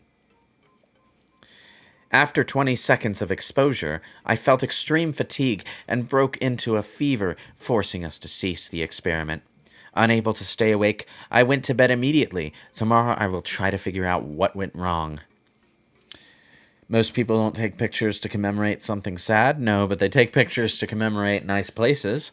And a lot of those places just happen to be places where something sad happened at some point. You'll notice that all of the actual, pictures are of, scenic vistas in whatever location they happen to be in. So it's not like Zelda took the picture the moment something sad happened there. It's more like sometime around that time, she took the picture while she was there. And Link, returning to that location, was able to remember something that happened there, you know? Anti-aging experimental trial, day 2. My extreme full-body fatigue has slightly improved, for which I am grateful. Still, I do not recognize the face in my mirror. My hair is thick again, and floor-length. My wrinkles, once deep as trenches, have vanished without a trace. It seems the anti-aging effect works. However, I did not expect the reversal to happen so frighteningly fast. This morning I kicked Simon awake and had him run a full physical exam on me. My height, weight, vision, bone density, heart, blood, we tested everything we could, pushing our facility to its limit. Our discoveries were startling. My results were typical of a Sheikah woman in her early 50s. In other words, I reversed my age by more than 70 years in a single night. I can only hope I do not awaken to find I have the body of a newborn baby. Anti-aging experimental trial, day 3. I awoke with an abundance of energy. It has been decades since I slept so well. Upon waking, I immediately checked the mirror, only to be greeted by a youthful version of myself. According to Simon's examination, I have the body of a Sheikah woman in her 30s. 30 years old. I was around that age when I was first able to continue my research following the Great Calamity. The first thing I did was try to figure out how to expand the functionality of the Sheikah sensor. I was around 80 years old when that expansion was completed. I intend to bequeath this tech to our sleeping hero. I hope to the gods that she will be able to assist in the destruction of the calamity that swallowed our Princess Zelda whole. Next page. Anti-aging experimental trial, day 4. After today's routine physical, the results show that I have the body of a Sheikah woman in her 20s. I haven't felt this good in a century. This is all taking me back to when the Great Calamity happened. Ganon had been dormant for 10,000 years. Perhaps this power had been building all that time. The slaughter that followed was arbitrary and merciless. The destruction complete. We lost everything. Hyrule Castle, Princess Zelda. Well, perhaps not everything was lost.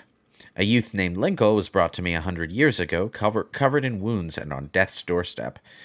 Linkle, so young, yet so courageous.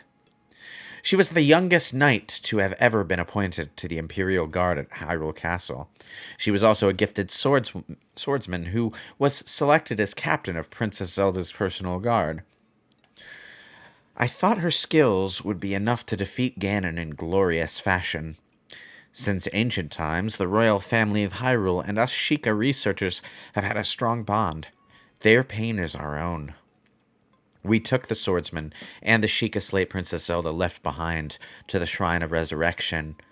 Although the slumber of restoration had not been fully tested, we decided to put the swordsman under to save her life. It was the best we could do. Anti-aging experimental trial, day 5. I awoke to something horrifying, a scarlet lump scarring my otherwise youthful face. After analyzing this monstrosity, I have come to the conclusion that it is just a pimple. A big one. The result of today's physical exam indicate that my body and mind have reverted to those of a teenager. I feel like Simon looks at me differently, which irritates me. I got angry when he insisted on running my blood test for me. I mean, really, what even? I can do it all by myself. In any case, I wonder what experiment I should focus on next. The blue flame in the furnace outside is growing weaker by the day. I do hope that the guidance stone doesn't stop working. Anti-aging experimental trial, day 6. My age reversal has progressed further still. I now look and feel like a 6-year-old. My height has regressed so much that I can no longer reach things in high places. It's super annoying. Where is that genius swordsman we placed in the slumber of restoration anyway? Wake up already. If she doesn't awaken soon, my feature expansions for the Sheikah sensor will go to waste. But even if she does manage to wake up, how can I be sure she'll find me here? I want to go and just kick Linkly away. She's supposed to say Linky, but Linkly is kind of an awkward... that sounds like it was just a universal mishap. But I doubt Simon would help me. It'd be hard with my 6-year-old body anyway. Instead, I think I'll begin working on a rune to unreverse my aging process. Anti-aging experimental trial, day 7. This morning's exam results indicated that I am still age 6, same as yesterday. Perhaps my age reversal has stopped. As luck would have it, today I also finished developing the beta version of an age-boosting rune. If successful, this should be able to reverse the effects of the anti-aging rune. I hope it will anyway. All I need to do is increase the output and expose myself to its rays. However, when I tried to add this feature to the Sheikah slate I made, I found that the guidance stone had stopped. What's more, the blue flame in the furnace outside has gone out. I sent Simon to the ancient furnace, but he was too clumsy and it was raining and nothing went to plan. So I had to go down there to help, but a girl in the village saw me. What a mess I've made. Not only am I unable to continue my research in this state, I can only work by the light of gas lamps. What to do? And that's where we found her.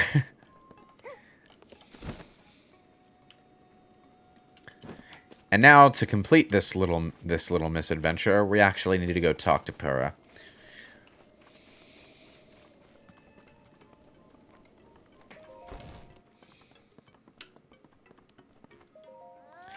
You read it, didn't you? I read it. Well, I commend your honesty. Still, it is never acceptable to rummage through a young lady's private musings. Got it? Naturally, you shall be punished for that. Switch on. All Sheikah slate runes have now been deleted. I completely deleted the data on your Sheikah slate. Go on, take a look.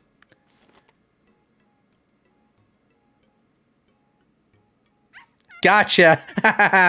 Did you like my guidance stone impression? Superb, right? Don't young girls do mean impressions for fun? Maybe not? Oh well. So, just a little joke there. Ah. Were you able to take a picture of a sun shroom? Let me confirm. It seems like you got a picture of a sun shroom. Excellent. Next, open your Hyrule Compendium and tune the sensor to your picture of the sun shroom. The Sheikah Sensor Plus will then be able to sense sun shrooms. The detailed instructions are written down in the book on the desk there. You should read them. This seems like a nice opportunity to ask if you'd mind bringing me 3 sun shrooms. You can find sun shrooms growing in Retsum Forest, I believe. The Sheikah Sensor Plus should make it a snap.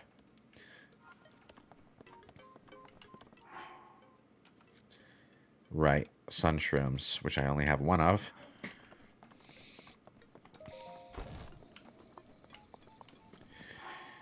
Okay, so I'm going to finish this side quest before ending the session at the very least. Right. The Hyrule Compendium, Apple, Sunshroom, target with sensor. It's fortunate for us that everyone in Hyrule is a poignant writer. I enjoyed reading the diaries. Yeah, they're pretty fun.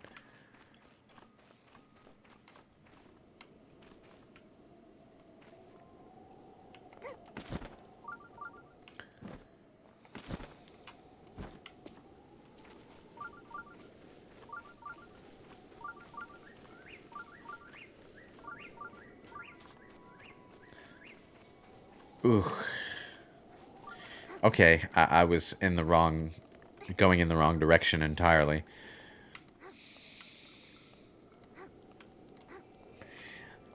The Sheikah sensor, whether it's hunting shrines or specific items, is a game of hot and cold, and it starts beeping at quite a distance away from things.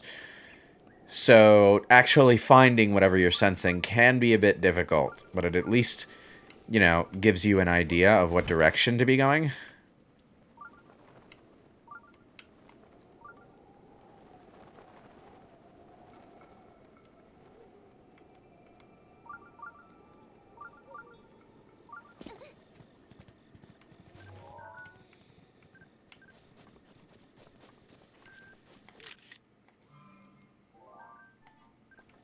Artistry.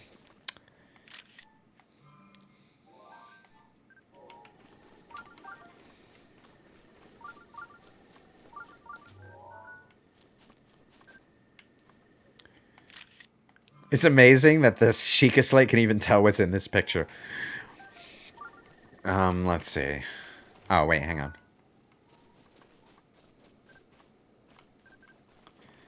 One of the things that I don't like about the camera is how fiddly it is when it comes to taking pictures of things like bugs and birds.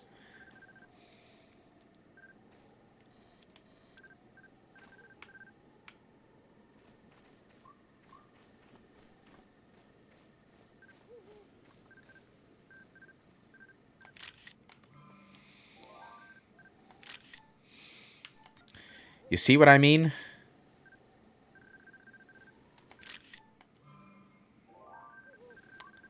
Because it keeps blinking in and out, it's almost impossible to get it to register in the fucking compendium.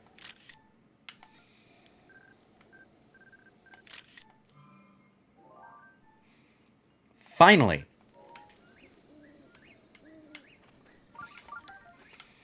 There's a sun shroom. Wait. Let's grab a firefly.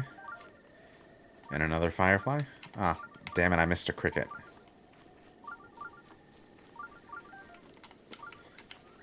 Okay, that's enough. Got enough of the stupid fireflies. Mushrooms. Sun shrooms. Why did I say fireflies? That wasn't my goal. It's just something I happened to pick up.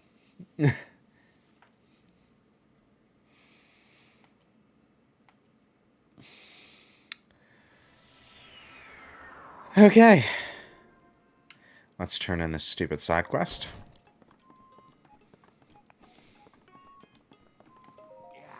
Good evening. I see you brought the sun shrooms. Okay, now please hand over those 3 sun shrooms. Sure. Okay. Thank you. Here you go. 3 truffles. Nice. So, was the Sheikah Sensor Plus to your liking? Oh, yes, I just remembered there was something else I wanted to talk to you about. Stop by when you have time to talk. Okay. And if I remember correctly... Ah, Linkle, I've got some news that should be music to your ears. I found a way to help you search for new objects using the Sheikah Sensor Plus. Please feel free to show your excitement. Anyway, as I was conducting my research, I found that there were still some pictures of the past left on the guidance stone. If you add those pictures to your compendium, you can search for their subjects with the Sheikah Sensor Plus. Is it hard? Hard? No, not at all. The Sheikah sensor has been powered up to the Sheikah Sensor Plus. It can now access a picture registered in your Hyrule Compendium, allowing you to search for the subject of the picture. I trust you now see the benefit of adding pictures to your Hyrule Compendium. It makes it much easier to search for items you need, reducing one more burden you face in your travels. I'm good. Now then, go ahead and place your Sheikah slate on the guidance stone.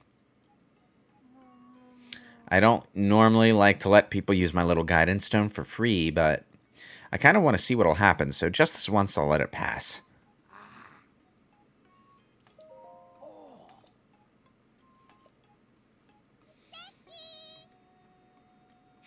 I like how she says this, the voice bite for check it, but says snap in the dialogue box.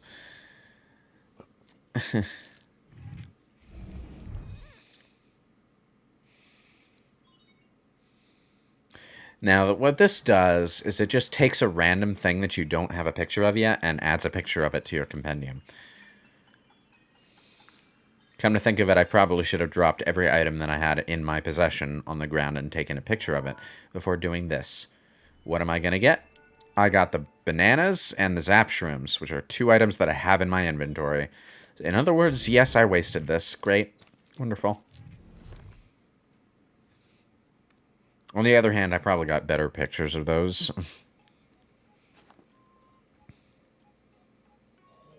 Oh, wow. This is...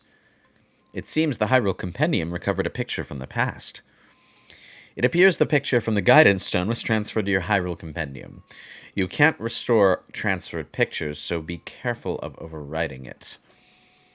You can fill in open slots by taking pictures with your camera or using the Guidance Stone. And it won't be free from now on either. Keeping a lab like this running has expenses, you know. Yes, what she said. Great. Wonderful. Well, I've been streaming for 4 hours and 20 minutes, which is longer than I meant to by about an hour and 20 minutes. And yet I didn't get halfway as far as I thought I was going to get. Because, of course, it's Breath of the Wild. What did I expect? Anyway, I'm going to end the stream here. And next time I stream, it'll probably be on Sunday. I'm trying to remember what the schedule I set for myself was. I'll be streaming on Sunday and Monday. No, not Sunday and Monday. Did I have it set for Monday? I think it was Monday, yeah. All right, yeah. So I'll see the rest. I'll see whoever tunes in on Monday, and on Sunday, on Monday and Sunday.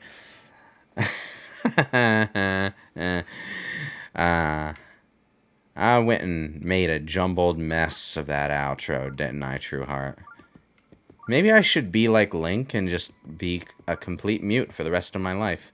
It would be less embarrassing. Why is my radar beeping at me? Oh yeah, it's still set to search for sun shrooms. Let's make it so that it searches for things that aren't sun shrooms. Thank you. Wait, what? Oh, I tried to cancel out of the map, and I went and hit the A button, because the A button is where the B button should be.